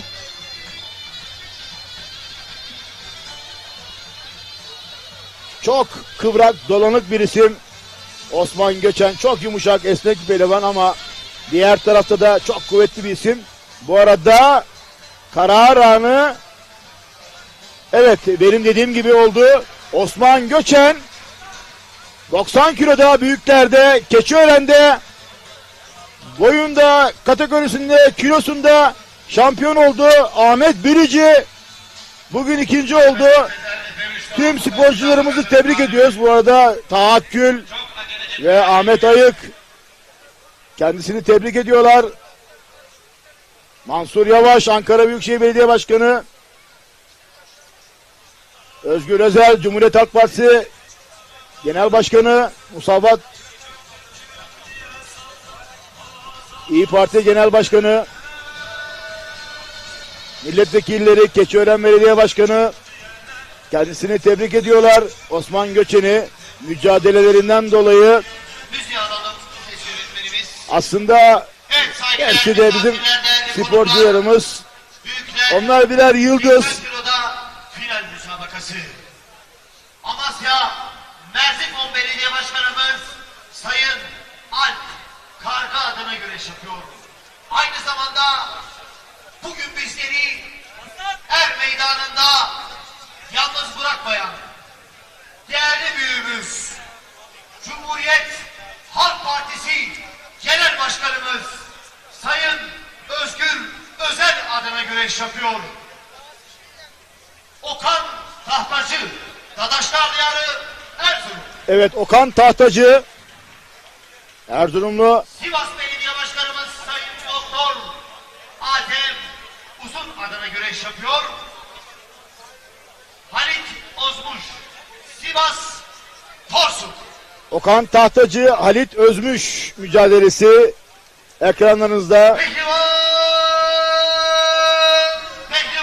Okan Tahtacı ve Halit Özmüş, değerli yönetmenim. Okan Tahtacı ve Halit Özmüş. Bir Erzurum, bir Sivas mücadelesi ekranlarda.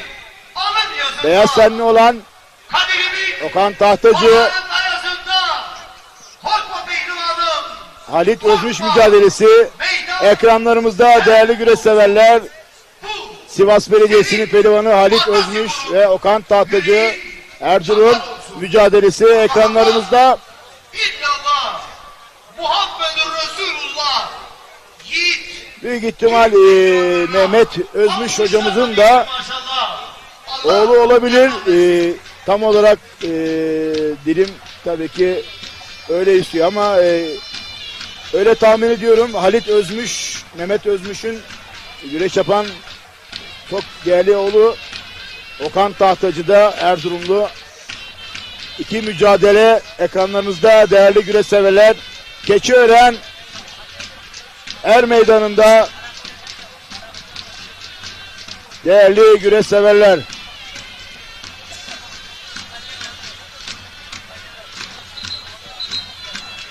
Kilolarında dereceye giren yıldızlar, gençler ve büyükler kategorisinde sikletlerinde ilk 3 derece. Evet, çayır hakemi Okan Tahtacı'ya kırmızı paça bağını verdi. Rakibi Halit Özmüş, o da Sivas Belediyesi'nin pehlivanı. Baş pehlivanlık final müsabakasından sonra madalya törenleri yapılacaktır.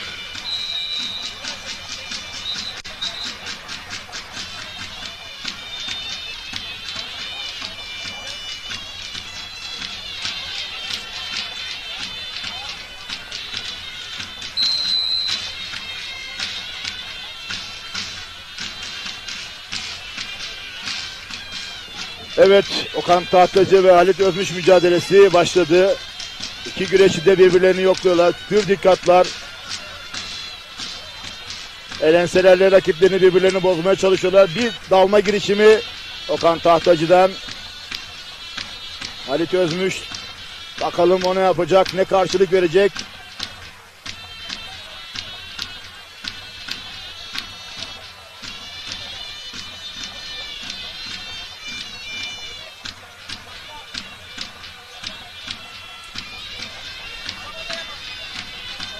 Tekrar bir bozma. Evet, bloklardan çekiyor. Halit Özmüş biraz daha temkinli. Bakalım rakibi daha çok dağıtacak olan kim? Bozarak rakibe tek dalma girişimi yapacak olan hangi güreşçi olacak? Atak yapan mı yoksa kontra atak yapan mı bir güreşçi? Puan ve puanlar olacak. Ama hatanın telafisi olmadığı anlardayız. Evet. Hata yapan kaybedecek. Tabii tekrar bir tek dalma girişimi. Tam yarım hareket. Bir çift dalma girişimi. Çift paçayı buldu. Bastırdı. Okan Tahtacı ve puanını aldı. Değerli güreş severler. Yan kasnakta, yan paçadaydı. Tekrar güreş ayakta devam ediyor. Okan Tahtacı puanını hanesine yazdırdı. Halit Özmüş karşısında. Bu arada protokolde pür dikkat güreşleri izliyor. Soğuk havaya rağmen Ataspor'una vermiş olduğu destekler tabii ki aşikar. Keçiören Belediye Başkanımız Mesut Özarslan bugün anlattığı ifadelerde Ataspor'u ne kadar sevdiğini, ne kadar destek olduğunu, olacağını söyledi ve kendisine bu organizasyonda maddi manevi anlamda destek olanlara da ayrıca teşekkür ettiğini ifade etti. Değerli Başkan Mesut Özarslan, Keçiören'de Taha Akgül onuruna yapılan Taha Akgül 1. Karakucak güreşleri Cumhuriyet tarihinde belki de Karakucak düzeyinde en büyük katılımlı ve ödüllü bir organizasyon olarak ön plana çıktı.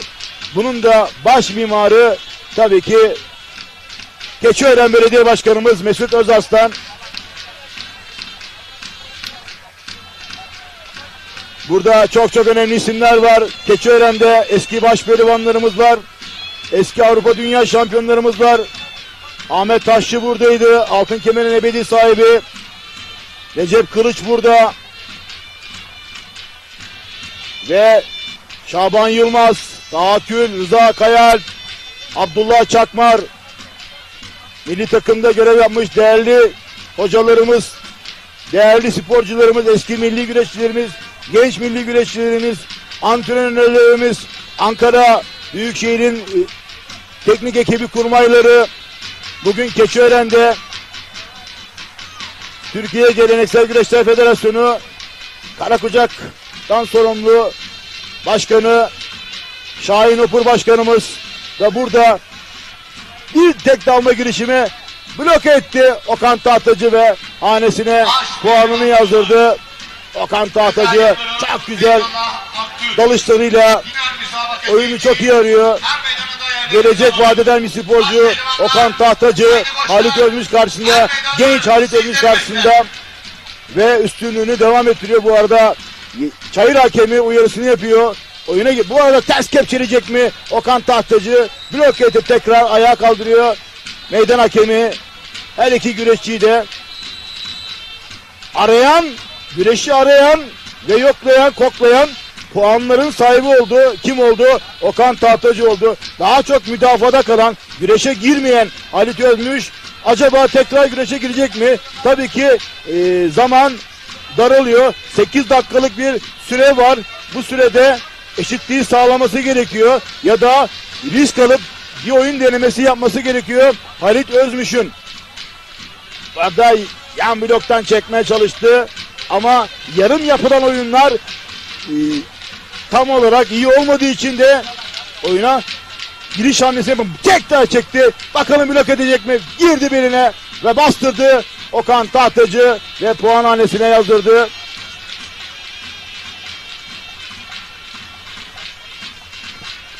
Değerli güreş severler, eğer ki siz risk almazsanız, oyun girişiminde yapmazsanız tabii ki puan ve puanlar alamazsınız. Ve çayır hakemi tekrar kaldırdı.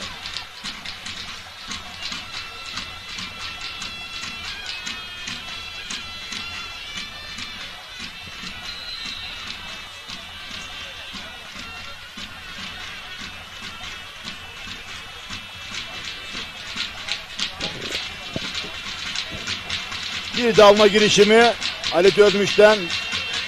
Bir göğüs çaprazı girişimi yarım oldu. Artık süre kısaldı iyice artık.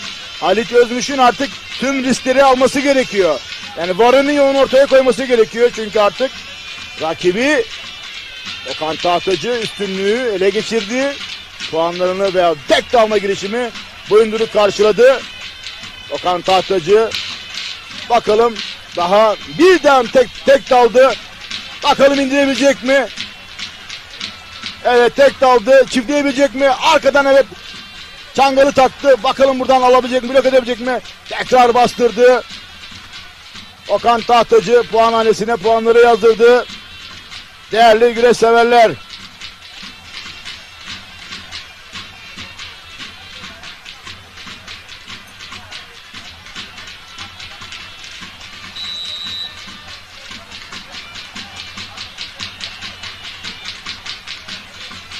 Ekranın sağında Avrupa şampiyonu, Büyükler Avrupa şampiyonu, Kırkpınar Başpehlivanı Rıza Yıldırım. Yine yanında Feyzullah Aktürk, o da Avrupa şampiyonu. Dünya ikincisi, dünya üçüncüsü Feyzullah Aktürk. Bakalım bugünün başpehlivanı kim olacak? Keçiören Bağolu Mer Meydanı'nda bir tek gol girişimi Halit Özmüş'ten. Bakalım burada bastıracak mı Halit Tahtacı? Beline girecek. Blok ediyor. Bakalım puan. Evet bir puan daha geldi. Okan Tahtacı hanesine değerli güreş severler. Puanları teker teker topluyor Okan Tahtacı Halit Özmüş karşısında. Ama Okan Tahtacı daha sağlam, daha garanti, ne yaptığını bilen bir güreşçi. Okan Tahtacı Halit Özmüş karşısında mücadele korakor devam ediyor. Artık Halit Özmüş'ün tüm riskleri alması gerekiyor ve musabaka süresi sonuçlanıyor ve Okan Tahtacı bugünün galibi şampiyonu Halit Özmüş karşısında. Evet değerli güreşseverler, şu anda Keçiören Belediyesi'nin düzenlemiş olduğu 1. Tahakküm Karakucak güreşlerinde sona doğru geliyoruz. Başpehlivanlık final müsabakası. Ekranların sağındaki pehlivan Feyzullah Aktürk değerli güreşseverler. Son 3 yılın Avrupa şampiyonu. Soldaki pehlivan da yine 96 kiloda Avrupa şampiyonu olmuş Olimpiyat şampiyonumuz Rıza Yıldırım değerli severler. 2 Avrupa şampiyonu şu anda finale kaldılar. Kıran kırana final müsabakası onları bekliyor değerli güreşseverler. Yine belediye başkanımız Sayın Doktor Mesut Özarslan başkanımızın koymuş olduğu 2025 model Megane marka son model arabayı bakalım bu iki pehlivandan hangisi alacak değerli güreşseverler. Kıran kırana bir mücadele hem pehlivanları hem güreşseverleri bekliyor değerli güreşseverler. Heyecanlı bir müsabaka bizleri bekliyor. Soldaki pehlivan Rıza Yıldırım, sağdaki pehlivan değerli güreşseverler Feyzullah Aktürk.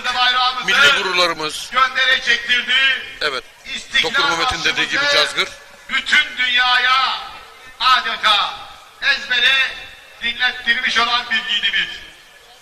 Bugün her meydanımızda dünya üzerinde zulüm gören tüm mazlumlar adına güreş yapıyorum diyor. Ömer Oğuzhan abimiz selamları var Tokat'tan. Tokat Turhallı Rıza Yıldırım diye yazar mısınız diyor değerli yönetmenime. Değerli yönetmenim Rıza Yıldırım Tokat Turhal. Olimpiyat şampiyonumuz Feyzullah Aktürk Akhisarlı. Manisa Akhisarlı'ya yazabilir miyiz? Rıza Yıldırım Tokat Turhal. Tokat Turhallı değerli güreşseverler. Rıza Yıldırım. Manisa Akhisarlı Feyzullah Aktürk. Çan Belediye Başkanımız İşte gördüğünüz gibi iyi pehlivanlar hem yağlıyı güzel yapıyor, hem minderi güzel yapıyor, hem karakucağı güzel yapıyor. Meziyetli pehlivan değerli güreşseverler. Ben de güreşin içinden gelen birisi olarak meziyetli, kabiliyetli güreşçiler, pehlivanlar, değerli güreşseverler. her türlü güreşi en güzel şekilde yapar. İşte Feyzullah Aktürk yağlı güreşte Özaslan adına güreş yapıyor. dillere destan güreşler yaptı Bugün burada bu yıl. bizleri En son yalnız bırakmayarak Kırkpınar'ın başpehlivanı aramıza katılan Yusufcan Zeybek'le güreş yaptı değerli güreş severler. Kurtlar Meydanı'nda. Musavat Dervişoğlu adına güreş yapıyor. Yine işte Karakucak'ta gördüğünüz gibi 3 yılda büyük bir organizasyon. Avrupa minderlerine Yine finale kaldı. 69 pehlivan vardı değerli güreş severler burada. 69 pehlivanın içerisinden bu iki yiğit pehlivanımız finale adını yazdırdılar. Temsil etti. Er meydanlarının altın adamı, milli gururumuz ve yine er meydanlarında yapmış olduğu güreşlerle tüm güreş severlerin gönlünde centilmen davranışlarıyla taht kurdu. Feyzullah Aktürk, Manisa, Akhisar. Ve yine bizleri bugün yalnız bırakmayan Cumhuriyet Halk Partisi Genel Başkanımız Sayın Özgür Özel'e bir Manisalı olarak sevgilerimi ve teşekkürlerimi sunuyorum diyor. Feyzullah Aktürk'e bir alkış daha yapalım. Evet, kıymetli misafirlerimiz başpehlivanlık final müsabakasını Türkiye Geleneksel Güreşler Federasyonumuzun deneyimli hakemlerinden Samsun bölgesinden Sayın Ruhi Koçer Hocam ve yine Türkiye Geleneksel Güreşler Federasyonu deneyimli hakemlerimizden Sivas bölgesinden Sayın Değerli güreş severler gördüğünüz gibi Taha Akgül 2 günden beri oturduğu yerinden kalkmadı. Kendi onuruna yapılan güreşleri ilgiyle izliyor. Protokolümüzde, değerli protokolümüzde şu anda yerlerindeler. Final müsabakasını seyretmek için bekliyorlar. Gönlü zengindir, yüreği sıcak, ezelden yiğitlere yansın Ankara'm. Dargınlık yok, rekabet var meydanda.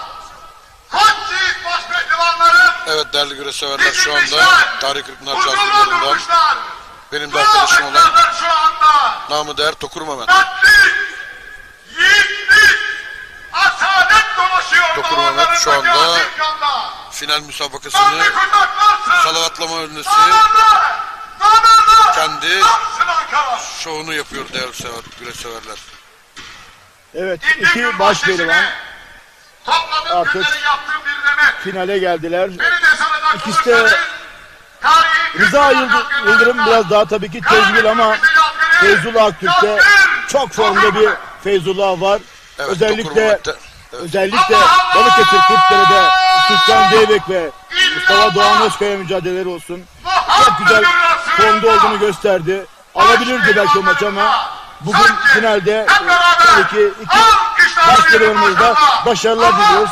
Allah yar ve yardımcılar olsun. Evet, başpehlivanlarımız çıkış yaptılar. Cazgırlarımız salavatladılar. Ünlediler pehlivanlarımızı. Evet, Rıza Yıldırım Tokat Tural'dan, Feyzullah Aktürk Manisa Akhisar'dan ekranlarınızda gördüğünüz gibi peşrefleriyle er meydanına çıkış yaptılar değerli güreş severler. İnşallah finale yakışır bir müsabaka seyredeceğimize inanıyorum. Her iki pehlivan da milli güreşçi, milli gururumuz. Avrupa şampiyonu ikisi. Feyzullah Aktürk son 3 yılın 2022, 2023, 2024 yılları 92 kilo. 92 kilogram. 92 kilo pardon. Avrupa şampiyonu, dünya üçüncüsü. Dünya üçüncüsü Feyzullah Aktürk. 92 kilonun Avrupa şampiyonu. Rakibi Rıza Yıldırım da 96 kiloda. 125 kiloda. 125. Evet, ağır siklette şampiyon oldu, Avrupa şampiyonu oldu. Evet, Rıza Yıldırım da ağır siklette 125 kiloda değerli güreş severler Avrupa şampiyonu oldu. Büyükler Avrupa şampiyonu oldu. Büyükler Avrupa şampiyonu. İkisi de oldukça deneyimli. İkisi de güreşi çok iyi bilen iki milli gururumuz. Biz güreş yorumcuları Balıkçı Sebo ve Şener Sar hocam olarak pehlivanların finale yakışır büyük müsabaka yapmalarını diliyoruz. Gönlümüz tabii ikisinden yana. Hangisi kazanırsa kazansın. Türk güreşi kazansın değerli güreş severler. Türk güreşi adına güzel bir güreş yapsınlar. Güzel bir güreş çıkarsınlar. Evet. Bütün temennimiz bu yönde. Sakatlıksız kazansız bir final müsabakası olur. İki pehlivanımız da başarılar diliyoruz. Evet, baş pehlivanlık güreşi 10 dakika. Sevgili Sebahattin Erdoğan. Her türlü beraberlikte müsabaka altın puana gidiyor. Her türlü teknik galibiyetlerde müsabaka bitiyor. Teknik üstünlükle müsabaka bitiyor. Her türlü rakibi açmada, açık düşürmede müsabaka bitiyor. Bunu da izleyenlere, ekranları başında bizleri izleyen. Aynı yağlı güreşteki gibi payanda var. Payanda yapılırsa yeniliyor. Evet, payanda da yani yağlı güreşteki yenişlerin çoğu burada var değerli güreş severler. Künde attın, yenildi. Keçi dikmesi yaptın, yenildi. Yani açık düştü, yenildi. Evet, açık düşüyorsun, suplex attın, yenildi. Ya da tek kol attın, sırtaca düştü. Tabii kuralların çoğu, yağlı güreşteki kuralların çoğu bu karakuşak güreşinde de var. İlle sırtın yere gelmesi şart değil değerli güreş severler. İki elini arkaya dayadığınız zaman da veyahut da bir kolunuzu kaldırıp öbür kolunuzu arkadan yere destek yaptığınız zaman da ona payanda deniyor. O şekilde de geniş veriliyor değerli güreş severler. Yağlı güreşte olduğu gibi. İstem dışı bir hareket tabii ki. Olur bu tür kazalar. Evet. Önemli olan Feyzullah'ın parmağı daha kötü şeyler olmasın. Gözüne geldi değerli güreş severler. Bugün burada şampiyon olana son model bir araba vereceğini belirtti Keçiören Belediye Başkanı Mesut Özarslan ve ikinciye 750.000 Türk TL'si, üçüncülere 500.000 lira Türk TL'si vererek bugünün önemini arz eden müsabaka oldu. Zira 0 kilometre bir araç birinciye teslim edilecek. Evet, görüyorsunuz arka kadrajda değerli güreş severler. Protokolümüz final müsabakasını dikkatlice izliyorlar. Yerlerinden ayrılmadılar hiçbirisi. Tahakkül ona keza 2 günden beri değerli güreş severler yerinden kıpırdamadı. Kendi uğruna yapılan güreşleri sonuna kadar değerli güreş severler baştan sona kadar seyretti. Alt boylardaki pehlivanları takip etti. Belki de alt boylarda yetenekli güreşçileri gözleri aradı. Onları burada bulunan Aski'nin skutlarına söyledi. O da idareci olarak atasporumuza hizmet etmeyi istiyor. Görev verirse kaçmam dedi Sebahattin Erdoğan. Evet. Ben dedi elimi taşın altına koyacağım dedi. Evet.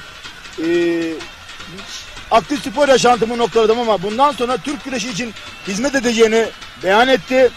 Her zaman da destek olacağını söyledi. Keçiören Belediyesi ile Ankara Büyükşehir Aski'nin ortak bir çalışma olacağını söyledi ve Keçiören'in de pilot bir kulüp olarak aynı pilot takım olarak Keçiören Bağlum Spor evet. Pilot takım olarak değerli güreş severler buradan seçilecek birçok sporcu. Ankara Büyükşehir Aski. Evet, Ankara Aski'ye oradan geçecekler.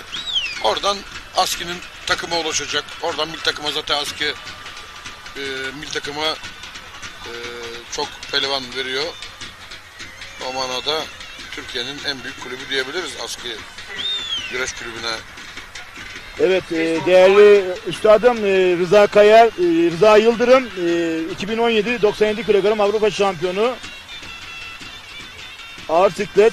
Feyzullah Aktürk 3 kez Avrupa şampiyonu, dünya üçüncüsü, Akdeniz oyunları ikincisi ve U17 yıldızlarda U20 genç, U23'te Avrupa şampiyonu. Sevgili Yusuf Taşkan hocamıza hatırlatma yaptı. Kendisine ayrıca Yusuf Taşkan hocamıza buradan teşekkür ediyoruz. Biz teşekkür ediyoruz hatırlatma için.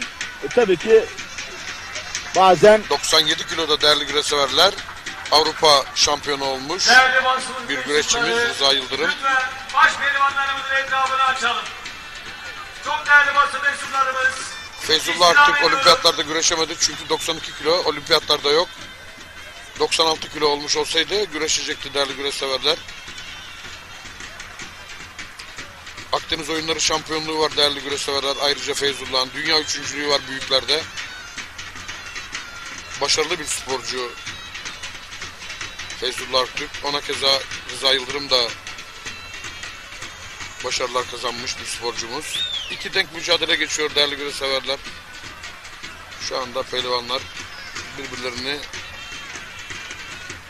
deniyorlar, arıyorlar. Evet, çok tecrübeli bir isim Rıza Yıldırım ama çok formda olan bir isim var Feyzullah Aktürk. Hem minderde hem yağlıda bugün de karakucak güreşlerinde ne kadar iddialı olduğu yüzünde belli, kendisinde görüşümüzde de. Usta elimden geleni yapıyorum, daha iyi olmaya çalışacağım dedi Feyzullah Aktürk. Ama ilerisi için tabii ki minder mi yağlı mı tam olarak onun sözünü tabii ki duyamadık ama her platformda var olacağını belirtti Feyzullah Aktürk. Değerli yönetmenim şu anda arabayı gösterebilir miyiz? Şöyle arka planda arabanın sinyallerini yaktılar. Sinyalleri yakıp sönüyor. Değerli yönetmenimiz şöyle bir enstantane bir şekilde arabayı bir gösterebilir miyiz? Değerli yönetmenim beni duyuyor musunuz? Evet. Evet bakın sol kadrajda değerli güreş severler. Başpehlivan birincisinin alacağı 0 marka 2025 model Megane değerli güreş severler. Bu müsabakanın galibi işte bu arabayı alıp anahtarını evine götürecek değerli güreş severler. Evet. Son model bir Megane, Renault Megane marka bir araba değerli güreş severler. Hayırlı olsun diyoruz. Başkanımıza da böyle büyük bir ödül koyduğu için burada 20 trilyon ödül var der. 20 trilyonluk bir organizasyon bu ama ödüller 10,5 trilyon tutuyor. Diğerleri de tabii organizasyonun giderlerine değerli güreş severler. Başkanımız biz böyle fedakarlıktan kaçınmayız dedi. Ve belediyemizin kasasından da para çıkmadığını söyledi. Bir tek dalma girişimi sevgili Sebahattin Erdoğan. Evet. Bu arada musabakayı kaçırmayalım. Evet Rıza Boyunduruk'tan önledi Feyzullah değerli güreş severler. Evet.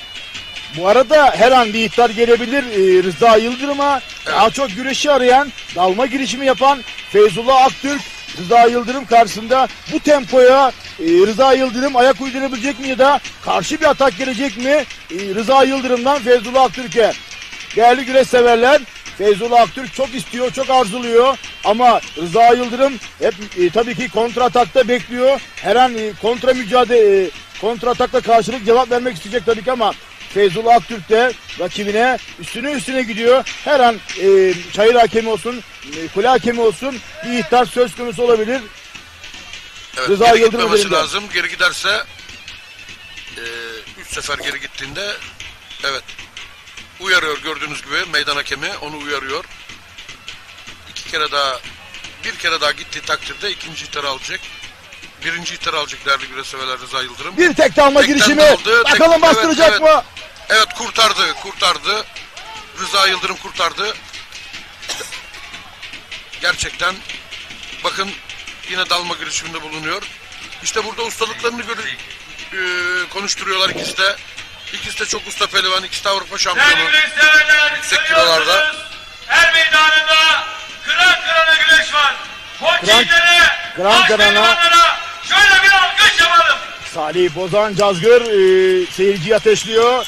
Tabii ki en protokolden bir dalma girişimi bu sefer Evet, kontra atak. bu sefer Rıza daldı değerli güreş severler. Evet kurtardı. İhtar verin diyor ama ihtar bir ihtar verdiler. Evet. Bir ihtar verdiler değerli güreş severler. Feyzullah bir ihtar verdirdi ve bir ihtar aldı. Rıza bir ihtar verdirdi değerli güreş severler.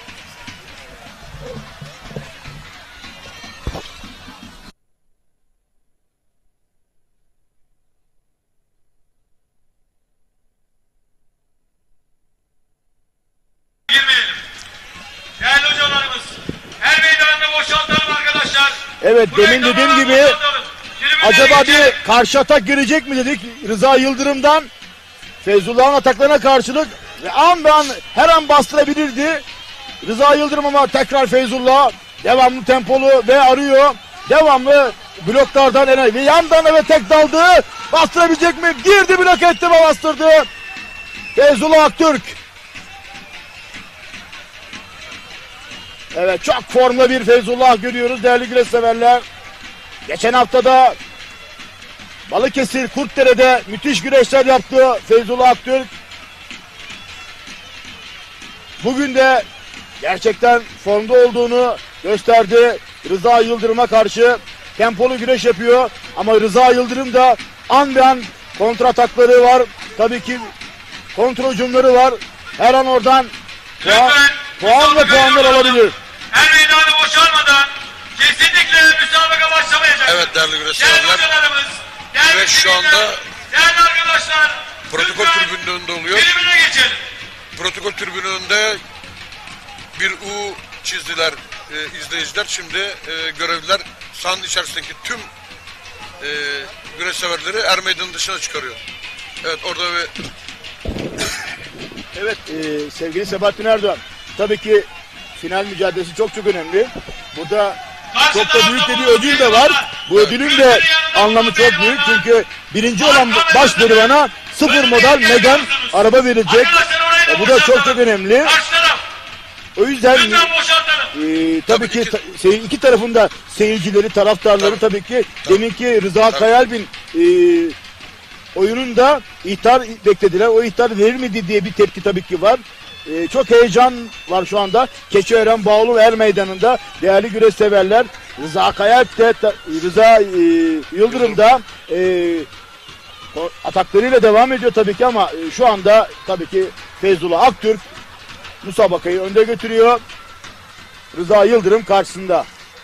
Değerli güreş severler, Rıza Yıldırım bir ihtar verdirdi ama hemen akabinde ardından Feyzullah Aktürk bastırarak 2 puan aldı ondan. Şu anda 1 dakika puanlar evet. 1-1'dir. Bilgilerinize az olur. Puanlar 1-1, ihtar puan verilmiş demek ki. İhtar puan verildi. Evet o zaman 1-1 oldu değerli güreş severler. Yani şu anda güreş berabere değerli güreş severler. Bu beraberlik olduğu zaman altın puana geçiliyor. Evet, süre bittikten evet. sonra değerli güreş severlerimize tanıtalım. Eğer 1 dakika içerisinde pehlivanlar birbirlerinden puan alamazlarsa güreş altın puana geçecek. Altın puan devresine girilecek. Değerli güreş severler, şu anda çok az bir süre kaldı normal sürenin bitmesine. Evet bitti. Şu anda normal süre bitti. Altın puana geçiliyor. Sürenin ucu açık değerli güreş severler. Ne zaman pehlivanlar birbirlerinden puan alırlarsa, bastırıp blok ederlerse güreş bitecek. Evet pehlivanlar. Finale yakışır mücadele var değerli güreş severler. Rıza Yıldırım, Feyzullah Aktürk mücadelesi altın puana geçildi. Bu arada sporcuların antrenörleri, ustaları, sporcularına masajlar yapılıyor, su veriliyor. Son taktikler artık veriliyor. Artık burada altın puana geçilecek. Bakalım bugünün Keçiören Bağlum Er Meydanı'nda Taha Akgül onuruna yapılan Karakucak güreşlerinin baş pehlivanı kim olacak? Bu büyük ödülün sahibi hangi baş pehlivan olacak? Ve altın puan mücadelesi başlıyor değerli güreş severler. Saygıdeğer misafirlerimiz. Evet değerli güreş severler. Şu anda Feyzullah Rıza Yıldırım, Feyzullah Aktürk final müsabakasında altın puan evresine geçildi. Bastıranın, blok edenin kazanacağı bir süreç değerli güreş severler. Bastıran blok ettiği takdirde güreş sona erecek, nihayete erecek. Onun için iki pehlivan da oldukça dikkatli. Bakın gördüğünüz gibi.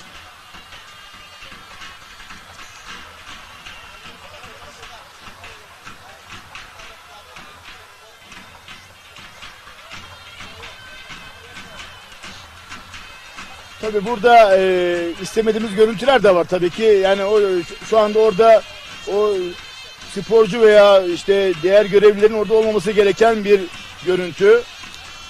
Çok yakın alana güreş alanı çok yakın mücadeleye bu olmaması gerekiyor tabii ki. Değerli yönetmenim buradan alalım buradan. Bu kameradan güreşi devam ettirelim değerli yönetmenim. Bir çift alma girişimi Rıza Yıldırım'dan. Feyzullah Aktürk hemen karşılık verdi. Elenselerle bozma ama Rıza Yıldırım'da çok güzel çift alması var. Eğer ki kaparsa oradan kurtulması sıkıntı olur Feyzullah'ın ama Feyzullah'ın da çok güzel tek dalması var ki tek dalıp da arkaya dolanması çok iyi. Çok seri. Bakalım çift dalan mı kazanacak yoksa tek dalıp bloke eden mi yapacak? Bakalım, hep beraber göreceğiz. Artık altın puandayız değerli güreş severler. Puan alan bugünün şampiyonu olacak, baş pehlivan olacak. Keçiören Bağlum Er Meydanı'nda.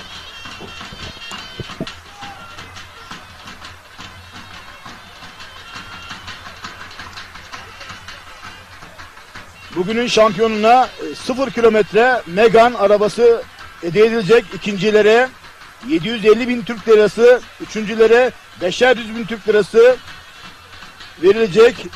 Keçiören Belediye Başkanımız Mesut Özarslan tarafından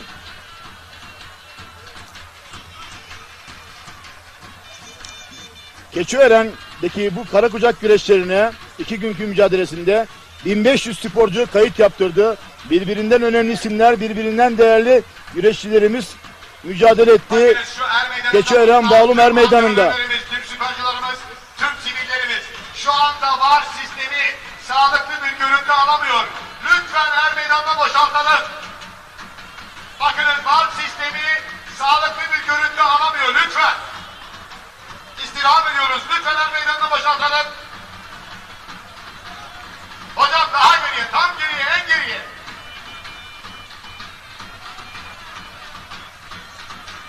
Evet değerli güreş severler, Keçiören Belediyesi 1. Tahakkül Karakucak Güreşleri final müsabakası olanca hızıyla devam ediyor.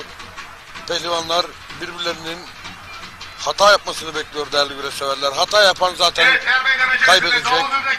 O anlamda iki pehlivan da çok kontrollü. Zaten ikisi de çok deneyimli pehlivanlar değerli güreş severler. Uluslararası arenalarda çok defalarca madalyalar almış, kürsülere çıkmış, bayrağımızı göndere çektirmiş sporcular, değerli pehlivanlar bunlar. Onun için ikisi de çok dengeli şu anda müsabakaya devam ediyorlar.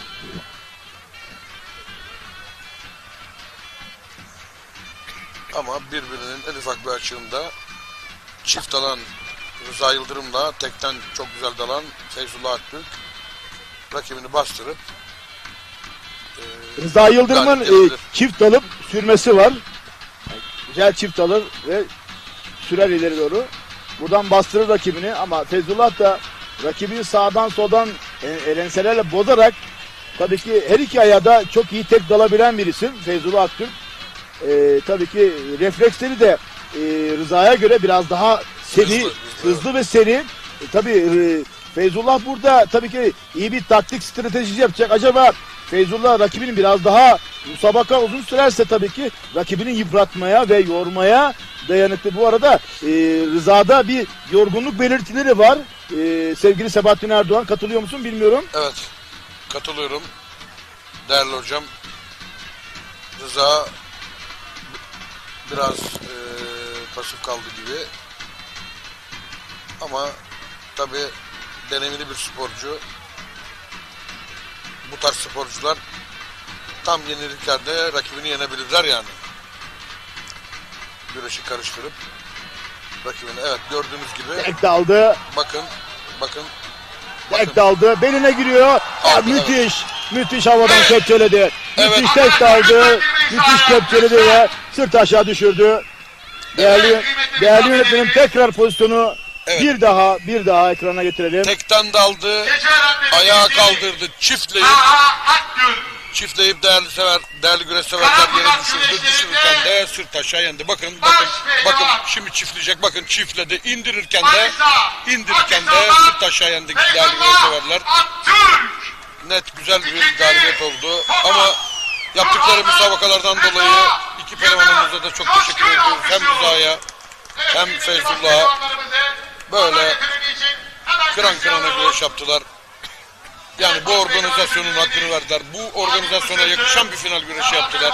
Üçüncüler de çok teşekkür ediyorum. Üçüncüler Serhat Elvan ve Adil Mısırcı. Evet. 0 kilometre arama. Çık konfeti. Evet kıymetli misafirlerimiz, Cumhuriyet tarihinde bir değil. Bakınız 0 kilometre. Keçiören Bağlum Er Meydanı'nda Feyzullah Aktürk kıran kırana geçen mücadele sonunda rakibi Rıza Yıldırım'ı yenerek hem baş pehlivan oldu, hem altın kemerin sahibi oldu, hem de birincilik ödülü olarak 0 kilometre Megan arabası ödülünde sahibi oldu. Feyzullah Aktürk kendini tabii ki Karakucak güreşinde de ispat etti. Minder güreşinde kendisini ispat ettiği gibi, yağlı güreşte ispat ettiği gibi, Karakucak güreşinde de varım dedi ve her platformda, her organizasyonda üstün performans gösteren Feyzullah Aktürk hem minder güreşinde, hem Karakucak güreşinde, hem geçen hafta yapmış olduğu Balıkesir Kurtdere yağlı güreşlerinde göstermiş olduğu mücadele gerçekten müthiş. Yürekten kutluyorum Feyzullah Aktürk'ü. Acaba hedefi bundan sonraki nedir? Tabii ki birazdan kendisini röportajı alacağız. Feyzullah Aktürk'ü, bu soruları kendisine yöneteceğiz. Müthiş bir organizasyondu. Doktor Mesut Özarslan hiçbir fedakarlıktan kaçınmadan bu organizasyona ev sahibi yaptı. Maddi manevi yanında olan herkese teşekkür ederim dedi. İş adamlarına teşekkür ederim dedi.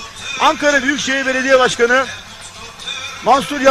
Mansur Yavaş Bey'e ve diğer bürokratlara, milletvekillerine ayrı ayrı teşekkür ederim dedi.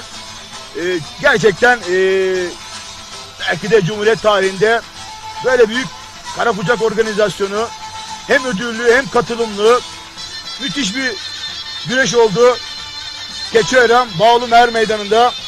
Tabii ki bu organizasyonun hiç kuşkusuz baş sahibi Doktor Mesut Özarslan'a da tabii ki tebrik etmek lazım, kutlamak gerekir. Kıran kırana güreşler oldu Bağlı Mer Meydanı'nda.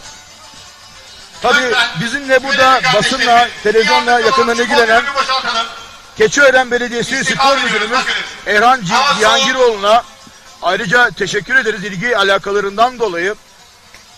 Yine Ankara Büyükşehir Belediyesi Aski Spor Genel Koordinatörü Abdullah Çakmar'a ayrıca teşekkür ederiz. Yine Keçiören Belediyesi Güreş Takımı Koordinatörü Sayın Yaşar Kale'ye, yine Ankara Büyükşehir Aski Direktörü değerli dostum Savaş Baş'a teşekkür ediyoruz. Onların da bu organizasyonda emekleri gerçekten çok büyük. 2 günden beri Karakucak organizasyonu olarak müthiş güreşler oldu. Yıldızlar, gençler, büyükler ve baş pehlivanlık kategorilerinde kıran kırana mücadele oldu. Ne diyoruz ki? Minder'in altyapısı, Minder'e %100 katkı veren Karakucak'tır. Karakucak'ta yetişen çocuklarımız, gençlerimiz minder güreşine kuşkusuz çok kolay adapte oluyorlar ve Karakucak'tan almış olduğu teknikler ve Karakucak'ın çayırın ve toprağın sporcuya vermiş olduğu güç, kuvvetle, hızla, serilikle minder güreşine çok büyük faydası var. Değerli güreş severler. Emre Çiftçi. Baş pehlivanlıkta Feyzullah Aktürk, Rıza Yıldırım, Serhat Elvan, Adil Mısırcı. Avrupa, Dünya, bu şekilde oldu. Sayın Taha Akgül'e davetini arz. Bugün sizlere bu arada bugünün şampiyonu yanımıza geliyor. Biz de röportaj için sahadayız.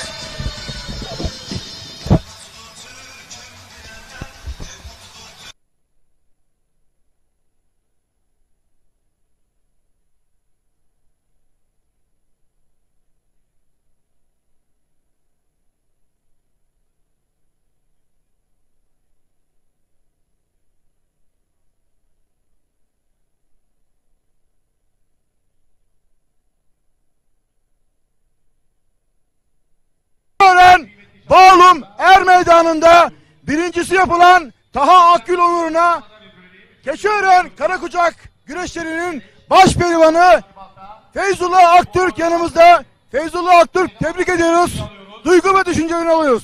Evet ustacığım, teşekkür ediyorum. Öncelikle sizlerden başlamak istiyorum. 2 gündür buradasınız. 2 gündür bizi naklen yayınlıyorsunuz. Yayın ekibine emeği geçen herkese çok teşekkür ediyorum. Devamında antrenörüm olan Halil hocama teşekkürlerimiz. 2 gündür beraber burada sırt sırta mücadele veriyoruz. Çok zorlu mücadeleler yaptık. Final maçını da zaten görmüşsünüzdür. Uzatmaya gitti. Çok şükür alnımızın akıyla atlattık. 3 tane 4 tane yağlı güreş vardı. Recep abiyle yaptığım röportajda da söyledim. Önemli güreşler vardı ama biz burayı tercih ettik. Burada iddialı olduğumuzu düşündük. Çünkü burası tarihte bir ilk. Biz de bir ilke imza atmak istedik. Çok şükür ilkinde olan Karakucak güreşlerinde şampiyonluk bizlere nasip oldu. Bu anlamda bizlerden desteklerini esirgemeyen Harun Arslan'a, Çam Belediye Başkanımıza çok teşekkür ediyorum. Maddi manevi yanımızda duruyor. Ve bizlerden dualarını esirgemeyen, sahada her zaman yanımızda olan aziz milletimize, yağlı güreş seyircisine, minder seyircisine çok teşekkürlerimi sunuyorum abi. Feyzullah Aktürk, minder güreşinde varsın. Evet. Avrupa şampiyonu oldun. Dünya şampiyonlarının derecelerin var. Evet. Sonra yağlı güreşe döndün. Yağlı güreşte de çok hızlı başladın. Bir Kırkpınar'da tabii ki önemli mücadelen oldu ve Ali Gürbüz'e ettin. Ama sen ondan yılmadın, devam ettin ve müthiş bir geri dönüş yaptın. Balıkesir Kurtdere'de gerçekten müthişti. Seni gerçekten seyirci bağrına bastı. Müthiş güreşler yaptın. Yusuf Can Zeybe'ye karşı alabilirdin de kaybedebilirdin de ama kaybettin. Sen devam ediyorsun. Bugün geldin. Keçiören'de Bağlımer Meydanı'nda tüm rakiplerini yenerek bugün baş pehlivan oldun. Bundan sonra Feyzullah Aktürk'ün hedefi nedir? Beklentisi nedir?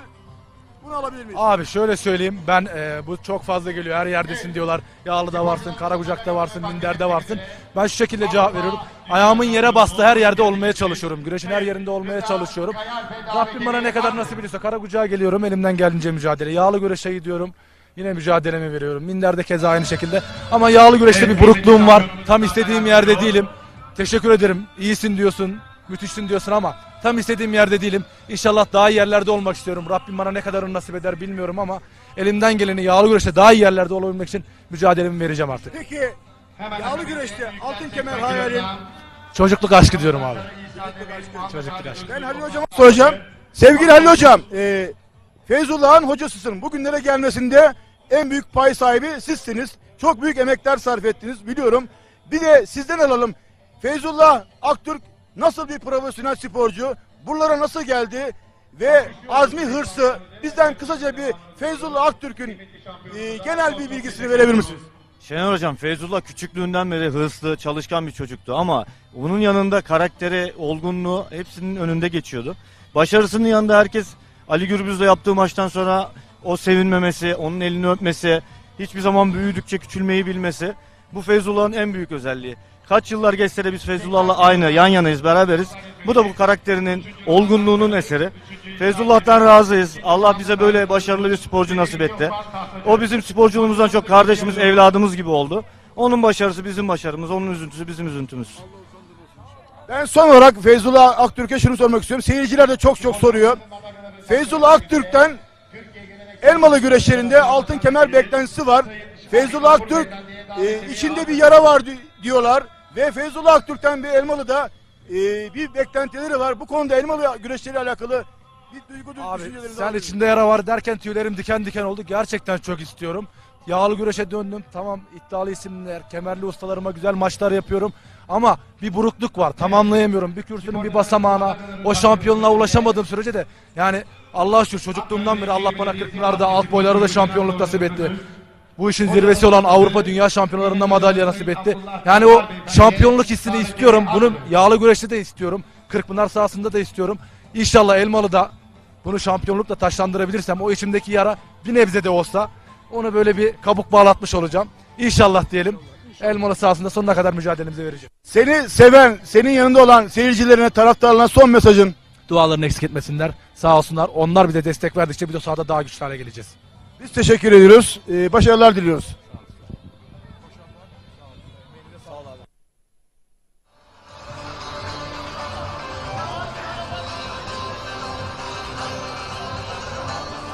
Hemen akabinde birlikten 75 kilogram Mehmet Söyle Ömer Barımcı'yı Mevlüt Özdemir Fazla Yılmaz hazırlansınlar.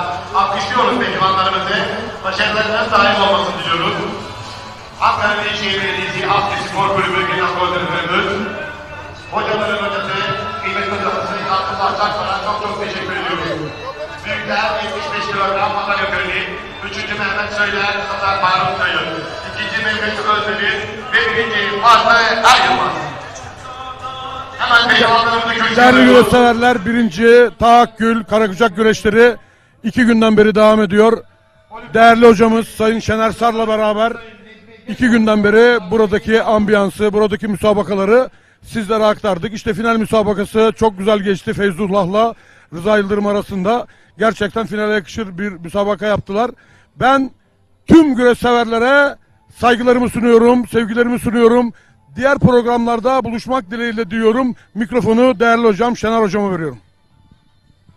Evet değerli güreş severler, Keçiören'deydik. Cumhuriyet tarihinin belki de en büyük Karakucak organizasyonuydu. Bu organizasyonda emeği geçenlere öncelikle Keçiören Belediye Başkanımız Mesut Özarslan'ı ve Spor Müdürümüz Erhan Bey'e, Erhan Cihangiroğlu'na ayrıca teşekkür ediyoruz. Ve bu Karakucak güreşinin temelini atanlar ve iyileştirmesinde çok büyük faktör olanlar Türkiye Geleneksel Güreşler Federasyonu Başkanımız Sayın İbrahim Türkiş ve Karakucak'tan sorumlu başkanımız Şahin Opur Başkanımıza ayrıca Türkiye Geleneksel Güreşler Federasyonu'nun tüm ekibine teşekkür ediyoruz. Ve bugün burada yayında anlatımında teknik ekibinde, televizyonda, kanallarında, sosyal medya adreslerinde bugün ekranlara yansıtan tüm kanallara, prodüksiyon ekibimiz, tüm ekibine ayrı ayrı teşekkür ediyorum. Mutlu kalın, sağlıklı kalın, huzurlu kalın. Beyit okuyup bitirelim. Evet sevgili Sabahattin Erdoğan abimizle bir beyitle kapanış yapıyoruz. Evet değerli güreş severler, Mesut Özarslan Başkanımız gerçekten çok büyük ödüller koydu. Çok büyük bir Karakucak güreşi organize etti. Ben buradan başkanıma bir beyitle kapanışı yapıyorum. Başkanım, seni görmeyen gözler utansın, seni duymayan kulaklar utansın, seni yazmayan kalemler, seni göstermeyen ekranlar, seni alkışlamayan eller utansın.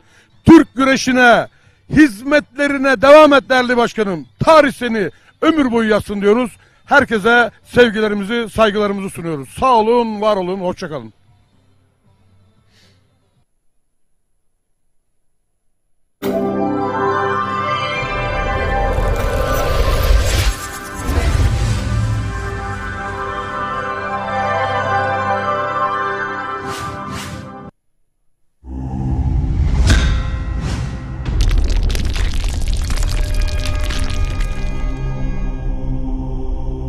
Bizi izlemeye devam edin.